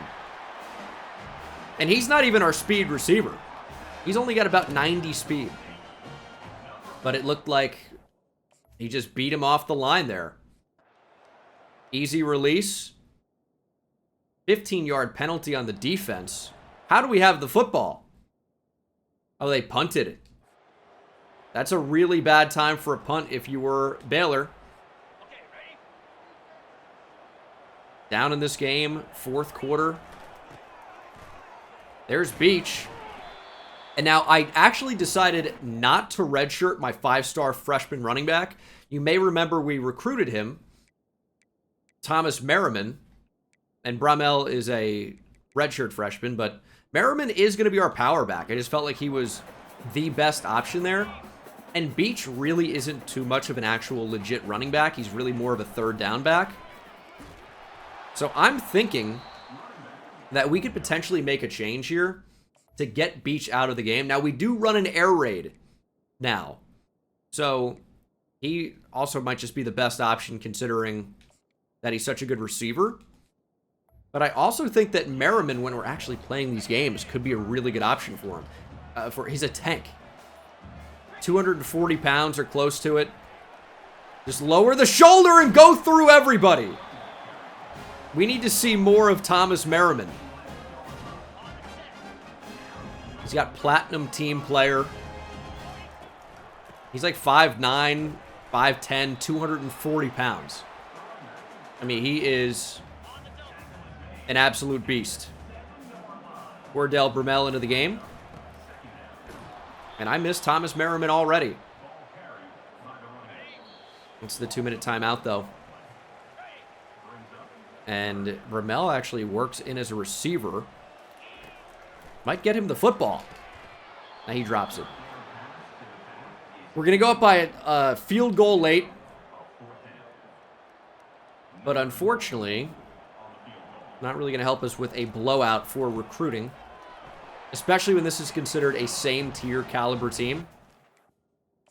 See if we can play defense, though. Pass thrown away. 2nd and 20. Let's get after the QB. 5-star Ronald Carmona. Big time starter for us now. I mean, we'll take that all day. Timeout. And this has really not been a heavy passing game. That's 101 yards passing for the Baylor quarterback, George Darkwa. Has a touchdown. 3rd and 14. Obviously 4-down territory for Baylor. We're trying to cover everybody. It's just not possible. Unfortunate. 1:11 to play.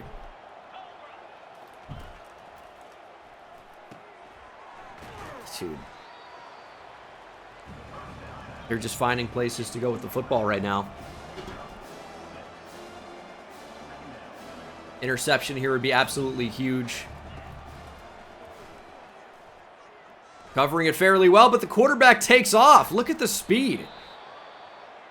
What do you even do about that? We finally play good enough coverage, and the quarterback just scrambles. I mean, I guess we could try and contain, but not even sure that would do anything. Jericho Washington is our best corner, and he's best in zone, and he still doesn't really know what to do. Baylor with the spike. We're very unlikely to lose in regulation here.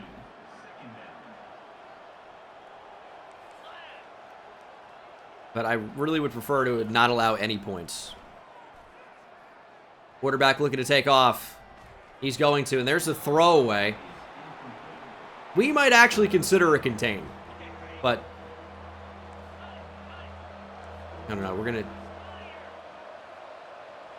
gonna go just no blitz. Wide open over the middle. I mean, touchdown. Maybe we should have carried that deep. Kind of thought a safety would be in position. Touchdown, Baylor.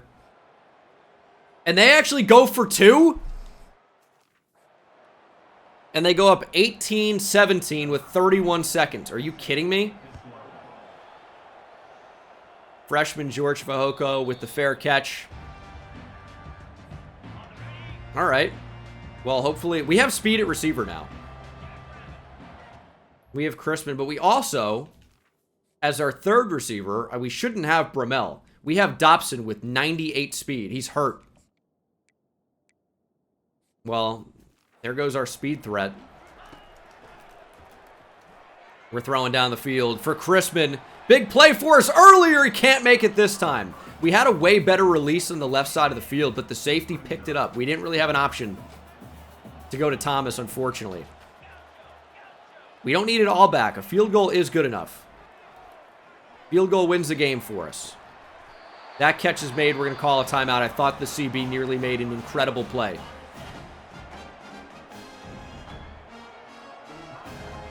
"20 seconds. Shot down the field. Wide open is Edwards. He makes the catch and he'll score with 14 seconds to go. That's how you take back the lead. I'm also tempted to run it here, but I don't trust the O-line. Bramell, touchdown or 2-point is good from the slot. We go up 25-18. And now we've got to play defense for 14 seconds. It is tough to play defense in this game. It really, really can be. No, fumble would have been sick there. I think I needed to carry that route vertical on the last touchdown. So we're just going to go to a different coverage. Our safety got completely cooked. Completely cooked. The match coverage sometimes gets so screwy. He left the seam completely wide open. That could have been devastating.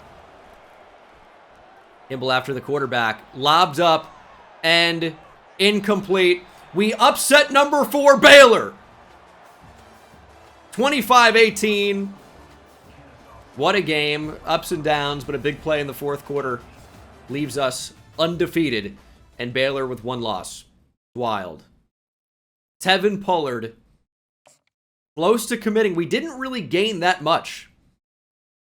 We didn't get any for the win because it's a close game, supposedly, against the same tier opponent.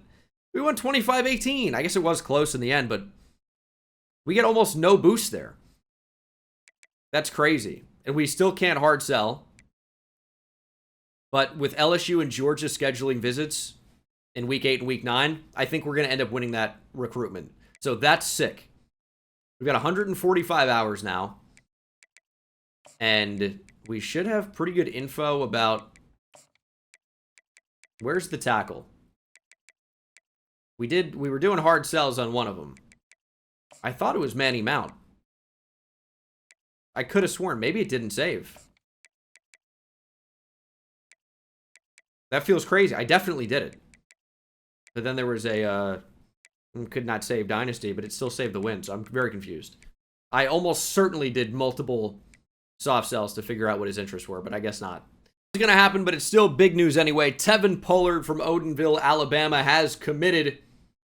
We do lose Dalvin Brink and Shaden Coda, but we weren't going after any of those guys. We actually did lose to Washington State in Sim. So that's extremely annoying. 41-10, it wasn't even close. These new settings are so good. Turning up aggressiveness is not working for us, apparently. We were completely dominated. And we're still locked out of these 5-star linebackers where we developed the lead. Miguel Rosas is on campus against Western Kentucky this week, a game we need to win now. Absolutely need to. And again, is A- C plus F good enough? I don't know that it is. I'll leave it for now. We have Calcaterra on campus. I don't know if A-, whatever it was, A-, B plus D. I think that's good enough. But we're going to try to max out here. Getting Boozer on campus could be good too. We'll figure it out. But losing this last week was not good for us. To Washington State, of all teams as well. No bueno. AC minus D. I mean, the grades are just, unfortunately, quite poor. making it a real challenge to get some of these players that we definitely want. And Manny Mount, I mean, we just got crushed there. We bring him on campus, and we lose minus 75%.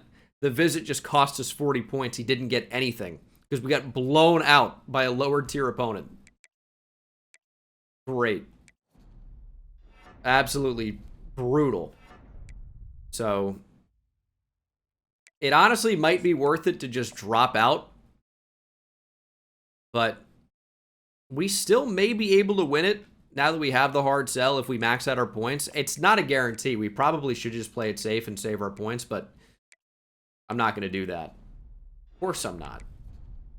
But yeah, that's something else. We're probably out of it on Ezekiel Best. But I'm liking where we are with Uzama. That's good at least. So there are some positives. And I'm treating him like a 5-star.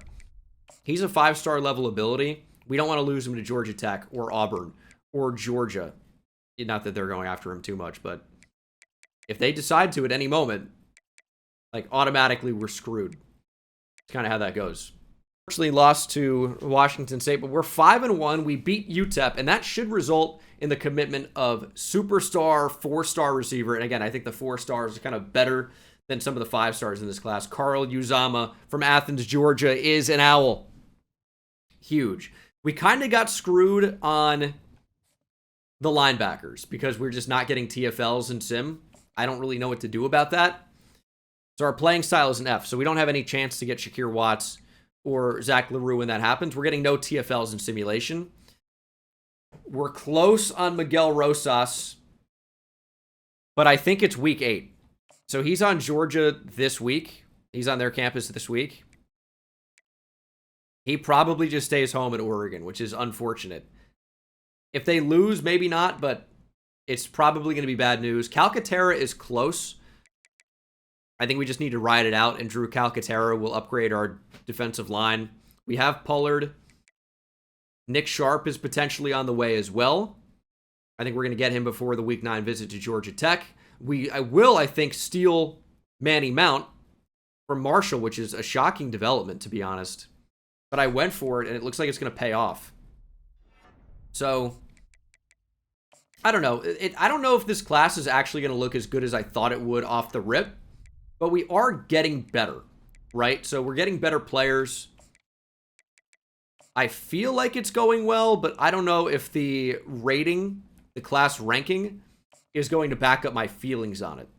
Wasn't expecting this one necessarily, but 4-star corner Nick Sharp and 4-star tackle Manny Mount join the class. Rosas does pick Oregon. I mean, we were right there. It's just Oregon, and he lives in Oregon. It's tough. It ended up being kind of close to a 50-50, but unfortunately, it was not a 50-50 that we won. But we are a top 10 team now. Our play style is still an F. 3-3-5 tight is not good for TFLs, it would appear. Because this is absolutely brutal. Because we would have had 2 more 5 stars. But we're getting no TFLs. How do you get tackles for loss in Sim? I have no idea. Who's doing it? We're not doing it. I'll tell you that. We have 12 tackles for loss. Who's at the top of the list? Can I figure that out? We can only see the bottom 120 plus.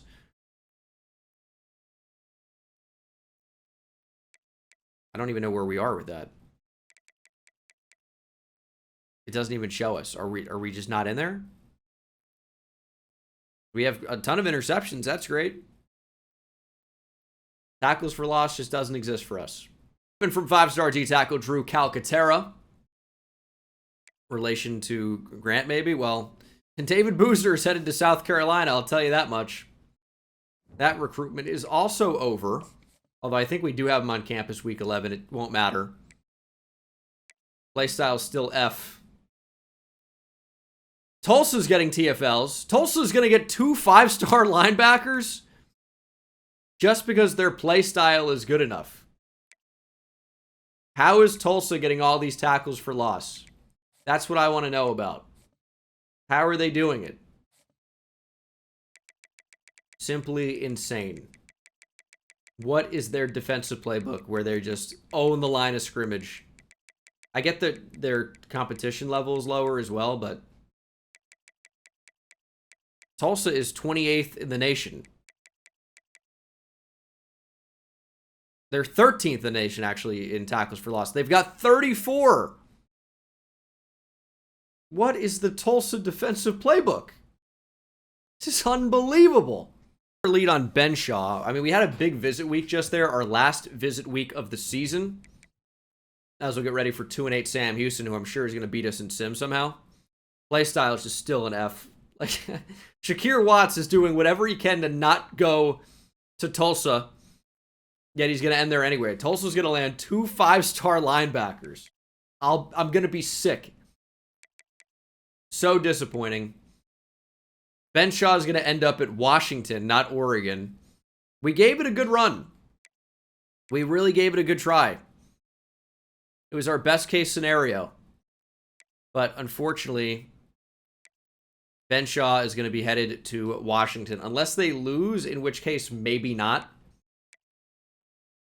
The rest of recruiting, going pretty well. I think we're about to land some other commitments here in the very near future.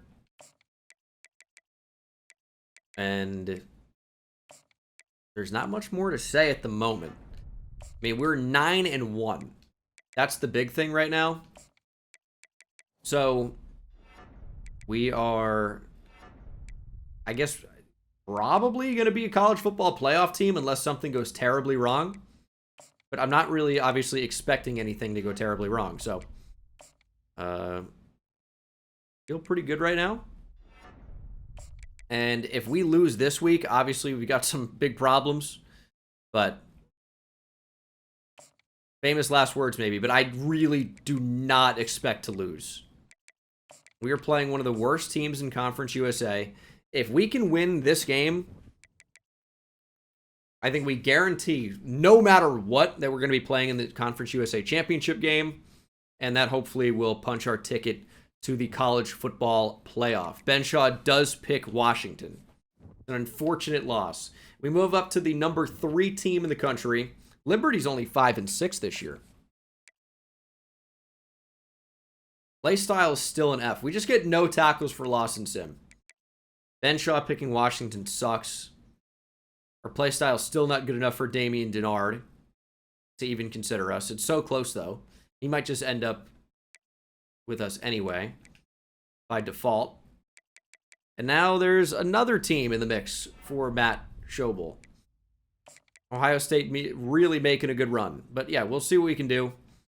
These recruits are all, well and good. The recruiting class I thought was going to be amazing. It's just going to end up being pretty good.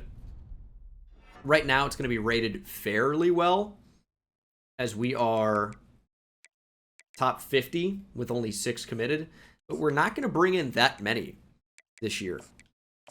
The quantity is going to be fairly low, actually. But the quality, pretty good. Maybe unexceptional, but pretty good.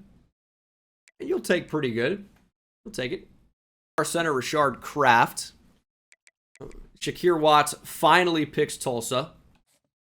Tulsa landing 2 5-star linebackers is out of control.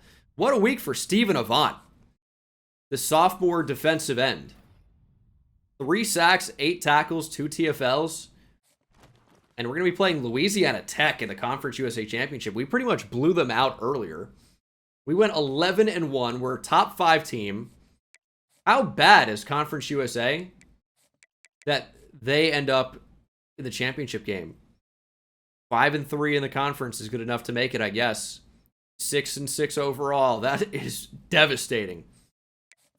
But this was a great year to be Kennesaw State. Tell you that much.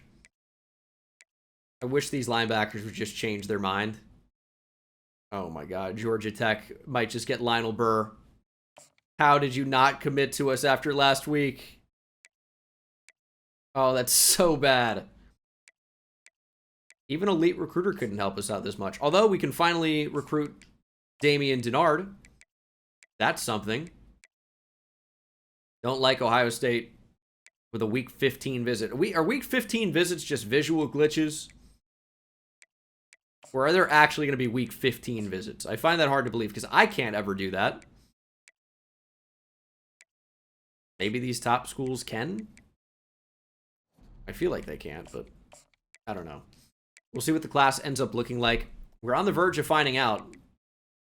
And got 10 coach points. But this is where we want to be. Competing for a national championship. That's ultimately where we are right now. We do land 4-star corner Tommy Langle and 3-star running back Lamar Pan.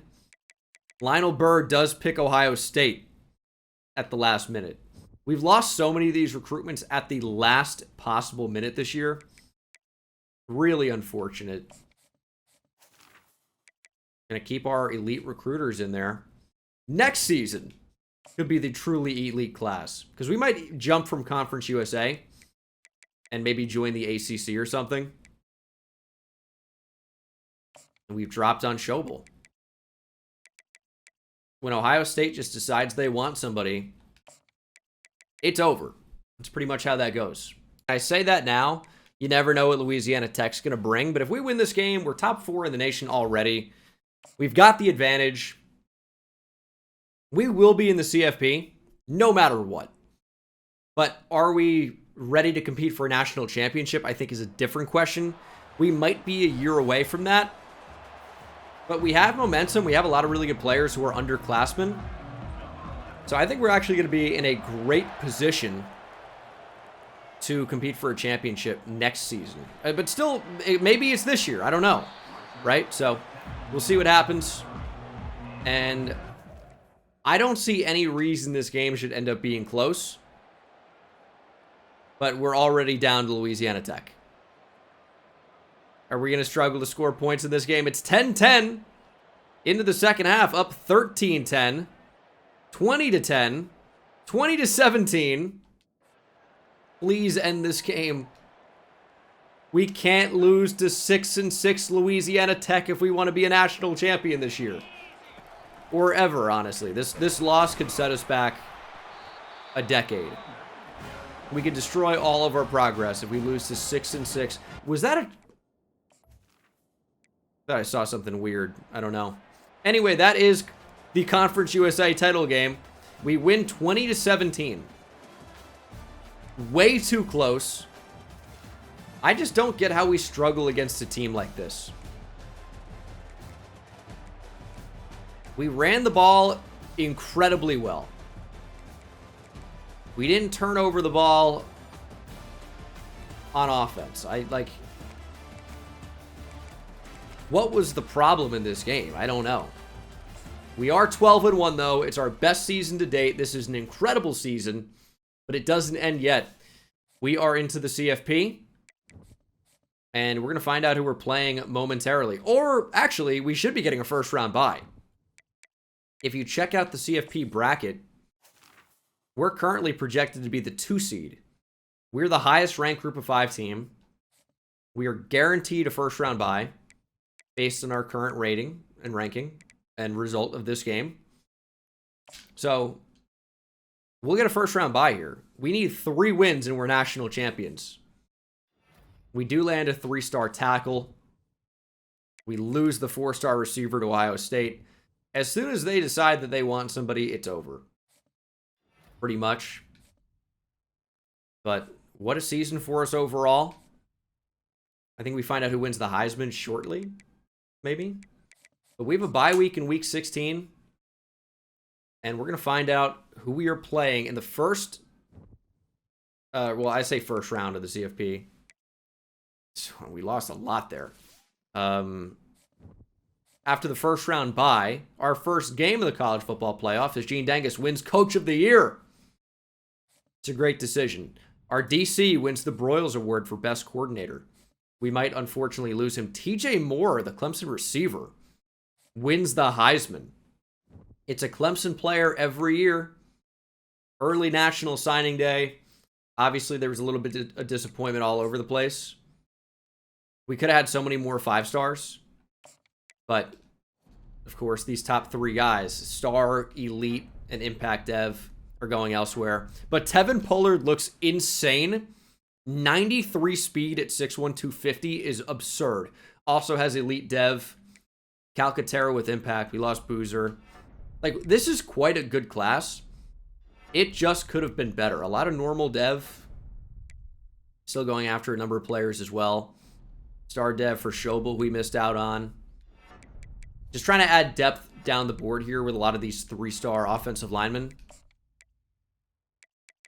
And we'll be able to bring in some of them. Although not all. But this should be one of the top 50 classes in the nation. It's number 32. I'm not really going to try and sign like 20 or 30 to get into the top 5. It just doesn't matter. It's not worth it. And we do keep our coordinators. Well, it looks that way.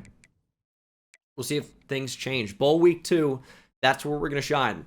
We are finally into the college football playoff in 2027. The team has been officially turned around, obviously. Some good recruiting is the reason for that. And we're taking on SMU, which stole a recruit from us last year. SMU won 11 games. That's not that impressive a season, to be honest.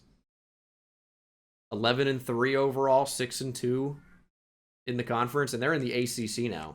That's not that great.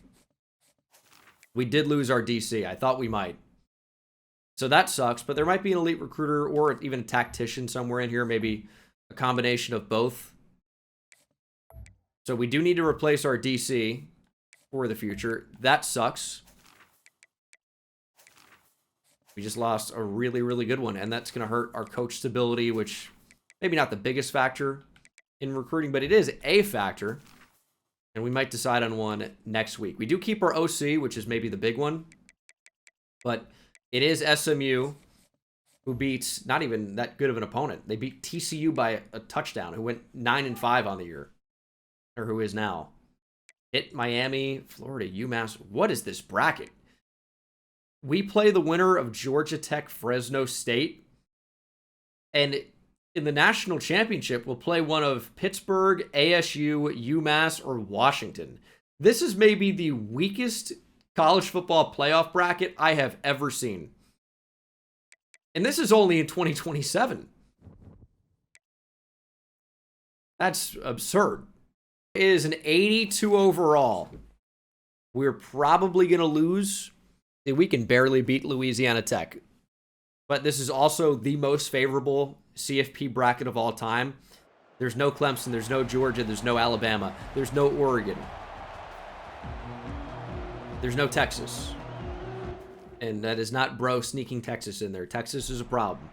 Although they don't simulate well in this game. We are up 7-0 early here. The Chick-fil-A Peach Bowl. SMU ties it at 7 and takes the lead prior to going into the half.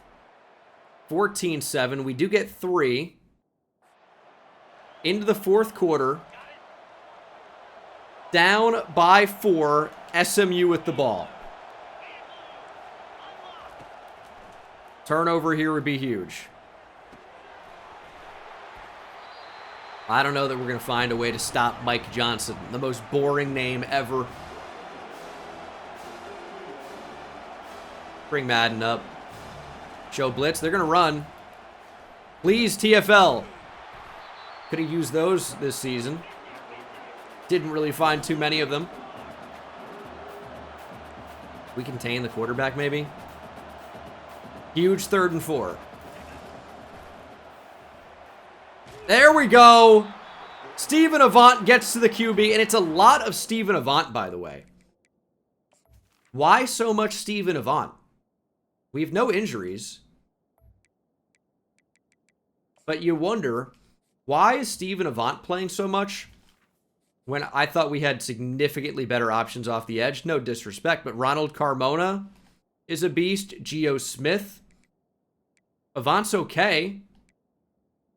Is he a base starting defensive end for us? He's over Carmona in the depth chart. Why? Who would have made that change? That's something we definitely want to fix ASAP, but also going into next year. Not going to block the kick. We're down by 7.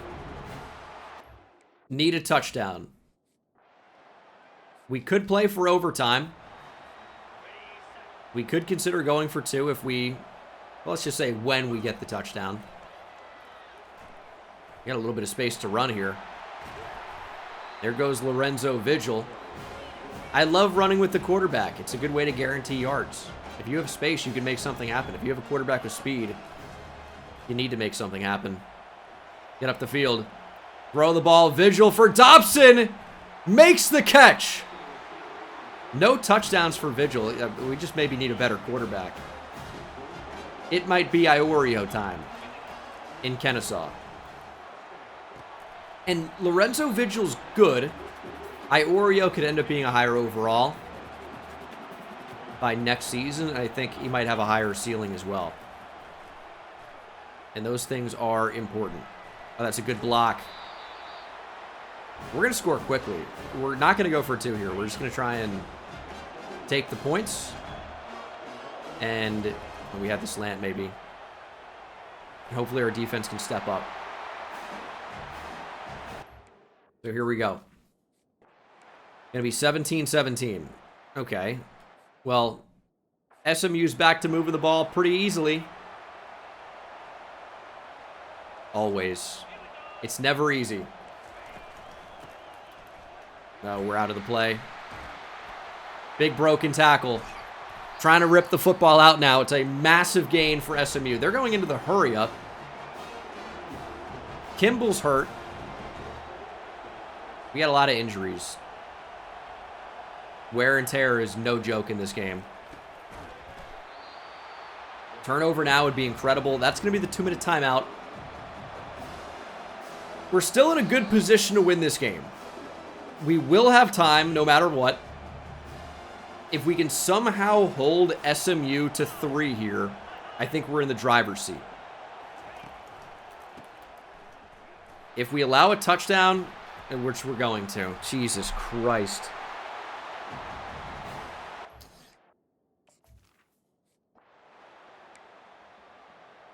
Unbelievably bad team. We've got 151 to play. And may consider going for 2 here. Provided we actually score a touchdown, which I think we're going to. This will be the final drive of the game. Lorenzo Vigil is on fire. Get the ball out quickly. That stops the clock. Going for 2 is really scary, because if we don't get it, we have our season ended instantly. It's 1 play for the season. That's obviously pretty scary, but if we get it, we instantly win and advance to the semifinal. A lot of pros and cons. And I felt like that was going to be wide open, and we got bumped, and we can't connect to Dobson. Or maybe that was even Dustin Thomas. That was almost so stupid. Our running back couldn't get out on the route. I knew he was going to be wide open. We wanted to throw to him. We ended up buying enough time to make it happen. Dobson has so much speed in the slot. He might just run by everybody. I think he's going to. We might score in 1 play. And we do. Touchdown. But did we score too quickly?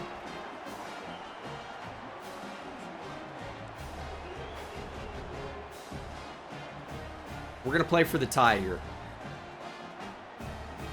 We're going to play for the tie. 24-24.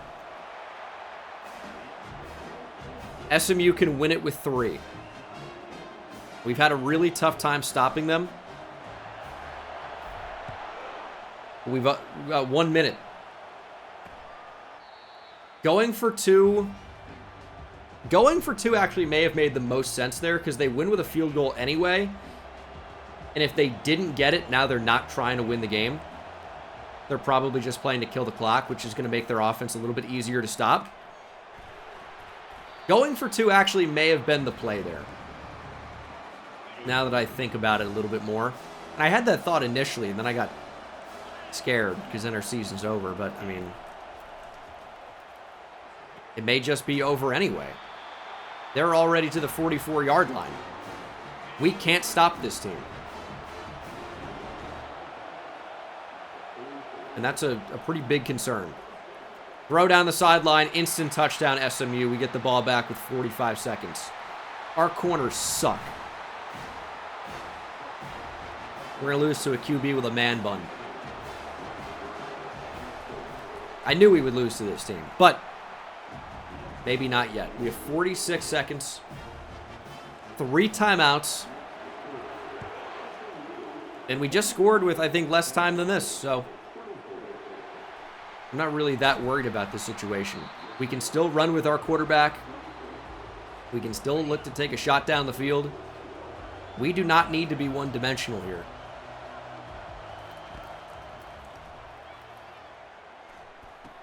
There's a check down. Fighting for the first would have been cool. We're going to be forced to call a timeout. We have so much speed with our receivers.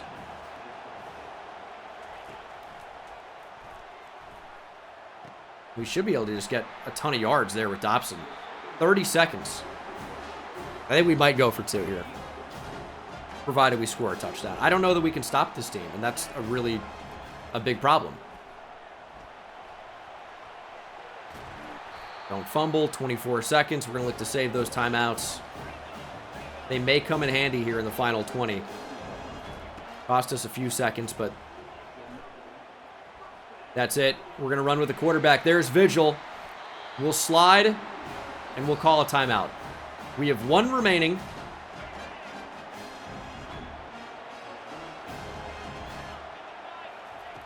Let's keep going. There's Crispin for the first. We're actually going to go hurry up here. Try to get a quick snap off. And this way, if we get sacked on this play, we have time. It's intercepted. The pass is led up the field. And we miss him. We probably should have called a timeout there. But I thought we had a really, really good look. Interception to end it. I don't really know what else you can do there. I felt like that was the play. We should have slowed down maybe in the end. But I don't know why this ball is thrown up the field.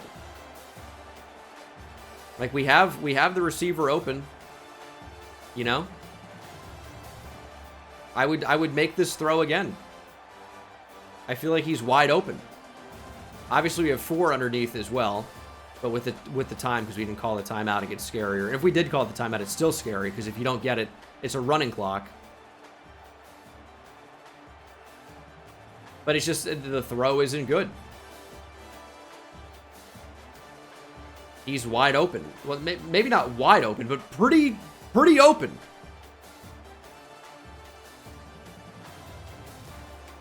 It's an unfortunate way to end our season here. We did make it to the college football playoff, but SMU ends our season. We'll get ready for another. Left us. We are missing an offensive and a defensive coordinator. And we have 1 week to sign them. We went from having 2 elite recruiters, and I guess recruiting is less important now. That's an angle. There is a level 42. He might be a pretty good guy to add here. Sid Frank from Sam Houston. He's got Program Builder. What's even in that? All right. Well, if we can get Sid Frank, that would be sick. We might not.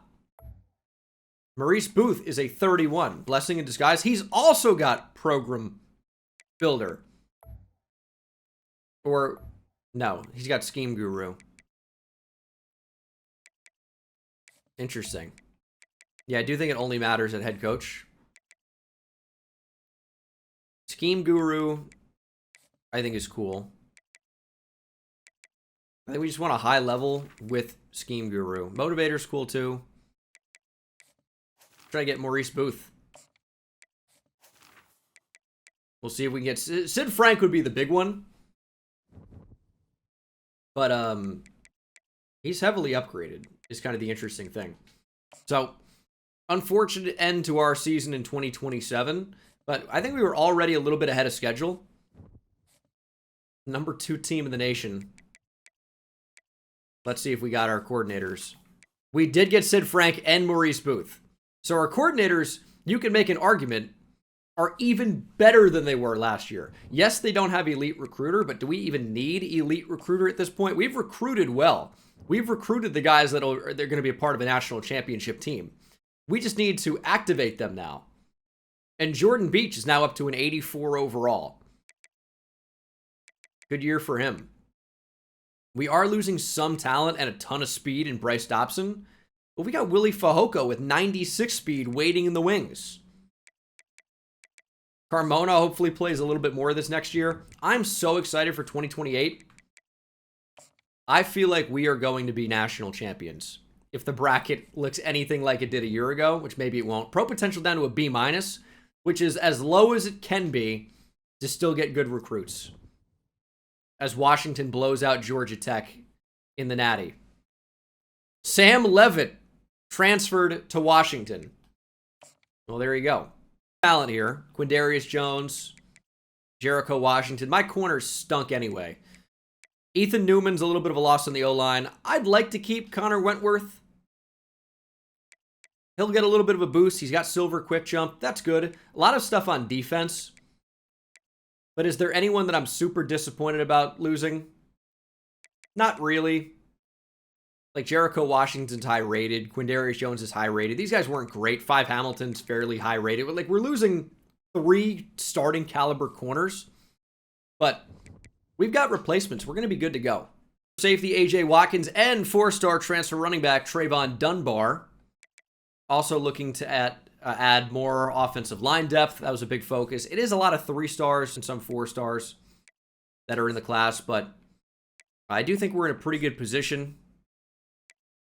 And whether or not Ronnie Cummins is Cummins to Kennesaw, Georgia, remains to be seen. But we are looking pretty good overall. So it's going to be a pretty good, not a great class, but a pretty good class. And I think that's fine. And it's a lot of O-line depth, some transfers. And we are just ready to compete for a national championship, I think. And I think we're going to have a new starting quarterback. And I think, but I'm unsure. If he doesn't get developed, obviously it's not going to end up happening, but see the class here. We don't get Cummins. He chooses Coastal Carolina because he's a fan of the worst uniform to field combination in the history of professional or collegiate or otherwise sports. Whatever. But a good class for us overall. We end up probably near the top 20. Number 19. 2 5-stars, 7 4-stars, and 9 3-stars. Good class overall. We didn't need to go out and sign 30 players. So we did pretty well for the most part. And again, after a 12-win season, incredible. We are ready to try and compete for it all in 2028. The athletes, but training results are in. We did have a sick recruit, and Jared Sapp is up to a 96. Joseph Anderson's a 94. Jaden Kimball's up to a 94. Geo Smith is at a 93. Ronald Carmona is in the same boat. Some of these guys are playing up. But okay. We definitely got pretty good here. And we're extremely well-rounded. Like, you look at corner now. Got 4 really solid options. Free safety's just okay. One of these guys might move over. Linebacker. Yeah, speed rushers still do not get a boost. Kind of annoying, but 2 sick inside linebackers. One of those is going to kick outside. Outside linebacker mostly looks good as well. D-tackle looks great. Avant got moved over to D-tackle. D-end looks incredible. The O-line is continuing to improve. Tight end is not developing at all. Receiver is still not in a great spot, but Fajoko's our new highest overall. 4 80s. Jordan Beach is up to an 86. Merriman's up to an 82. 94 speed, 94 acceleration at 5'11", 238. Quite nice. And then Iorio is still not as high as Vigil because he refuses to get the field general archetype when we change positions. So his overall, as a scrambler archetype, is just naturally going to be capped in the game. But that's mostly pretty good. Our team overall looks to be about the same as it was last year, but it's not. We are a better team than we were last year. And I might start Iorio. That might be the move. And I think we're going to move to the ACC. Recruiting for this next season. Got a lot of 5-stars we're going after. We're in the ACC now, so it might be a little bit easier to recruit some of these top guys, but also there is quite a lot of competition, like for Manu Butt. Everyone wants these BBLs, and NC State currently leading the pack. So, we've got a little bit of a tough schedule, of course, because we're jumping up to the ACC now. Locked in to play number 5 Clemson. Big noon kickoff game at 11 a.m., I guess. Well, it wouldn't be. It's just 11 a.m. for no reason. Why is that? I don't know. It's on the East Coast, so. Locked in at number 15, Virginia. Locked in at number 6, SMU. We do get home games for Clemson and for SMU, though. But this is kind of a tough schedule. We do play Tulsa. Maybe we'll see if any of those 5-star linebackers happen to play that week. But this is supposed to be the year that we win it all. We're going for it. And I'm hoping we can actually simulate well, as the entire recruiting class has locked us out. That's crazy. It was easier to recruit when we were in the Conference USA somehow. At quarterback got a lot easier, with Vigil having an upper arm fracture. We also have torn triceps for Avant and Merriman. Goodness. We lose to Tulsa in sim, and we lose to them in recruiting. We dropped to number 14 in the nation. 31-24. I hate this game. Figure out a sim engine. I know teams in CFB get upset. I don't like it when it happens to me. How are we so bad? Every year we stink. And if you think we're going to beat these ACC teams in sim, no way. We have Clemson on the schedule, though. Recruiting is going well. Hopefully they didn't catch the other game. But these recruitments are almost over. We didn't even set up visits. I think I went on autopilot and just started simming multiple weeks without updating recruiting, which is not a good way to go about recruiting, if you didn't know. Major screw up here, seasons in. And recruiting matters a little bit less at this point, but it still matters. Clemson is very close to our rating. Same offense. Our defense is better, but will our defense actually be able to get stops is the question. The answer is probably not. I don't know. Clemson's going to be tough. And for whatever reason, we don't simulate well. Got a really good team. I'd like to actually see it in action. We're down 7-0. Please score a touchdown here. We got 3. We're down by 7. Down by 13-3. 20-3. 27-3. The game's over. What do you want me to do? Jump in earlier, maybe? We're getting absolutely blown out. Ooh, broken sack. How about run, though? Okay, Iorio might be a beast somehow. But, like, why does this team simulate so badly? We've got to find a playbook that actually will represent our ability. I guess it's not possible.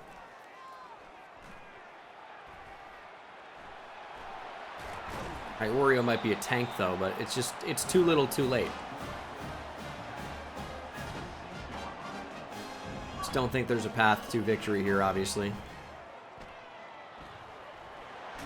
Iorio makes it closer, but we're going to need, yeah, 2-point conversion, an onside kick. We're going to need a lot.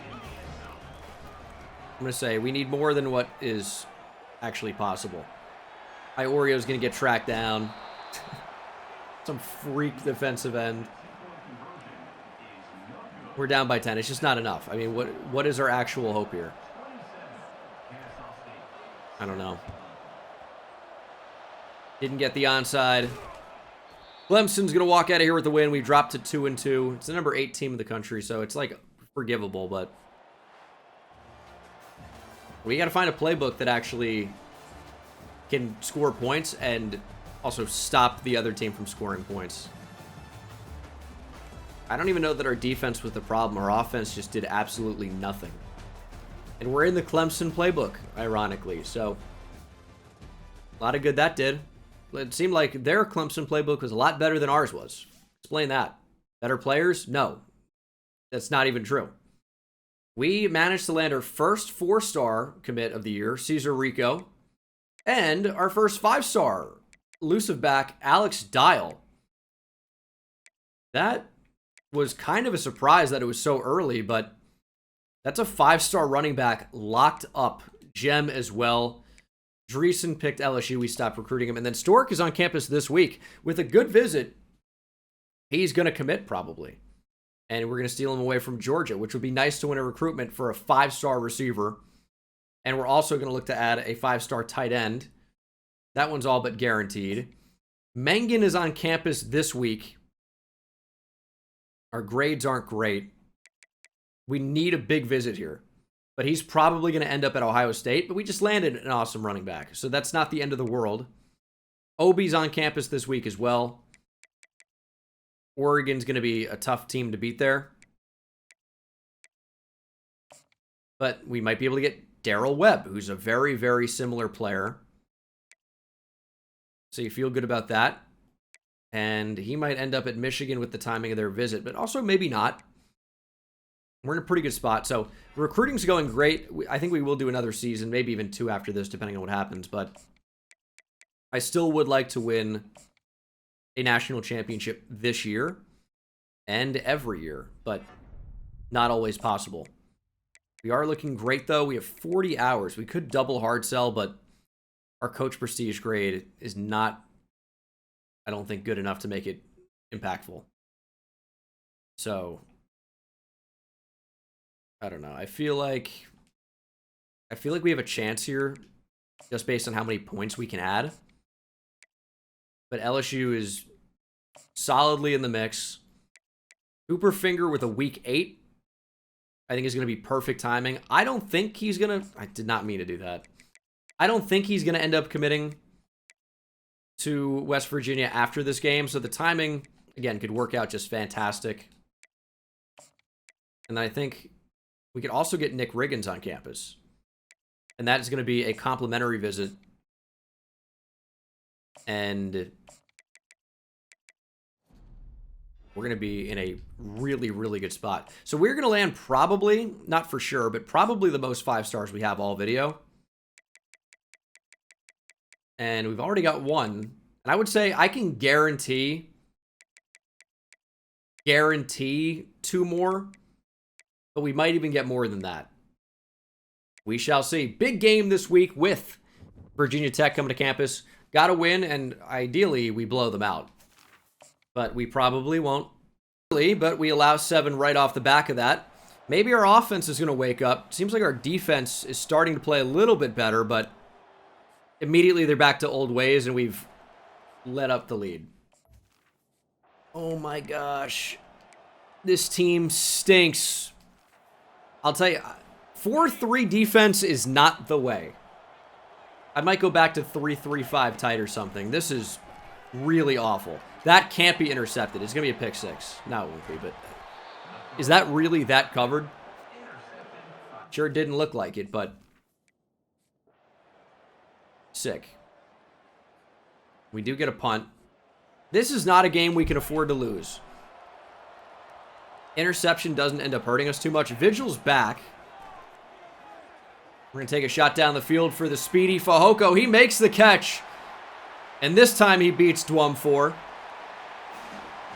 Maybe we just got to streak our receivers. Maybe that's the way. It's an 80-yard touchdown. We instantly allow a 72-yard touchdown. I'm going to freak out.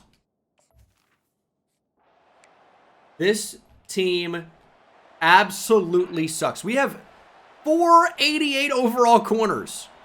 4 of them.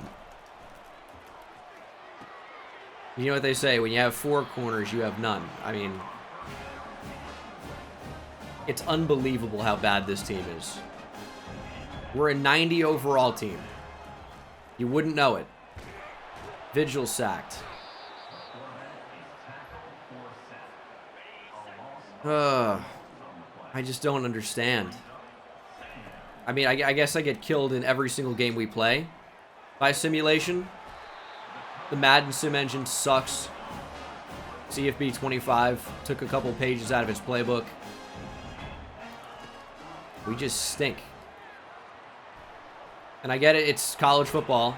Teams get upset. I'm getting upset. Play better. Fourth quarter. Do or die time. That's just not a throw we can make. Give me defensive pass interference at least. We'll take the free 15 yards. We might never win a national championship, is what's starting to sink in.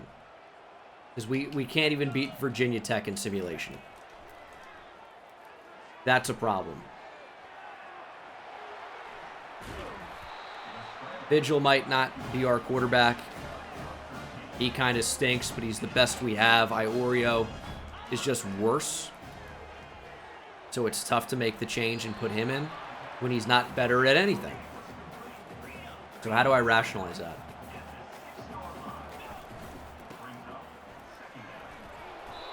We no longer have a power back. He has a torn tricep. We've got to run a receiving back in here in Beach. Oh, we got a big pancake, though. We do take the lead. But will our defense be able to stop them? The answer is actually yes. We instantly got an interception by Adrian Humphreys. That's helpful. It's actually extremely helpful. They have stars all over the place. Why do I feel like this screen's going to get picked off? Ooh, big stiff arm, diving! How about dive towards the end zone? Goodness. Snap the ball, let's get in there. Touchdown, Beach. Alright, well that was the big swing that we needed. Especially with visitors in attendance. This is a big game for us. A blowout would be super, super important. We've allowed back-to-back big plays already. It's 38-28. We're up by 10. A blowout is 17. So if we can somehow get the football back and score a touchdown, that would be ideal. We've picked off Belfort twice. How about a third time? We have sick linebackers. Can one of them do something?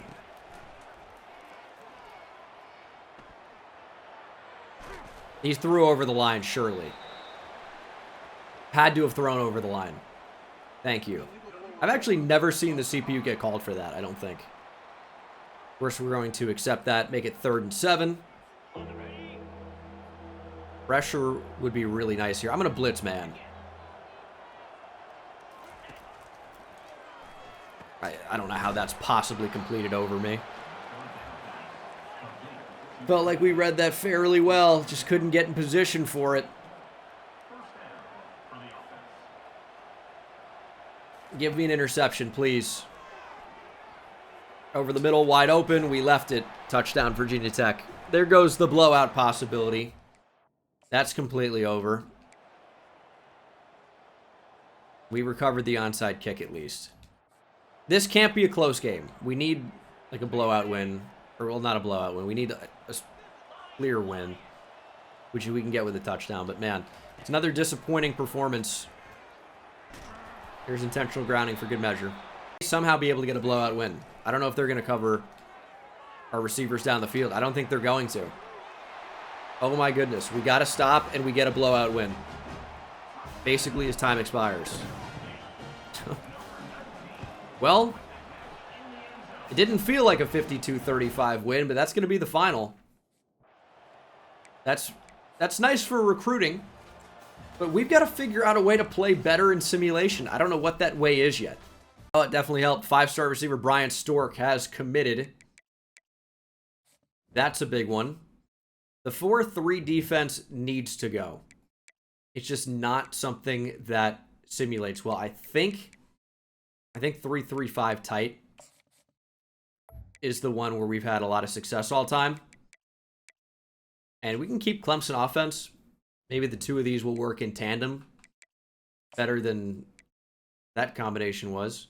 But we've landed 2 5-stars. We will be getting the tight end. LaMarcus Mengen had a fairly good visit, but they were a lower tier opponent, so we don't really get a big boost off of it. And our grades are not really good enough to hard sell. Ohio State's making a huge push. He's going to end up at Ohio State. The timing's actually going to work out perfectly because he's not going to commit to us after this week, and he will choose Ohio State. Which, that sucks. But what can you do? Danny Obi got a nice little boost, but again, we might just get caught by Oregon. It's tough. It's tough out here. Slayton is a week 8. That's right now. This one's not over. LSU may have passed us, but this one's not over. We have 80 points on them. And a visit this week. Durante Slayton, the 5-star edge, could still pick Kennesaw State, as could Cooper Finger. It's not dead yet. And Nick Riggins is on campus as well. There is still a chance. And we could still land a 4-star quarterback for good measure. And we'll see if being a 10-point winner is good enough in recruiting here. Because we had a little bit of a comeback to make in some of those recruitments. We may have made them.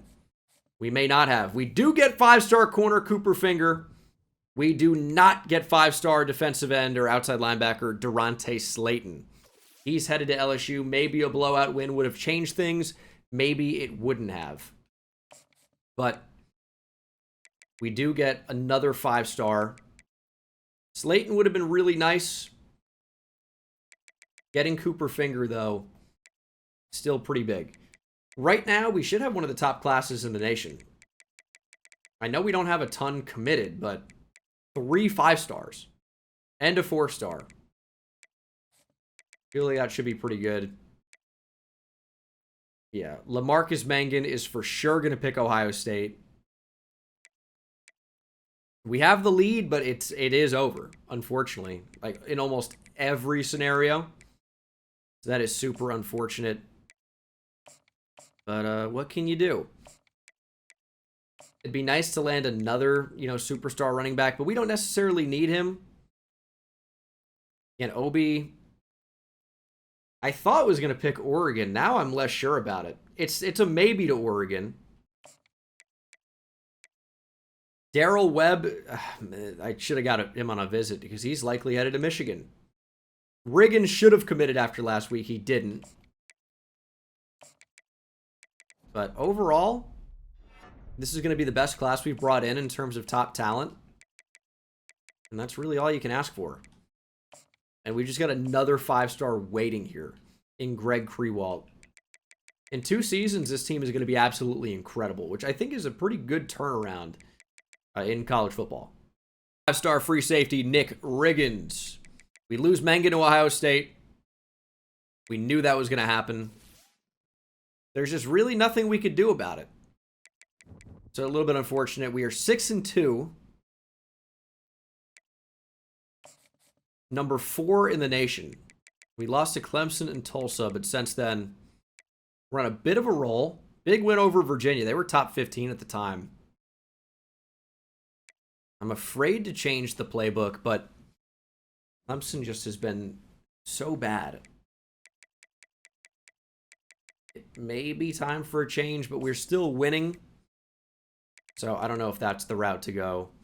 Washington and Notre Dame have figured out that there's a random 5-star tight end just floating around with one offer from Kennesaw State, and they're trying to jump in. I said this was a free commit, and suddenly that is in question. That's in jeopardy a little bit. I still feel like we look pretty good there, but it's maybe not as free as it once appeared to be. But I'm not a rapper. Fun rhyme. The center from Country Club, Illinois. Okay. I don't think I was expecting him to commit right there. But that's a really good player to add. We're 7-2, number 3 in the nation. Yeah, Washington, Notre Dame, and now Penn State are all making pushes for Krewalt. Getting that visit scheduled was big.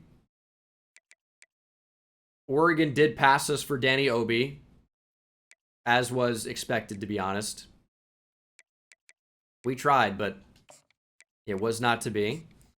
But we are probably going to land a 4-star field general quarterback who looks okay.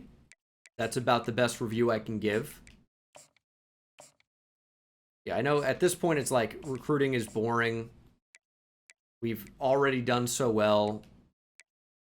But I figure, you know, if there's anything notable to update you guys on, I am updating you. We have the 21st best class in the nation. 5 5-stars and a 4-star. That's pretty good. The week 12 visit's going to be the biggest thing. But I'm pretty much done adding players to the recruiting board. It's all about winning games in Sim at this point. That's what we need to do. Stay a 2-loss team. Obi does pick Oregon, again, as was expected. And we are 8-2. This is a huge game in the ACC. A team that we're familiar with. Number 7 SMU. We played them in the college football playoff last year. Now we join their conference. And in order to have a shot at the ACC championship, we need to win this game. Unfortunately, Georgia Tech is not on our schedule. So we don't necessarily control our own fate, I don't believe. But we need to beat SMU if we want a chance. Otherwise, there is legitimately no chance. So, we'll see what happens. Rematch against the Mustangs. 7-0. Our defense is playing pretty well. As I say that, I'm sure they're going to allow points. But it's really been a stalemate. We're up 13-0. The 3-3-5 defense may not be putting up a ton of stats, but they just blanked the number 7 SMU Mustangs. Offense, struggling. We allowed 81 yards. Oh my goodness, what a disaster for SMU. 3 for 15 passing and a pick for Mike Johnson. Our offense still is bad. I mean, we sucked this game. But our defense was incredible. 4 TFLs, 2 for Ronald Carmona, pick for Joey Madden. What an effort. Commits following this week. The Penn State Week 14 visit actually scares me a little bit. But he had a pretty good visit. I mean, everybody kind of did. But, I mean, we lost quite a few battles this year, but we also won quite a few. Campanaro is close to a commitment. Officer's going to be in a pretty good spot. Don't shoot. I need him to play offensive line for us. So adding him to the class would be pretty good. Top 150 player. Top 5 position. Positionally for us. And yeah, I love the way this class has come together. But of course, we have bigger goals. It's to win a national championship. We are not too far away from that. I mean, in a way we are, but we have work to do. But the class is coming together, and we might even try to win a string of games. And Greg Krewalt and 4-star quarterback Joe Campanaro. It's a fun combo. I might look towards like the Jacksonville State offensive playbook. That was actually really good for us at times. More so than Clemson. But we're in the ACC championship. We made it. Georgia beat Georgia Tech rivalry week. Now, that wouldn't affect their conference standings. But we just rose to the top. 7-1 of the conference. We actually finished first in the ACC. And that will be solidified if we can actually win the damn game against Miami. Which will be easier said than done. But what a class for us overall. Still not top 10. Number 17. Even with 6 5-stars, I get only 8 in the class, and everyone else has more. That's the big difference right now. But incredible class for us. Really can't make any complaints. It's just, can we beat Miami in the conference championship?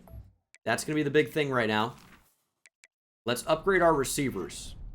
That could certainly help make it happen. Running back is not a bad idea either, but these coach points are getting a little bit tougher to come by. And our receivers, I just think, are pretty bad.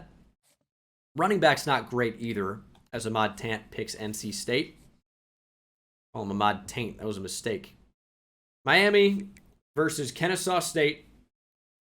ACC Championship online. 2 10-2 teams. 2 7-1 in the conference teams. They're actually a higher overall than we are. 91 overall for the Hurricanes. They recruit really well every year. And they simulate pretty well. I feel like they win the ACC almost every year. It's Clemson or Miami, right? So, well, in the game. Let's make that abundantly clear. We'll see if we can beat them, though. They are beatable, and we're up 7-0 early.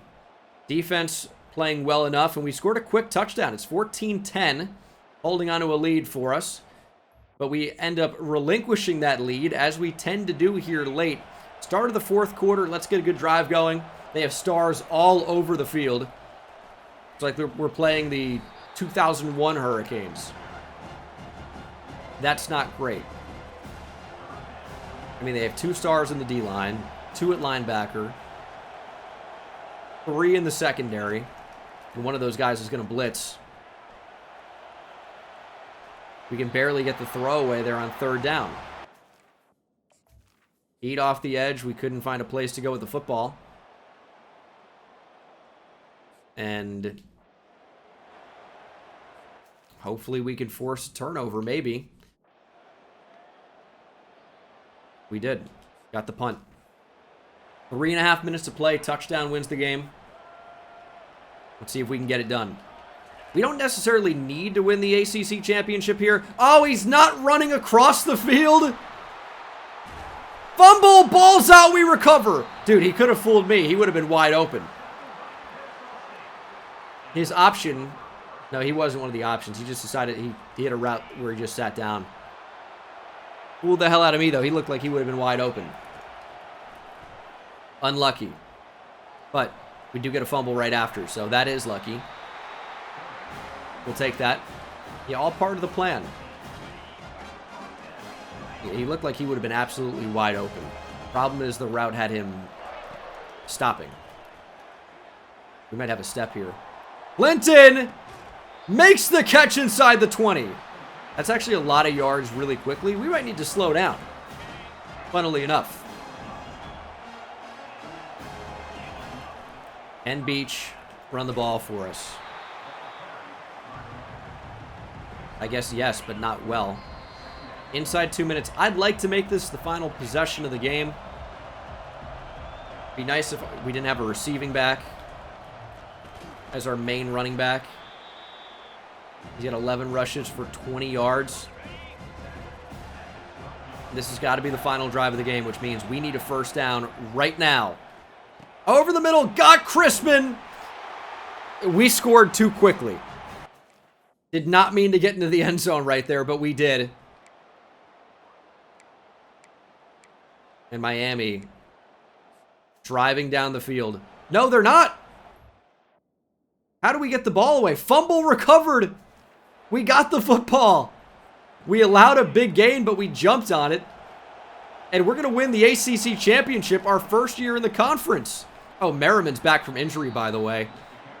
That's going to be bad news for teams that we're going to see in the college football playoff. Big power back from injury. And we might make this look a little bit uglier for Miami. But no reason to. We'll show some humility. We'll go victory formation. And we'll hoist the ACC championship trophy. Our first year in the conference. We are headed to the college football playoff with a first round bye. What a year for Michael Hawkins at OU. 37 touchdowns to only 2 interceptions. But we've got nothing to show you here, Bowl Week 1, because we have a first round bye. What a class overall for us. Duarte picks Oklahoma. Fool. Vi Officer's about to pick Oklahoma. All right. Fool. But we've got a top 20 class. No. 23rd. Still only 8 committed. We don't really need a lot more than that. I'm not really worried about it. Hopefully our coordinators stick around. Looks like they're probably going to. We have 10 coach points here. And we will be using those prior to going into this week 2 game of bowl week. First round bye. We're going to be playing the Auburn Tigers. Number 8 in the country, but a very good team in the SEC. They always simulate pretty well, come to think of it. I feel like Auburn is always doing really well, which is surprising because they're just not one of the best teams in the SEC right now. Like, they've had their moments, but they've been playing second fiddle to Alabama for a long time. Either way, I'm not trying to rub it in. I'm just pointing it out. Oklahoma, Kansas State, Oregon, Penn State. That's the death bracket at the top. A lot tougher than it was last year. And then Miami, ECU, Auburn, Kennesaw State at the bottom. We've got to beat Auburn. Auburn is the best team that we'll face all year. That's true. Up to this point. There should be football after this. I think Oreo's ready to step into that role, probably. They're both 88 overall now. Accuracy's pretty similar. Vigil's got a slightly stronger arm, and he's the senior. We're not going to be making changes at this point, but Merriman coming back could be really big for us. Auburn's going to be a pretty talented team, no question. They're an 87 overall, but we are better everywhere. Higher offense by 1, significantly better defense, and that's finally starting to actually show up in game with the transition back to 3-3-5 tight. So let's hope the offense can step up. We're in Jacksonville State playbook now, and hopefully that helps us simulate to our actual ability. And I don't know how long this video is. Could this be the longest video I've ever uploaded on the channel? That's actually a possibility at this point. As I see, Auburn has Biotish. I remember recruiting a guy named Biotish. I wonder if it's the same guy. Anyway, let's beat him. Either way, 0-0. We're down by 3 into the half. Still down by 3, but a touchdown gives us the lead, and then another touchdown. Into the fourth quarter, having a field goal on top of that. And we do, unfortunately, allow a touchdown. And we've punted the ball back. Up by 8. A minute to play. We need Ronald Carmona to get after the quarterback. Keep him in bounds. Okay. Well, that didn't work. They've got a freak playing running back. Showing bunt. They're not running it here, surely. Oh, Carmona got in there. His 4th sack of the game. Ronald Carmona is dominating the Auburn Tigers. 3rd and 18 after a spike. I would have used my timeout there personally. That was kind of dumb. Quick throw. Big hit for Kimball. Took out his teammate. 4th and 10. Game on the line for Auburn. Spike it now. See what a spike does for you. We're over the middle. It's intercepted by Kimball. Easy reads. User pick. The cat in the hat. Kimball ends it. Victory formation. Auburn not going to use their timeout. No point. We are finally going to win a college football playoff game. Gene Dangus has coached his team over the finish line in a college football playoff game. 17-6, we beat them in half number 2. We are moving on to the college football playoff semifinal against what probably should be an easier opponent. Probably should be. We'll see if that ends up being the case. But this could very easily be a national championship caliber team, and then we'll do one more year, potentially. We do lose via officer. Buck 12. No, just kidding. But in this case, yes. We hate that officer. We have a Miami rematch. We just saw them in the ACC Championship. We beat them once. Will we be able to beat them again? It's going to be a tough task. Because Miami is good, right? But we just beat this team. They're a 90 overall. That's the challenge. But I still feel like we can show up and outplay them. We've already done it. I get that their overall's higher. Our overall's been higher for every loss of this video, pretty much. I think something close to it. Defense is playing great. There's a touchdown for the Owls. How about another? No. There's a field goal. It's 10-0. 17-0. Our defense is unstoppable. 20-7 is your final. The Hurricanes just got rocked. Shout out to the Scorpions. 20-7. Nice win. Good game for Lorenzo Vigil in what won't be his final college game. Jordan Beach can't be our starting running back anymore. Good game for Willie Fehoko. And then defensively, 2 TFLs for Clifton Graves, sacks for Potts and Avant. Carmona only had 1 tackle in this one after 4 sacks the game previous. Just check what time it is. It's 9:41 p.m. on a Friday, and OU still sucks. We've got them in the national championship, and we've got something to prove. First, that we're better. I think that goes without saying. This is a team we are going to beat. Merriman in its starting running back. Jordan Beach can be a great backup / third down option. I'm bringing in the better true running back as we look to take on the number 15 Oklahoma Sooners. They're a 90 overall. National championship on the line. Honestly, I know I'm Kennesaw State, but horns up. Can I get some hook'ems in the chat? We're going to beat OU. We're going to win the national championship. And then we might just do it again next year. Let's see what we got. No blowout, please. Unless we blow them out. Our defense has been playing great. We're up 7-0 already. How about 14-0? This is the team of dreams. It's 17-0 at the half. This is the blowout I would have appreciated. I know I said none, but it's 24-7. That's how often we own OU. As they find Anthony Bavaro. They've made it a 10-point game. We've recovered the onside kick.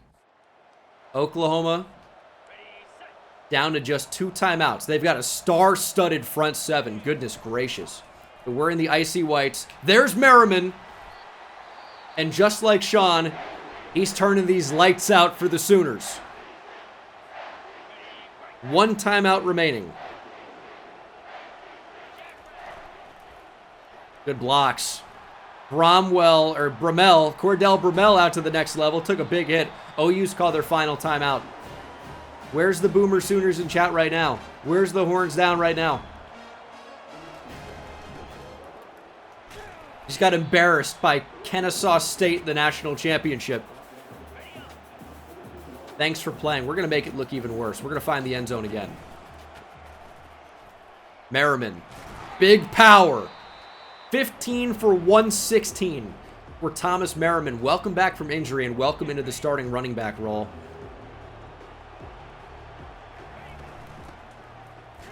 Jordan Beach is going to get stopped there. But guess what? That's the national championship. Thanks for playing. Enjoy the flight back. Kennesaw State are national champions. We're going to try and repeat, but consider this team officially rebuilt. We're going to be even better next year with Iorio stepping into the starting role and players getting developed for another year. Those 5 stars that we got to commit won't really play much of an impact, but we'll probably do a full sim season, maybe actually 2.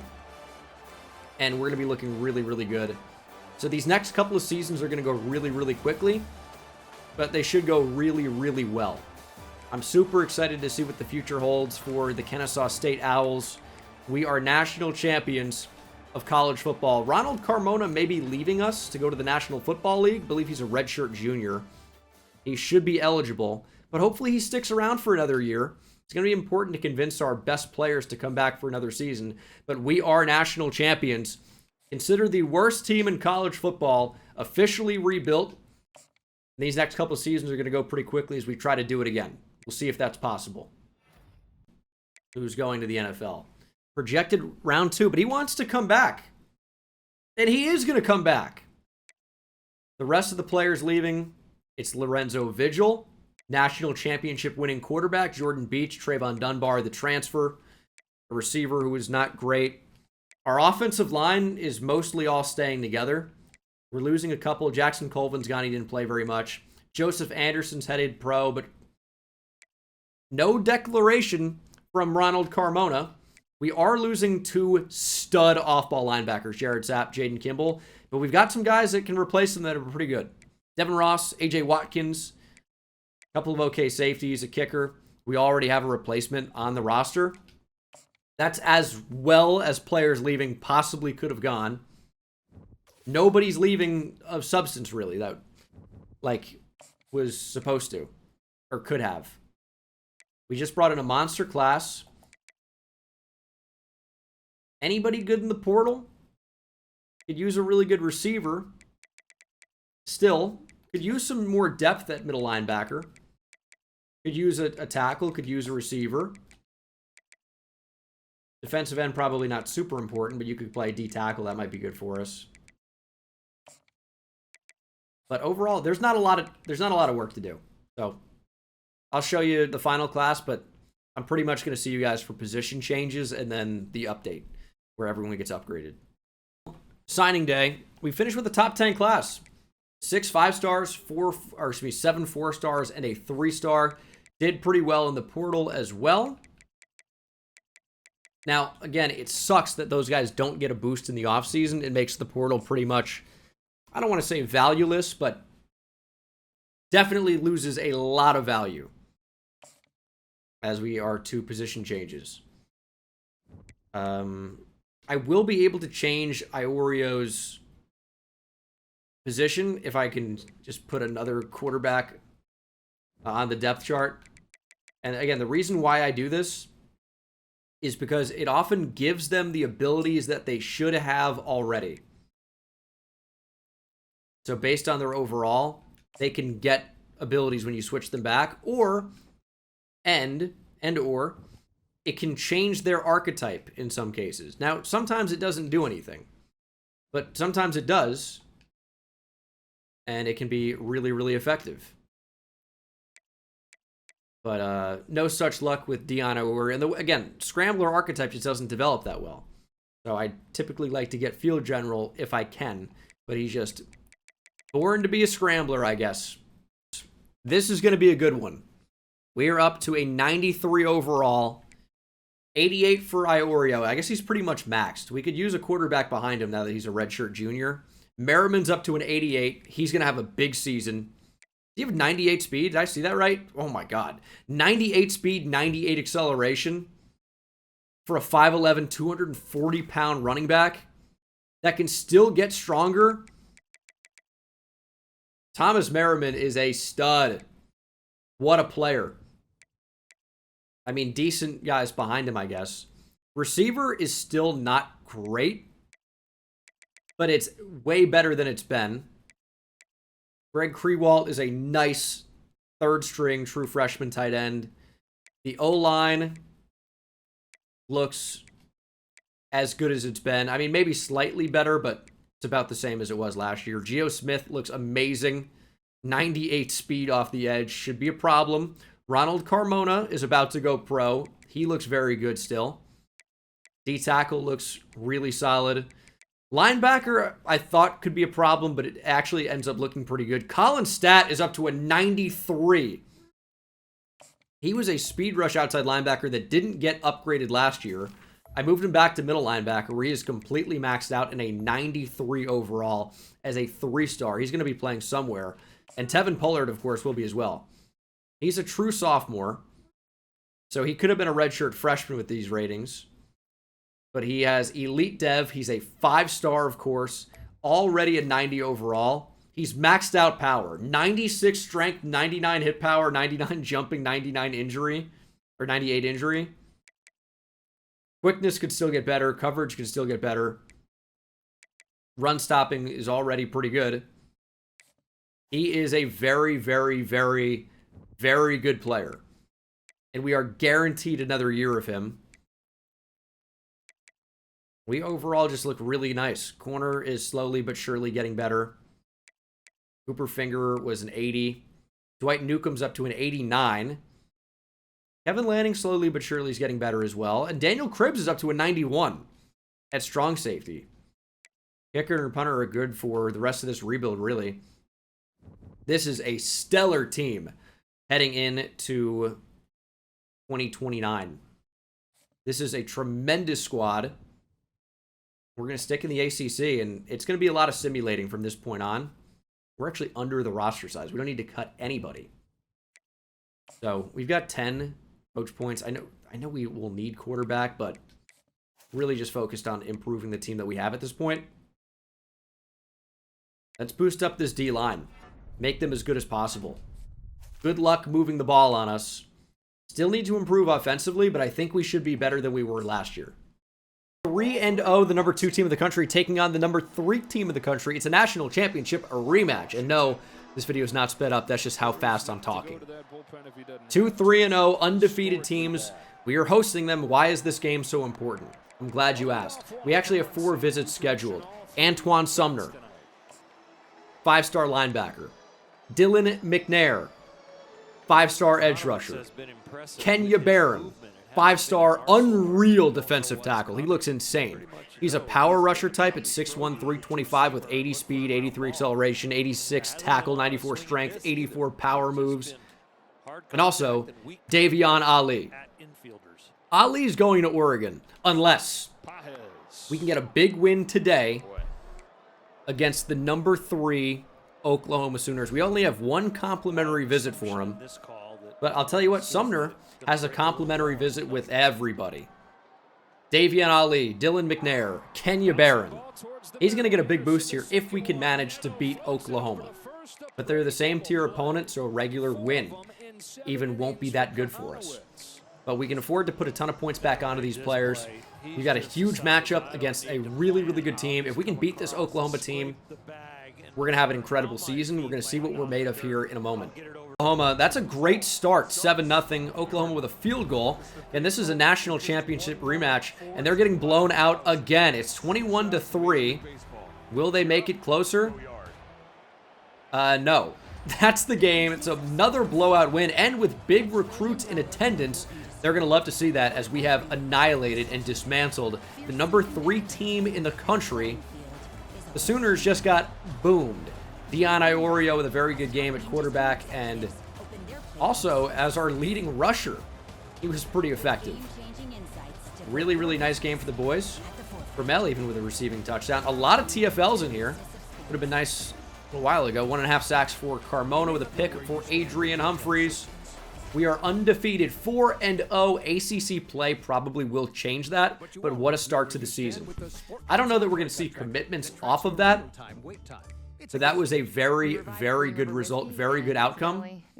And I think we're going to see a commitment. It's 5-star corner Davion Ali from Bellflower, California.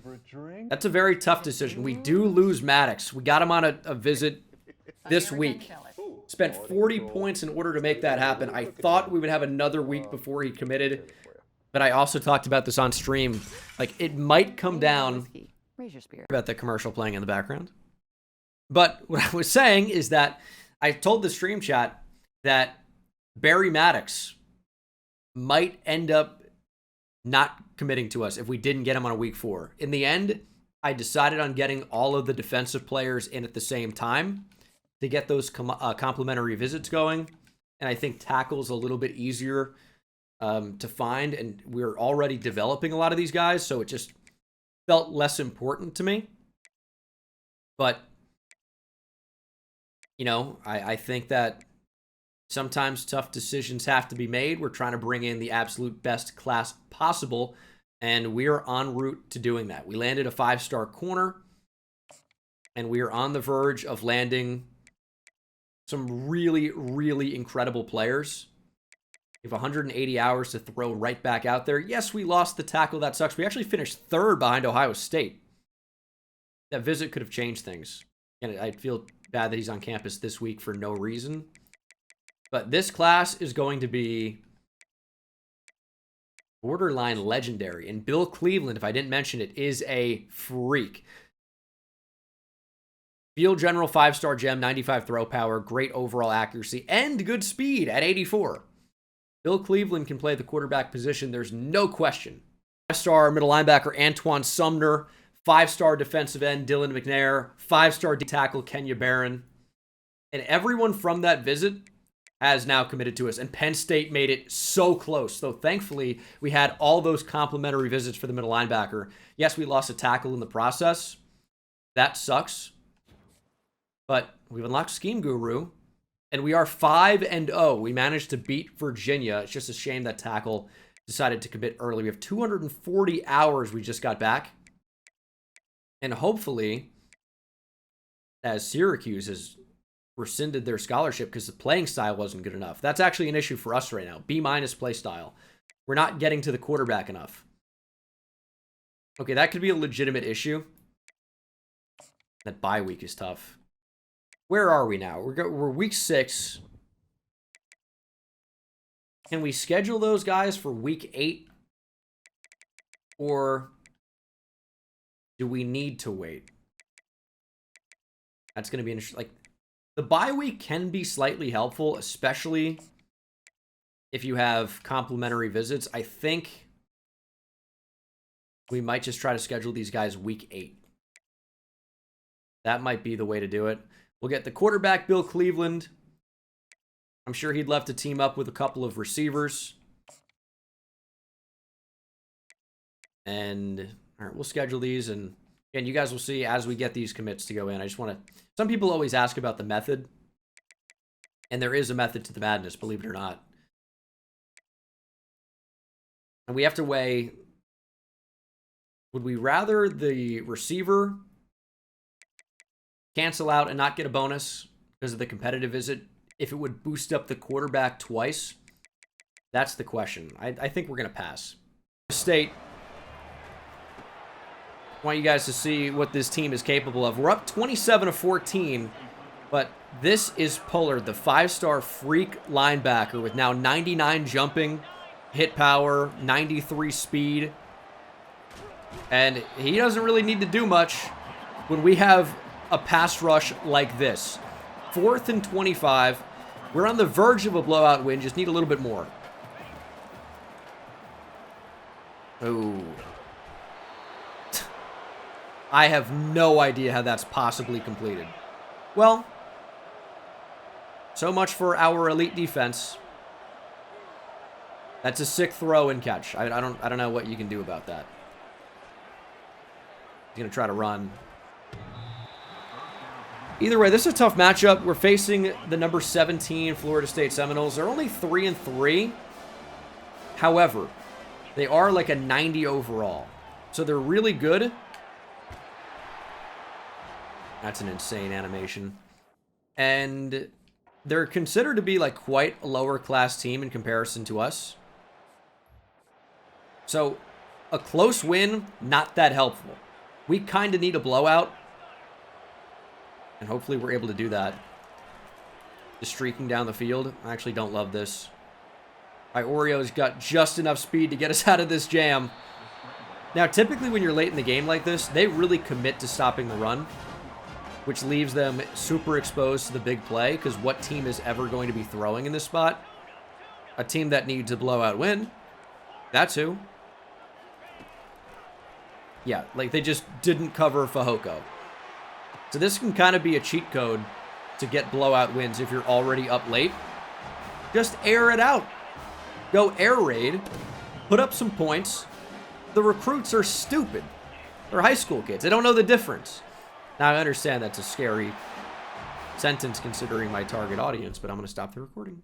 Here, the blowout win versus Florida State. Again, this is probably like the last big year for recruiting, so it is important to jump into some of these games, see if we can't win.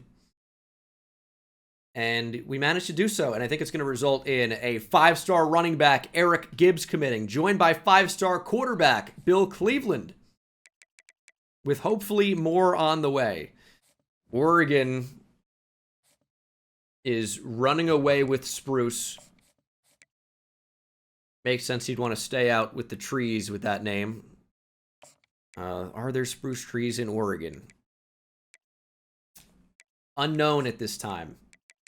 Unknown. As Colin Calloway, we weren't hard selling, which means he's likely headed somewhere else. Even though we had the lead, I think we're about to give it up.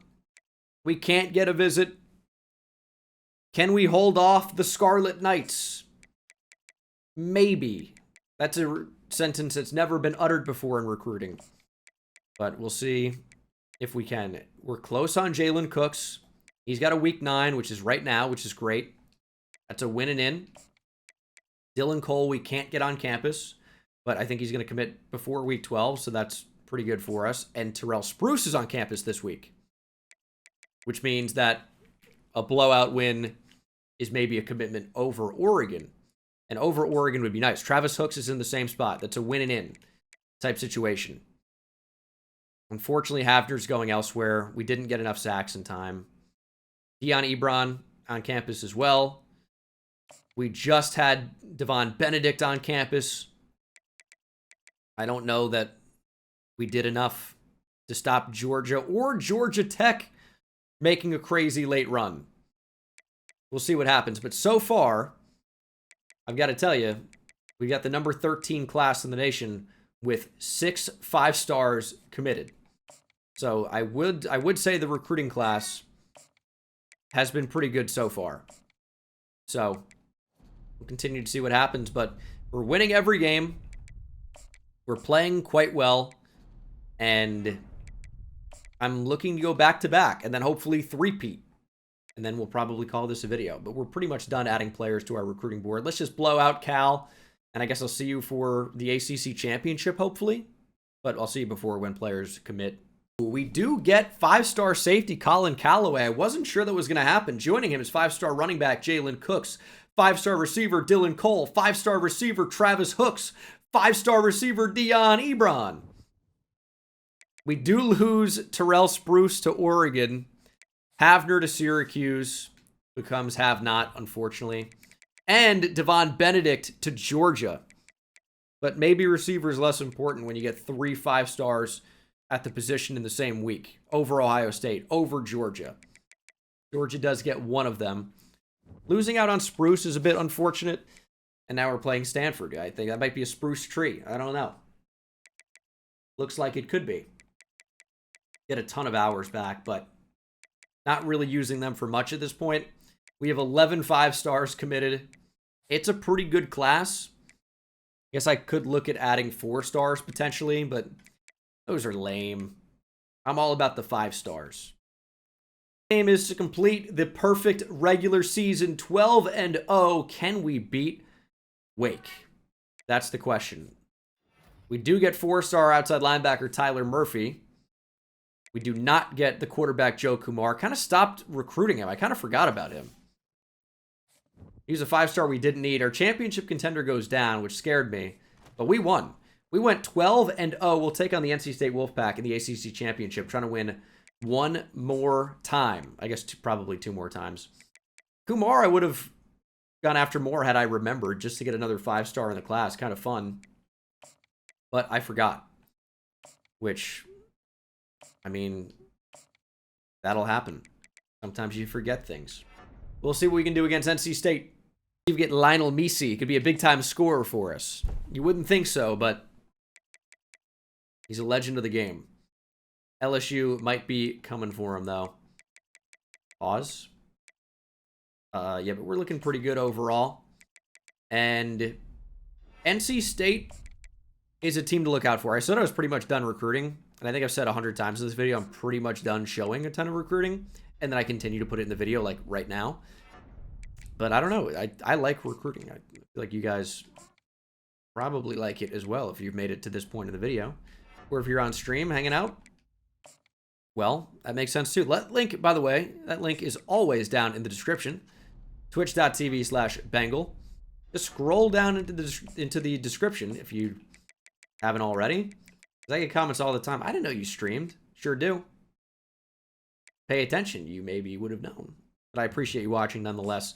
Trying to beat NC State. They are an 86 overall. We have not lost a game the entire season. That's what undefeated means. And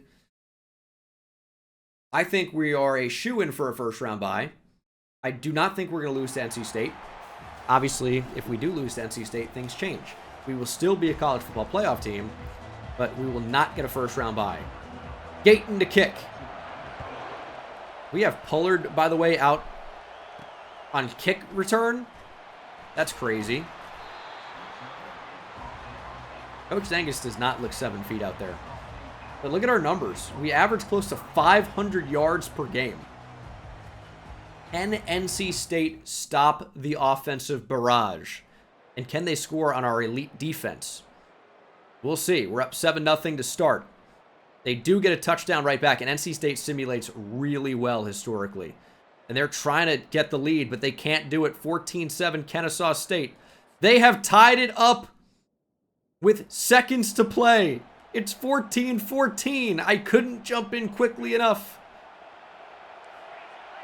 Well, we may have 2 plays, but it's probably 1. Rolling out. We are launching deep for Fahoko. He got shielded. He couldn't get by the corner. That's great coverage. And we are headed to overtime. It's college football overtime rules, which means you start from the 25-yard line. We want to play defense first, so we know what we need. 1 stop. If we can get a stop with no field goal, we win the game with a kick. If we can stop them and get a field goal, we win the game with a touchdown. They're going to motion from trips right to a little 2x2 set. And they're going to go read option off of it. What a start for NC State here in overtime. They're trying to do anything to throw off this insane pass rush. I don't blame them.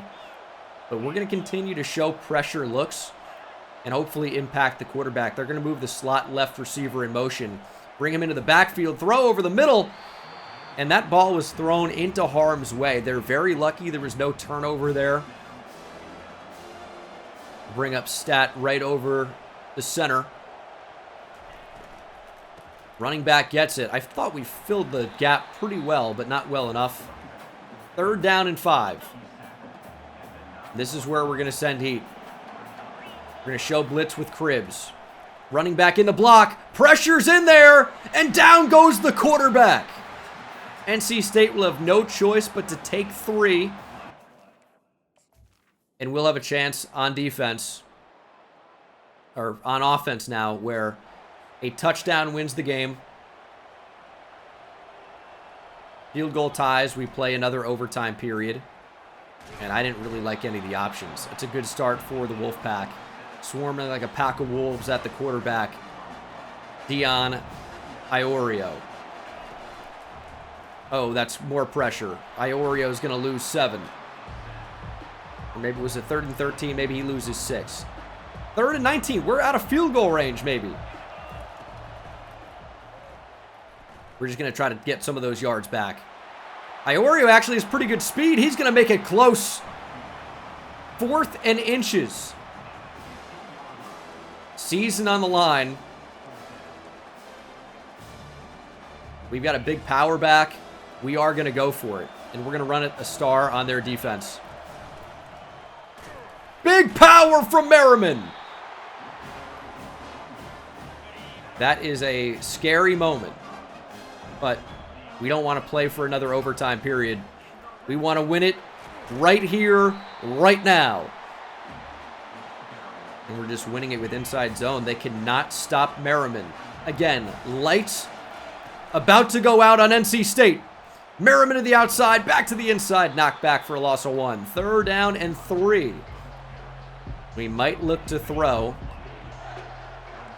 Lead read option could be an option. Running back gets it. They're all over it.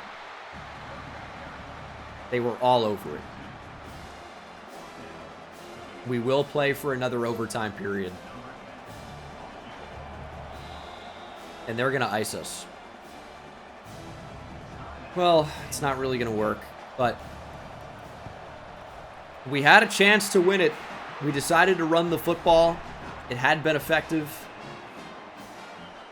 but we can't win it in the first overtime period, meaning now we start on offense, and NC State will know what they need to play for. Not really where we want to be. I think we threw that ball too late. We had Fahoko, but we didn't see him soon enough. Can only look so many places at once. I don't have Steve Buscemi eyes, unfortunately. 2nd and 10. I think we might have a step again. We stacked him with Fahoko. It's underthrown. Again, great coverage from that corner. I feel like we've had some chances. Shot to the back of the end zone. It's caught! Touchdown, Lawrence. What a throw! That's called being on the same page. Ball had to come out. We go back shoulder. We score the touchdown. Forced now to go for 2 in the second period in overtime. Throw over the middle. That is caught. The 2-point conversion is good. We are in the driver's seat in double overtime. If we can get a stop, we have a second, or even if we can't, if we allow a touchdown, we have a chance also to stop them on the 2-point attempt. Here's Pollard, insane athlete linebacker, but trying to take away everyone. He's got big hit power. The back holds on. We didn't really have too many options there. Try to stay close enough to the quarterback where if he were to run, we'd at least be able to make a play on him. And if he passed, it wouldn't be a huge pass play. But they're driving right down the field. I mean, they just have infinite time to throw. The pass rush stopped getting after the QB, and it looks like it's going to be tough to keep them out of the end zone. Quarterback keeper, he can't get the toss off. Had the back in the open field. 2nd and goal. This is an area of the field, though, where it's high risk, high reward with a blitz. You can get there quickly, but also part of the advantage the defense has on this area of the field is that it's so congested. It's really tough to throw the football. And it can also be tough to run the ball because, again, how congested it is. 3rd and goal. Staying over the middle. Multiple options. Pressure gets there. Oh, what a time for a sack. 4th and goal from the 18. Season on the line for NC State in double overtime. Pressure gets there again. Thanks for playing. We have beat ACC runner-up NC State. And we are headed back to the from the conference championship to the college football playoff with the first round bye. That was a close one. Iorio is your 2029 Player of the Year here at Kennesaw State. I don't know if that means Heisman. It should, and it does.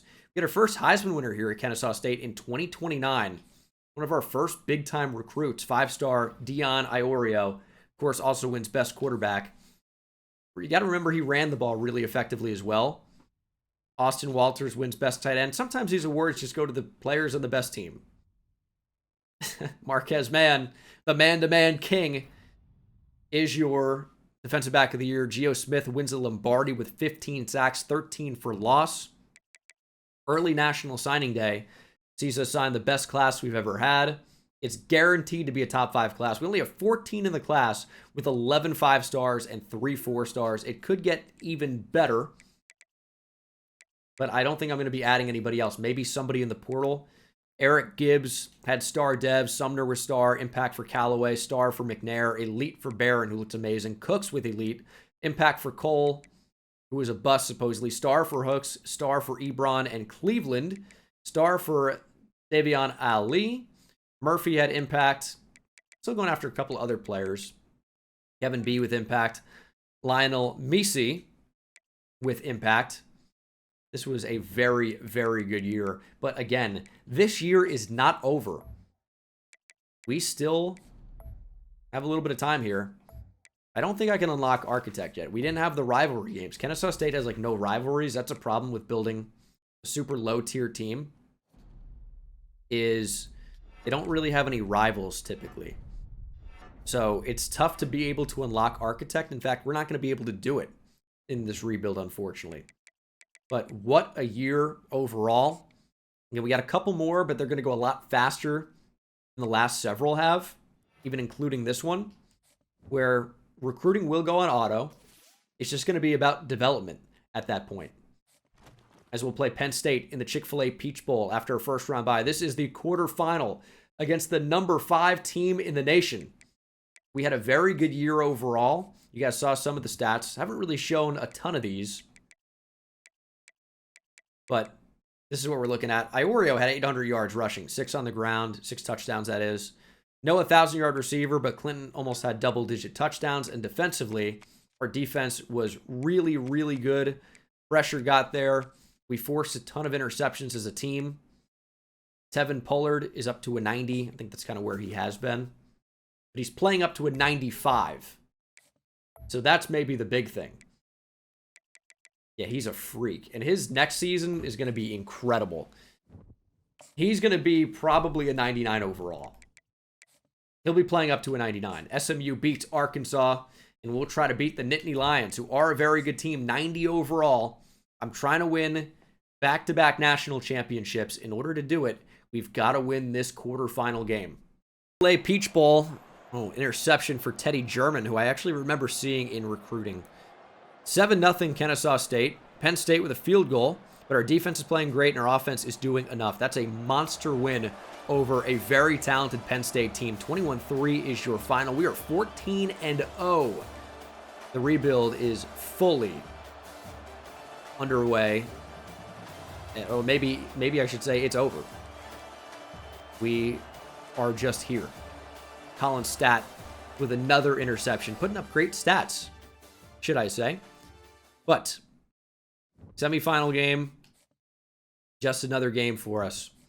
It's just another bump in the road that we have to clear in order to get to the national championship. Just another obstacle, but it's not an immovable obstacle. It's something we can certainly either get by or run right on through. It's the Oregon Ducks at the Rose Bowl in Pasadena, California, which you'd think would be sunny all the time. It rains there sometimes, believe it or not. I've heard. More on that later. Game of the week, I bet it is. It's the CFP semifinal. It's the Rose Bowl game, one game away from the national championship. Here we go. Oregon still, even across the country, has managed to cause us some problems in recruiting. They've been a little bit of a menace. They always are. But we can completely annihilate their hopes and dreams here momentarily. It's the Kennesaw State Owls against the Oregon Ducks. Honestly, battle of the lame birds. Some people like owls. I don't know. They look weird to me. They're not lame. They're just, I don't know. They're fine. They're not an eagle, right? Or a falcon. Or, I don't know. Definitely, we can beat the Ducks, dude. You live in ponds. 7-7. Going into the third quarter, Oregon takes the lead. That is the end of 3. Oregon with the football. 3rd and 5, looking to end our season. Oh my goodness. Well, all right, time to make a play. Oh, that's great defense.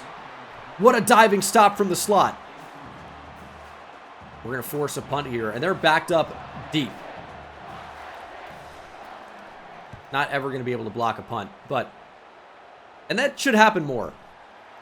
We got our starting running back returning punts for us. That's interesting. 5:48 to play. Down by 3. No mistakes.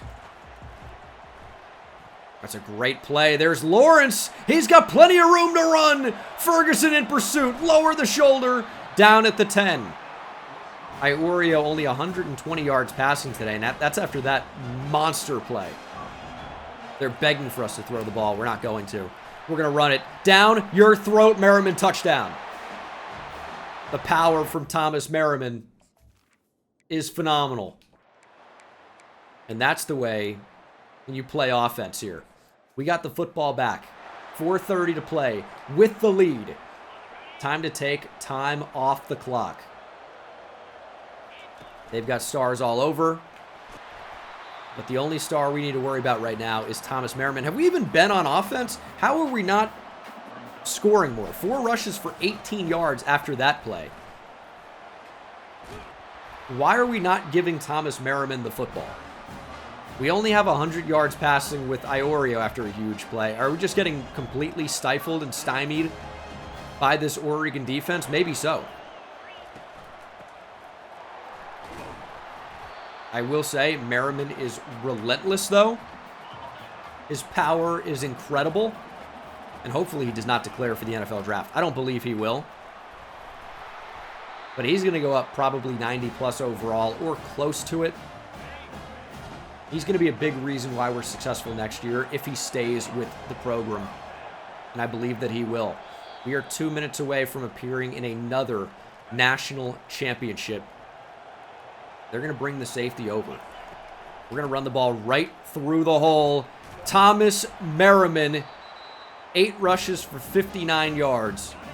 He had under 20 a minute ago. And that's going to go even higher. They cannot stop Thomas Merriman. And at this point, they might want to let him into the end zone. So at least they can try to get the football back and try an onside kick because they're not stopping Thomas Merriman. We've wasted all their timeouts. It's good to stay out of the end zone there. We burned their final timeout. It'd be good to stay out of the end zone here if we can score on 3rd down, which there's no guarantee. But we're going to bleed this down. We could be close to a minute after this play. We will probably try a kick if we don't get this. We're going to run with the quarterback, Dion Iorio, and he's going to be short. CPU wants us to go for it.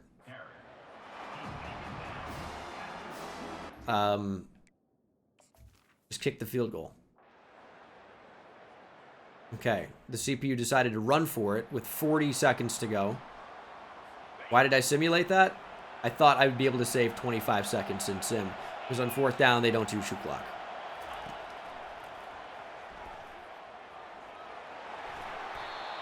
Sick quarterback run. I don't know why we would not kick in that spot. I get that you can win the game, but hey, you're saying that I get Oregon has to go 99 yards. But you're basically saying that you think they're going to score a touchdown and beat you with a 2-point conversion for sure. They've just beat us over the top. Please save the touchdown. Touchdown, Oregon.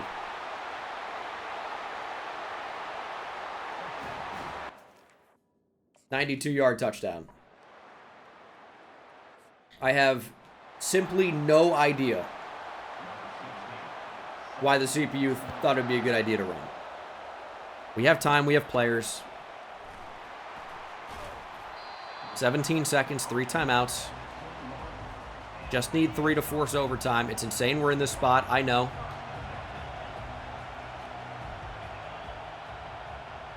This always happens to me. At some point, you got to wonder, am I the problem? And the answer is maybe. Oh, my God. Not a great throw. Iorio's a little bit banged up.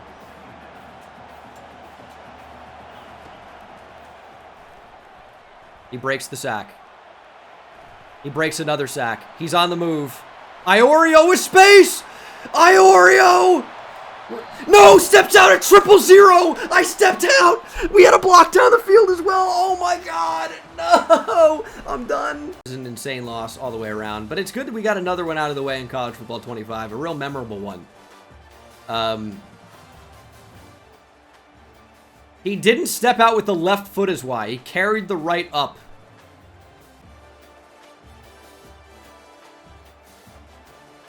Can we see the scoreboard here with the clock? It doesn't say the time. Because it's just triple zeros right now, so it doesn't say the correct time. I was looking at it the whole way, but I also saw this block down the field, and I got slightly greedy. And then I'm like, no, it's probably better to just play for 3. Because if we went for it and didn't get it with Iorio there, it's devastating. We probably wouldn't have. This guy was in front. So I don't think we would have scored a touchdown there. He was hurt. He was banged up. He'd already broken 2 tackles on the play. That is devastating stuff. Good thing we won the national championship last year, but we'll do it again next year. Honestly think at this point in the year, it's May, and at this point in the rebuild, I should have just tried to score a touchdown. Like, go for the all-time amazing great play. That would have been insane, right? Like, I'm not even mad. It's 2029. We had just won a national championship. Like, we lost in devastating fashion because we can't play defense, obviously. But that would have been, like, the most insane play of all time. We do get a guaranteed persuasion to keep Dwight Newcomb. We get a pretty high chance to keep Colin Stat. He's not been persuaded. Okay. It's a really good linebacker to leave. And then Marquez Mann, I'd love to keep around. But he's not been persuaded either. We're actually losing a lot of talent this year. Quite a bit. But I do think we're still going to be in a really good position to win the Natty next year. We've got 2 years remaining in this. They're going to be quick sims with auto recruiting turned on. And I think we're going to be really, really successful. Might try to bring in just a couple of reinforcements via the portal. But we pretty much have nothing else to show you. I'll show you training results and things like that, but this team's good to go. Are here, and the training results say that I really thought Tevin Pollard would be like a 99 overall. He's not. We do have some really high overall players, like Thomas Merriman's a 94 now. He looks insane. But how is Tevin Pollard not a 99? I don't really... What did he upgrade? He chose to get slightly faster. That's an interesting decision. He's got 94 speed now. Lost 13 of his skill points when I guess IQ was right there. That would have been free. Did run stopping improve? Maybe slightly. Coverage maybe slightly improved, but he definitely got faster. So his overall is pretty much unchanged. But the rest of this team looks great. And remember, guys are playing up with some of the coach packages we've purchased. Iorio's up to a 92. He's a redshirt senior. Next year is going to be tough. This is kind of the year to win it. This is the year to win it all. Our second Natty. We are going to do another season after this. Again, a really quick sim. So I'm going to see you guys for the ACC Championship if we make it there right now. But the team looks sick, but we have a lot of seniors. And Tevin Pollard will leave for the NFL. He's just not going to be a 99 overall that chooses to come back to school. Unless he's really like that for the cause, but I doubt it. Kevin Lanning also got moved from safety to corner. Corner looks great for us right now. Nick Riggins, also another 5-star safety, moved to corner. Safety is just really solid. Didn't really feel like we needed anything more there. But yeah, this is going to be the year. Next year is going to be harder. But we've got a great squad. Again, best team that we've ever had. Hopefully I'll see you for another undefeated season that has a little bit more playoff success than last year. On Tam's playing well off the edge. Edge was kind of a position of need for us. We are in the ACC Championship as the #1 seed in the nation. #1 ranked team. #1 seed sounds weird. We did go undefeated. 12-0. What a game. USC Notre Dame. That would have been a fun one. Let's see how auto recruiting has done. Not great. We have 4 recruits, 4 4-stars. Don't use auto recruiting. The logic, I mean, that's maybe putting it nicely. There is no logic. Oh my God. Dion Iorio, what a senior season. 46 touchdowns, 1 pick. Good season for Merriman, over 1,000 yards so far, 12 touchdowns, didn't fumble. We just don't turn over the ball. 15 TDs for Clayton Lawrence, 17 for Thad Fasano. Okay. That's insane. Do we even allow sacks? I mean, heck, a little bit. Not really. 22 sacks for Stefan Awe. I'm in awe. He's a 5'10", 210-pound edge rusher. He's got a lot of heart. That's Suntarine Perkins. Malcolm Potts had a pretty good year. Wow. That is quite the season. This was a heck of a year. And again, we'll go 2 out of 3 ain't bad. Shout out to Meatloaf, RIP. The recruiting is awful. We might just sim in Miami. We can't lose in simulation.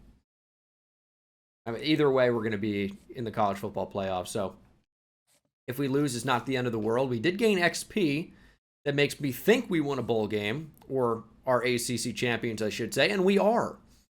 Back, first round bye. Stefan Awe, this guy leaves me in awe. He's an incredible player. Did I just make that joke? I think I did. Thad Fasano continues to ball out. Maybe the son of Anthony Fasano, Dolphins legend. Who remembers Anthony Fasano? That's your player of the year, Dion Iorio. 51 touchdowns to 1 pick. He will be your Heisman. And it's back-to-back Heismans for Dion Iorio. He's also your Johnny Unitas Golden Arm winner. I would say so. Stefan Awe is your best defensive player with 23 sacks. That makes sense. He's undersized for a defensive end, but he wins with speed, and that can work at the college level. Don't know if he's going to be much of an NFL prospect. Thomas Merriman, best running back, 1,100 yards, 13 touchdowns, is a great year, and it's not yet over. Kevin Clinton moved to tight end. He was your best tight end. Good season for him. Adrian Humphreys, best defensive back with 6 interceptions. There's still more to show. Lombardi Award goes to Stefan Awe. He leaves me in awe. Did I say that already? I don't even want to see early National Signing Day. We got nobody. We got nothing.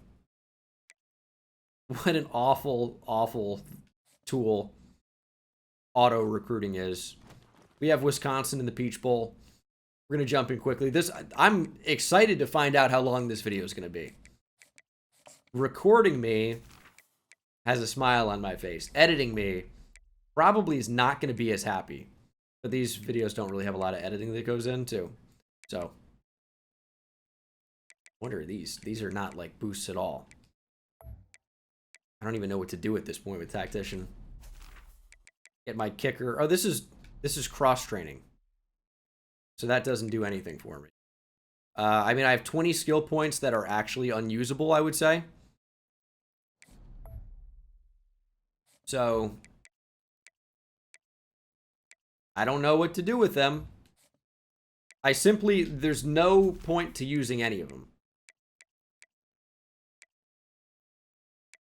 I mean, maybe on some of these. I could see pass game defense being valuable. But I don't even know if I can get there. I can't afford it. Oh, okay. As I said, not valuable. We have Wisconsin. They went 11-2. We had another undefeated regular season. I think we found the combination of playbooks that works well. 3-3-5 tight defense with Jacksonville State offense. And I found out before that Jacksonville State was good. And I'm like, let me try Clemson. And then we couldn't really perform well. Also, it helps that our team is unbelievable. That helps, no doubt. But also having the right playbooks helps. See if we can beat Wisconsin and advance to another semifinal. The touchdown. No, Wisconsin actually takes the lead, but we tie things back up at 7. 7's apiece. We go up by a field goal as we go into the half. Wisconsin takes the lead, and they actually extend their lead. And they're in the driver's seat. We're knocking on the door, though. It's 3rd and 7. Would really like to get a touchdown here. They're not really loving the options. We're going to have to throw cross body and find Lawrence, but we can't actually find him. And we'll have to settle for 3. Down 21-13. Be a good time for the defense to start making some plays, and they have. I don't know why Thomas Merriman continues to return punts. He's my starting running back. That seems like a mistake to me. And we're just going to go for it all. Fajoko's got great speed, and we find him. Touchdown. Sometimes you just got to go for it all, and we did. Shades of Marquis Balaj. Who remembers 2-point conversion for the tie? That was Willie Fajoko. Lining up in the slot. We might try to get him the ball again. Running back's wide open. We find him. I'll tell you what, that's a great job of getting through my progressions there. Or through the progression, getting through the reads, finding the back. We're tied up at 21. I'd like to play a little bit better here against Wisconsin. But they've proven to be a fairly resilient team. And the 3 and out. 4:53 to go. We are 5 minutes away from a semifinal game, provided that we can actually score a touchdown. Or 3 would be fine too. I think either is quite doable. Fortunately, we can only get 3. 46-yard field goal is good. Our defense is really stepping up. I think we just got a turnover. Instant turnover. Interception by Tommy Lengel. That actually could be enough to do it. That could be enough. A touchdown certainly ends it. A first down would go a great way towards ending it as well. A first down, it would be preferred to a touchdown, honestly, which sounds crazy, but this is one of those instances where I would prefer to just get a first down. I mean, they're so worried about the screen. They're not worried about the scramble. Wisconsin calls a timeout. We chose to stay out of the end zone. Why is that? Look at the clock. Wisconsin calls their final timeout. There is 1:46 to play. We can take off a lot of time. 3rd and goal. We're going to take it inside a minute. I know the time doesn't work out exactly, so we win no matter what, but it looks pretty good. Losing yards with Iorio. Just don't get sacked. 4th and goal from the 46. I know that seemed insane. We're going to punt. They will not have time to score, I promise you. This is not a crazy throw like the Oregon game. I promise. We're going to win this one. Oregon is not in the game. Do I keep saying Oregon? Wisconsin has 12 seconds to get down the field. They won't be able to do it. They have no timeouts. So a field goal is basically impossible. Basically impossible. Not certainly, but basically.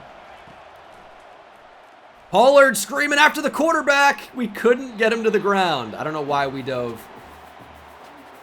They've got one play. It's got to be a touchdown. If it's not a touchdown, they lose.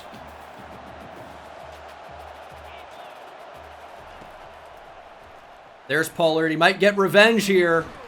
And that's a sack. We are moving on. We win 24-21. I told you we would win. It was never in doubt. Why do you doubt me? Because I've given you reason to. No question. But that's okay. Big time win. Offense struggled a bit in this one. Probably should have given the ball to Thomas Merriman a little bit more. But we did enough. We did enough to win. We're moving on. Penn State in the Cotton Bowl. We've played Penn State before. Right? Pretty sure we played Penn State. But we're going to beat them here. Game of the week. It's the Cotton Bowl. We're 93 overall. We're trying to win 2 out of 3 national championships. In order to do so, we certainly need to win this game. So here we go. Cotton Bowl against the Nittany Lions. We've seen them in the college football playoff before. How about a kick return touchdown to start as Drew Aller will kick it back to Hooks? That's who that was, right? Oh, how about a kick return touchdown to start? No! They looked like there was space, but I feel like it closed up. Because I wanted to go to the outside, but it looked like the outside became not an option. But that looked like that could have been a kickoff return touchdown. It really did. Felt like there was open field. Like, it looks like to the left there's space. Maybe if we took an angle, we could have outrun the kicker. But I feel like if we turn left quickly, or too quick, 13 just tracks us down. So I was hoping the kicker was going to get blocked away, and we were going to be able to carve it right through here. But, I mean, they've got Pat McAfee, I guess, at kicker. I mean, what a guy making a tackle there. Unreal. And we don't even end up with a touchdown off of it. Or maybe we did. It's 14-3, 21-3. Oh, we're blowing them out. This game's over. Thanks for showing up, Penn State, but you really didn't. 35-3. They get a touchdown.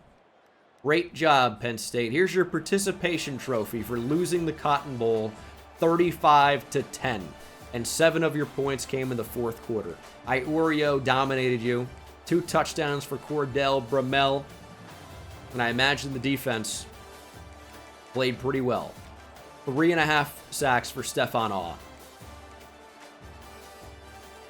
He leaves me in awe. Have I said that before? Yeah, baby. This is what it's all about. We got a rematch. Ducks versus Owls. National championship on the line. It doesn't get any bigger than this. We can avenge our loss from a year ago. We can do it. Big Ten gauntlet. Wisconsin, Penn State, now Oregon. Classic Big Ten teams. Oregon here had our number last year in what was probably the biggest throw in the history of sports. How did we ever lose that game? I don't know, but it's not going to happen this time. We're down 7-0. We tied at 7. Approaching halftime, Oregon has the lead. 14-7. Now 21-7. Oh, this isn't great. 3rd down and 2. It's a good route. It's a drop.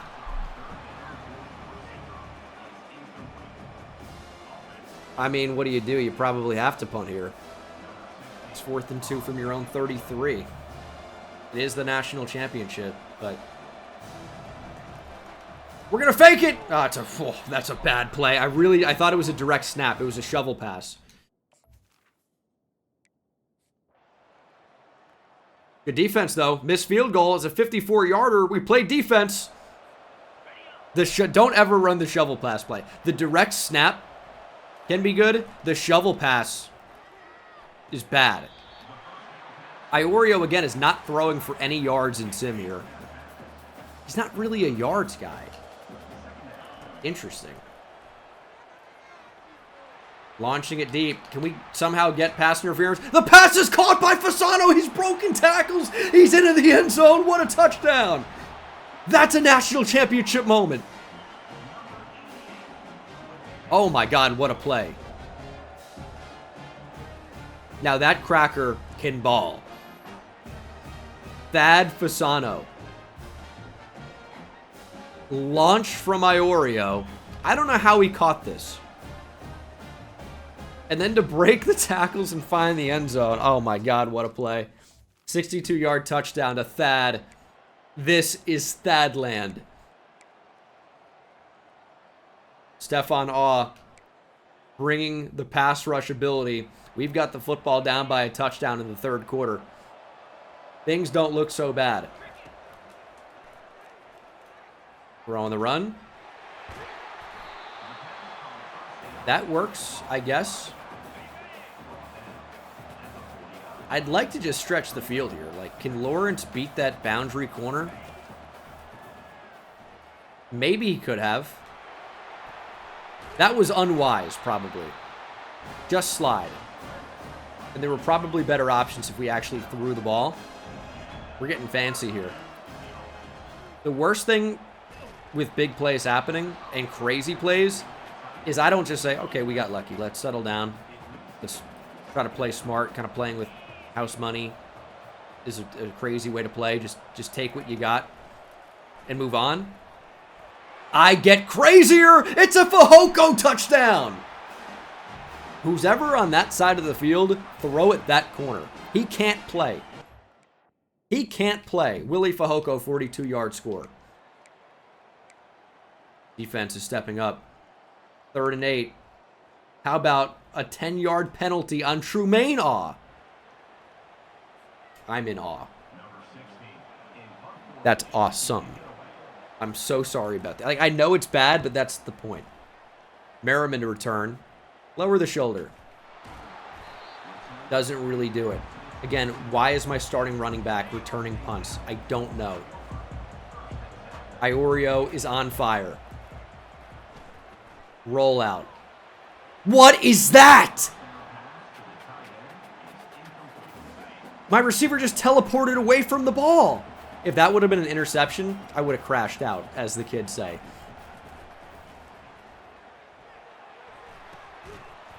It's a nice catch. Iorio suddenly has over 200 yards passing and 3 touchdowns. We need more streaks. Not enough streaks happening. Oh, we're sacked instantly. Jason Rowe. We're going to actually have to punt this time. Oregon with the football, 4th and 4. They've punted the ball right back. 3.5 minutes to go. Chew clock is on. This is the final possession of the game. Got it from about midfield, though. That's pretty good. Well, RPO?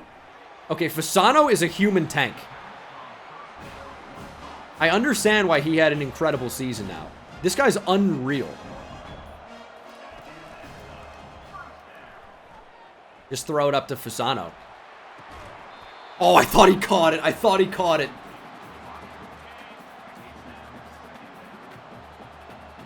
This is not like the time to be like, Fasano's amazing, throw it up to him every play. But also it kind of is. If he's going to catch everything, pretty much, give him a chance. There's the 5-star tight end, Crewalt. He makes the catch. That's the 2-minute timeout. He looks hurt, but he's all right. We only need 3. We've got a human tank at running back. But that tank was stalled. Oregon not calling timeouts. It's a very interesting strategy. I would be calling timeouts if I were Oregon, but I'm not. And maybe that's for the best. There's the timeout. The duck is gyrating. Sounds like code for something. It's 3rd and 14. Kind of want to save our timeouts in case of disaster.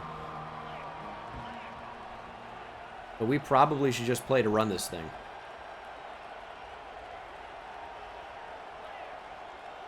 We're going to go with a trap up the middle.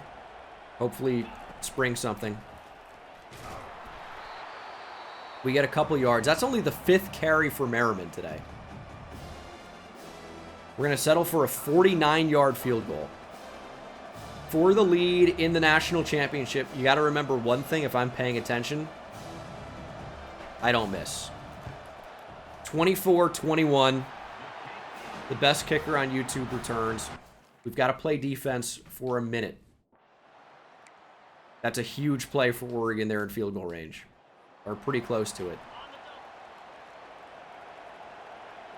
We need a sack here. Drive him back. Interception would be cool. That's a big-time play, although somehow the quarterback, Joe Bueno, was no bueno for us. Manages to get 3 yards. They're going to spike the ball. It'll be 3rd and 7. I like the spike for them there, actually. I think I prefer that to the timeout. Although I'd probably prefer hurry up to anything. But I don't know. Throw over the middle. It's intercepted by QT. User pick. Easy reads. The giving tree as Joe Bueno has given us a national championship. The 2nd in 3 years. Lewis QT has won it all for us. We are national champions for the 2nd time in 3 years. And again, as the great Meatloaf said, 2 out of 3 ain't bad. R.I.P. to Oregon. They are dead. 24-21. The Owls are champions. We'll try to run it back. Go 3 out of 4, and that's going to be the video. Let's do one final season as Gene Dangus hoists the national championship in what ends up being a perfect season, undefeated, 16-0. Call us the 2007 Patriots. Except we actually ended as champions. Sucks to suck, Brady. Yeah, only the most winning player in the history of the sport. That's okay, though. He's not in college. What, did Michigan win a bowl game? Congrats. That's so cool. Players leaving is going to be tough because we lose Dion Iorio. We lose Cordell Bramell and Thomas Merriman. At wide receiver, gone is Willie Fehoko. Tight end's okay. We're losing a bit of talent on the offensive line. Nothing crazy. Stefan Awe is gone, though. And defensive end already didn't look that good for us. Didn't do a good enough job recruiting those guys, as a couple of our top corners are gone. We are going to have one drafted in the first round, which is nice. But we are losing a ton of talent. We've got one more year to go. We do have some players replacing them. But that, for the most part, is a lot of talent gone, including our starting quarterback. Can anyone name who our quarterback is for next season? Johnny Cash. It might have to be him. I mean, that's the most insane name I maybe have seen in one of these. No, it's not, but that is wild. Johnny Cash? Are you kidding me? We got another QT coming in? I'm in. All right, well, we might be bad next year, but we did go undefeated this season. I'll take it. We need Bill Cleveland, or even Joe Campanaro, but Bill Cleveland probably, to get a big offseason boost. We are counting on it for next season. We need a quarterback that can actually play. Bill Cleveland, I believe, can play. I believe. I'm on fire right now. Show me something. 94 overall team. Tevin Pollard is finally playing up to that 99 overall. He is unreal. And he decided to stay. I'm shocked as anybody. I'm blown away. Because he's so unreal. He's maxed out IQ. I think he's about the same as a run stopper. But he improved his coverage by a lot. Maxed out coverage.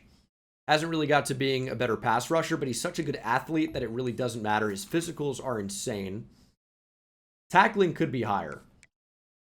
He really doesn't care about being that good of a tackler yet, but he could get upgraded over the course of the season. Tommy Langle's up to a 96. Show me a quarterback. Bill Cleveland's playing up to an 86. That, I think, can play. He's got some areas for improvement. He's got a cannon. He's got pretty good overall accuracy. He's ready to go as a true sophomore.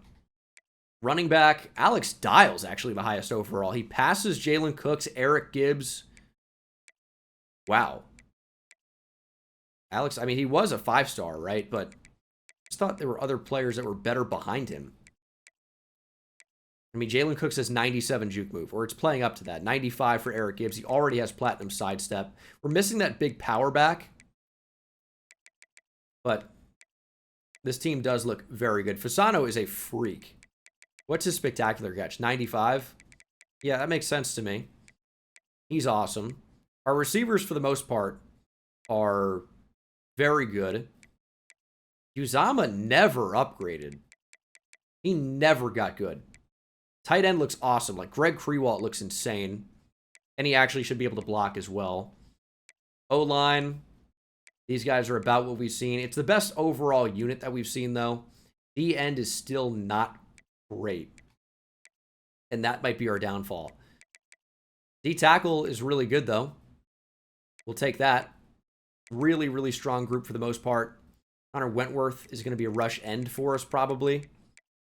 He can actually get after the QB a little bit. It will not be a starting base defensive end. Our linebackers are insane. Led, of course, by Tevin Pollard. He is an animal. But the guys behind him are pretty good and playing up as well. Like, our linebackers are insane. Darrell Mama, Antoine Sumner. He's only a true sophomore, playing up to a 93. But they're big boosts. Like, an 86 playing up to a 93 is crazy. Corners look awesome. Kevin Lanning, moving him to corner was a great call. Cooper Finger is in a good spot. Devion Ali is going to be serviceable. And then Howie Dixon's up to a 94. Nick Riggins at an 88. Kicker and punter in a great spot. I think we could very easily go undefeated again. It will rely a little bit on quarterback play. But I think we're going to get some good quarterback play. So I am super ready I'm going to simulate to college football playoff. I will see you there. What a get. A 4-star white corner. Wow. Keegan Hawkins from Carrollton, Georgia. Let's see how this final season went. Well, we didn't win the Heisman. I'm thinking we may have seen a drop-off in quarterback play. We still were the 4 seed. But we did not win the ACC championship. We went 11-1. So we lost the ACC championship, unfortunately.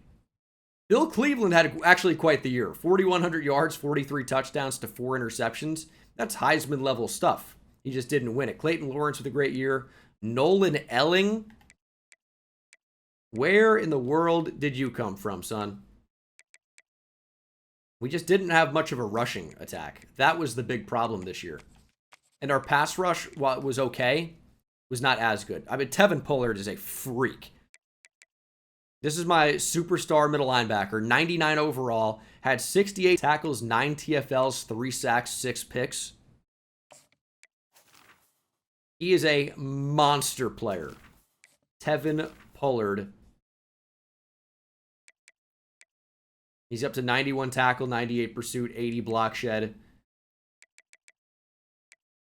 He's maxed out awareness and play rec. He is unbelievable. Nick Riggins also played well back at strong safety. We will see if we can win a 3rd national championship in 4 years. To do so, we have to beat a former dynasty of mine. That's the Tulane Green Wave here in 2031. An interesting amount of XP, only 564. But that's because we've been there, done that. It's not that impressive for us to win a quarterfinal game of the college football playoff. We actually have never done that before. 5 touchdowns passing for Bill Cleveland. We're going to play Miami of Ohio in the Cotton Bowl. Not Miami, the U, but Miami of Ohio. That's a simulate. We're moving on to the college football playoff semifinal game. Absolutely rolling here. Can you imagine if we lost after that? It was never going to happen. You think Miami of Ohio was going to beat us? Now this could be a game. It's the first time in the series we're playing the Georgia Bulldogs. It's a battle of Georgia. And I'll tell you what, after 2 national championships in the last 3 years, this is not a Georgia Bulldog state anymore. It's a Kennesaw State Owl state. Georgia in the semifinal game. The game against Miami of Ohio was close. 38-33. What? Nevada loses to North Texas. This was really a dynasty of mine bracket. Nevada and Tulane both got in. Surprised not to see Kennesaw or Kent State instead of Miami of Ohio. But can we beat the Bulldogs? We may be better than them. We are at what? We're down to an 86 overall to their 89. I'm confused.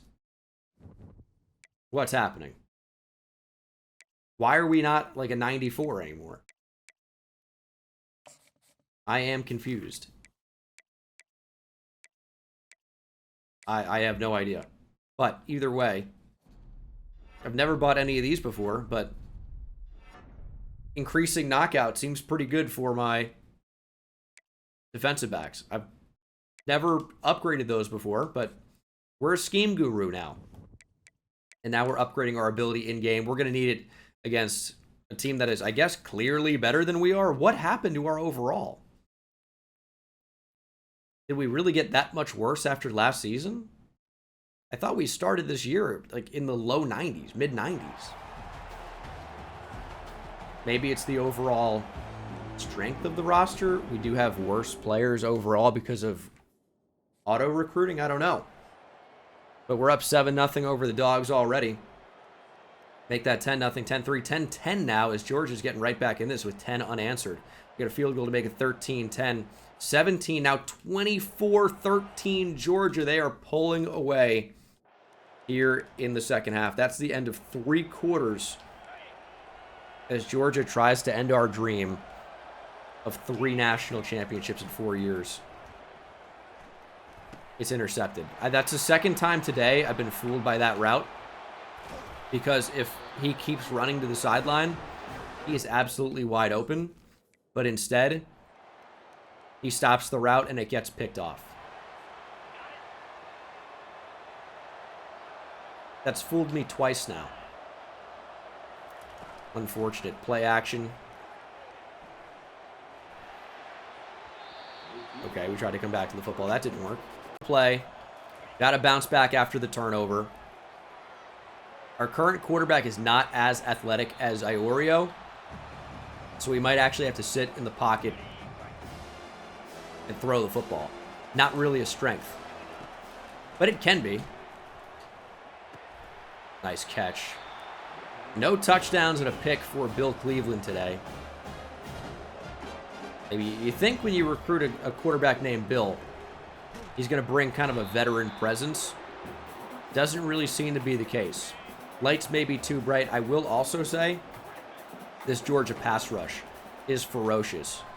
Put it out there for Fasano. Overthrown. Yeah, I think this one is unfortunately going to end sad. We got Gibbs in the backfield. It's worked out pretty well for Detroit. Not for us. He can't even release.